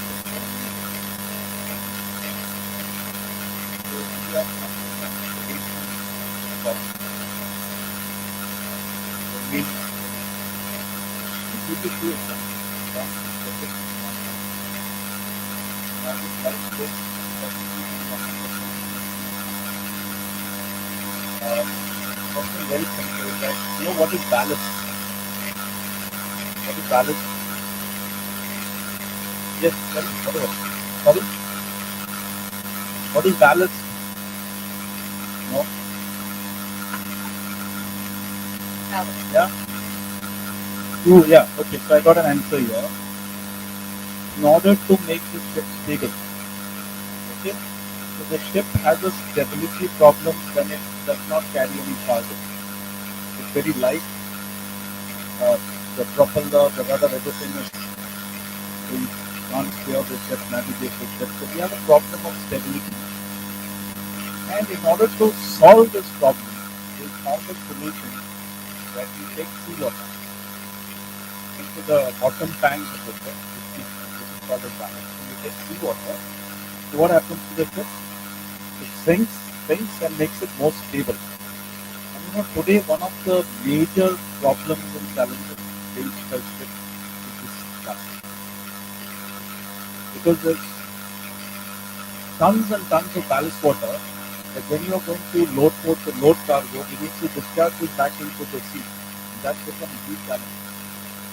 And Australia is one of the most challenging countries. Because in Australia I know, so what we need to do with ballast is that we take water from the port, let's say in America, we take the water, we are coming to India, so at mid-ocean we need to throw the water out and take much cleaner water from the ocean and then come and discharge it. And even that is not a solution. So the ballast water has actually become a problem now. Problem as in because you're bringing in a different environment, right? You're bringing in packaging from one place and it's an environmental issue. And what happens in Australia is when one of my trips we were doing Perth, Adelaide, Melbourne, Sydney, all the cities in Australia, and they want the ballast to be. They don't even accept the ballast from the previous one. If you're going to Sydney from Melbourne, they say no, Melbourne is a different country. You need to throw the water, go to sea, throw the water, take clean water, and then. And when you go to Adelaide, they say Sydney is another country for us. So it was a really challenging time. We had sleepless nights. The ship takes hardly 24 hours and we need to do the balance. And we have to do all the stuff. Yeah, we need to go. So what I'm trying to point out here is that we found the solution to the problem. Take second example. We all wanted to reach our destination faster. We wanted faster vehicles. We wanted vehicles that can take us.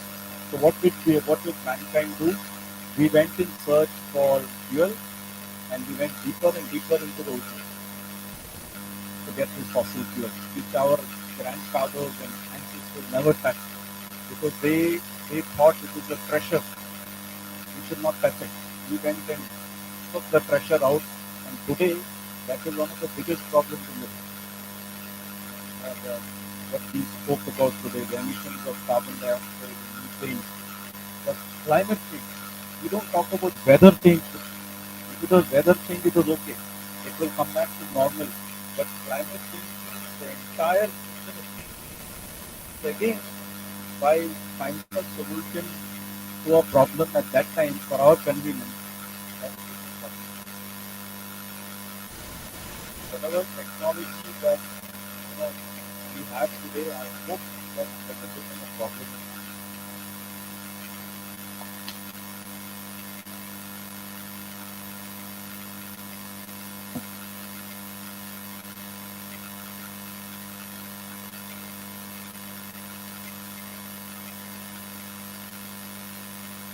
Okay, any other questions? We have time for one more question.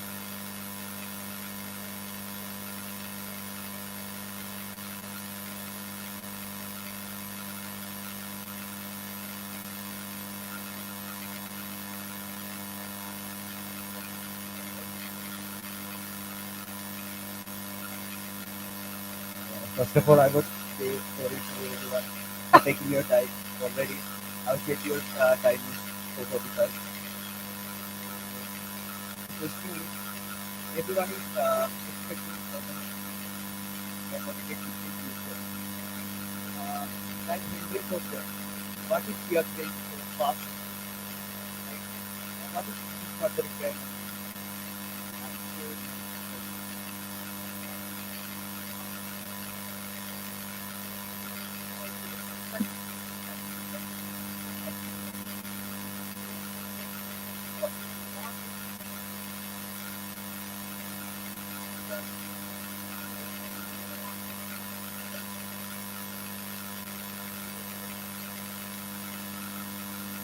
It comes down to the concept of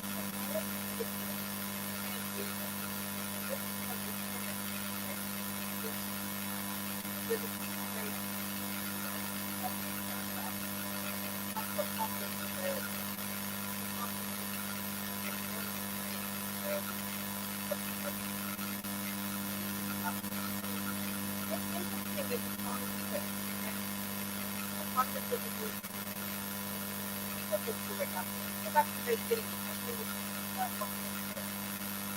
autopilot is around. How long? 1909. Okay, that's a pilot. Autopilot.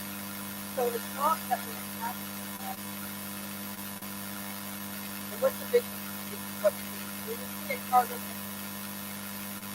where are the place that is still having still having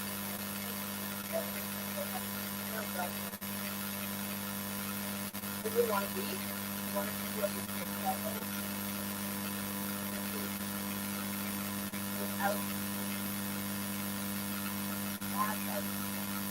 without having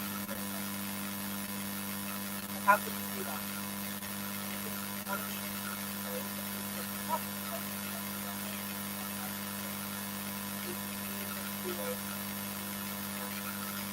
that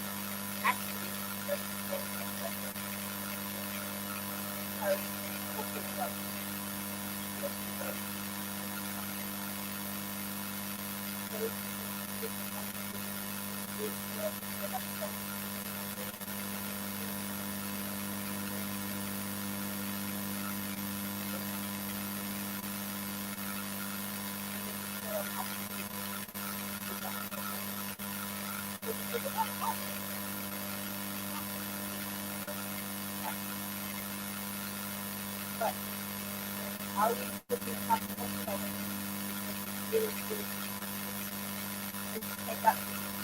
it's for another day.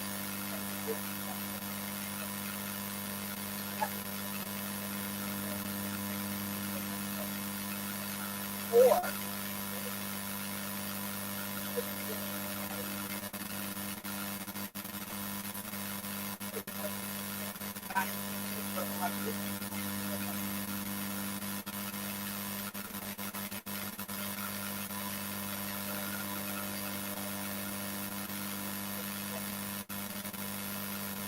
so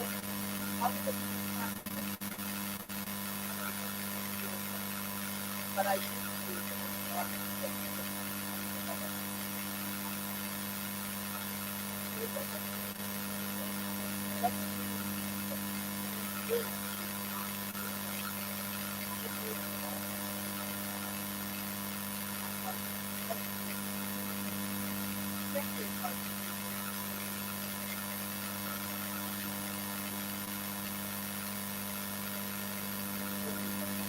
thank you so much for the amazing. I hope you enjoyed it. Have a good night.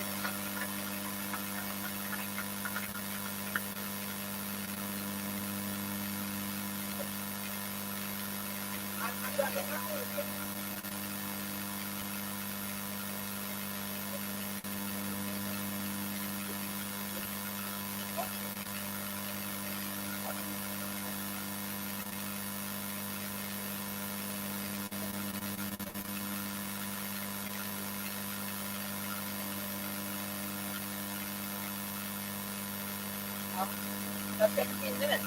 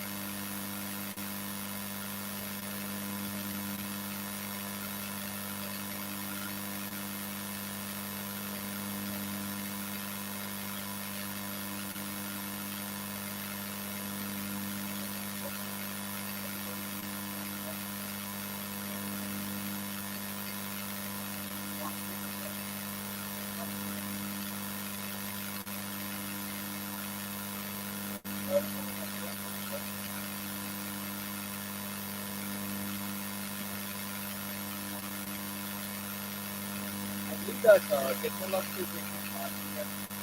So people should adapt along with the times change also. So like the implementation of study outside.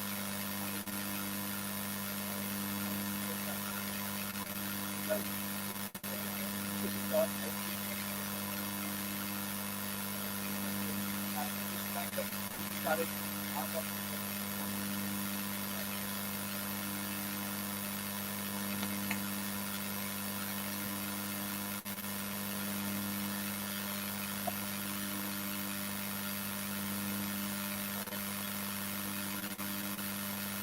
today we go to about influence of technology, speed of technology, and technology.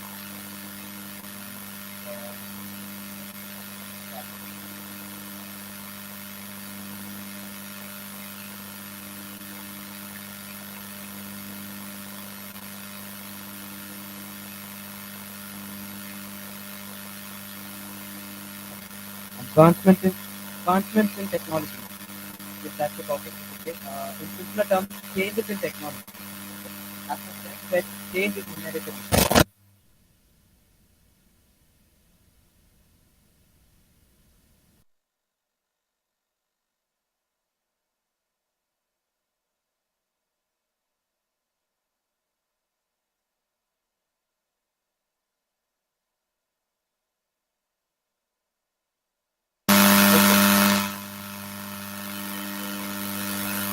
So my takeaway, if I say today,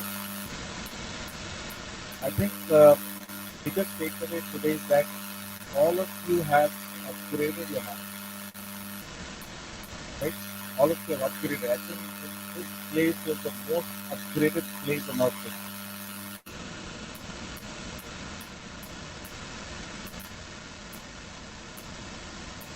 And why do I say that? Very simple.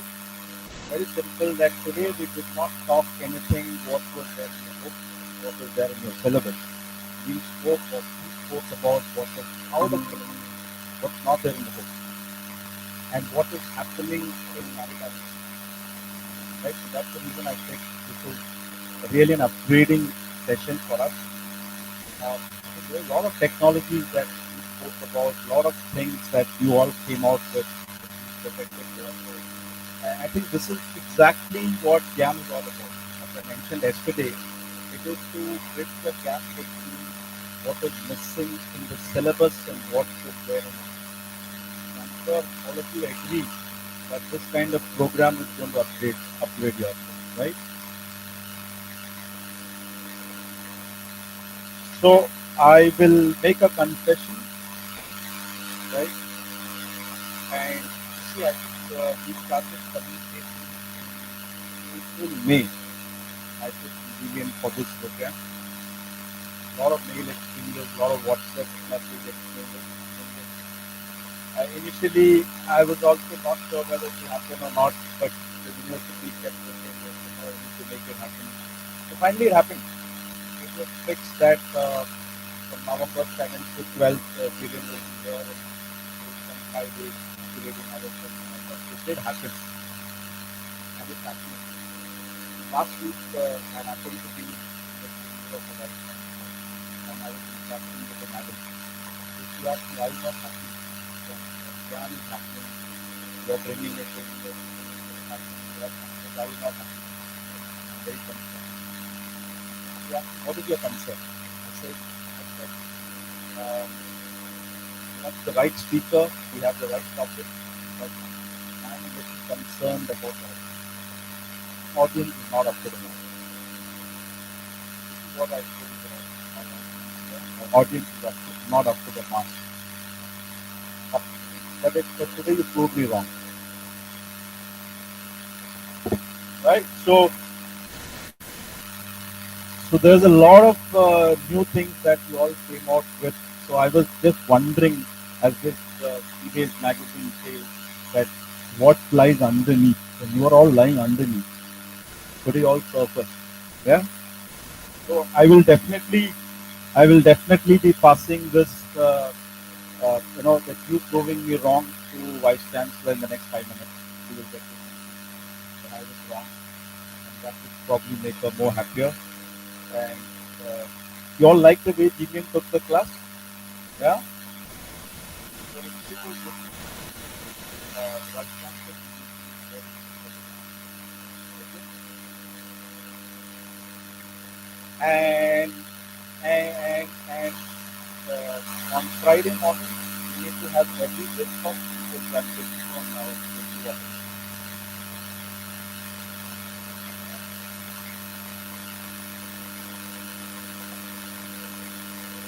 So unless you all want to sit here and enjoy, we end the day. It's up to you. Thank you.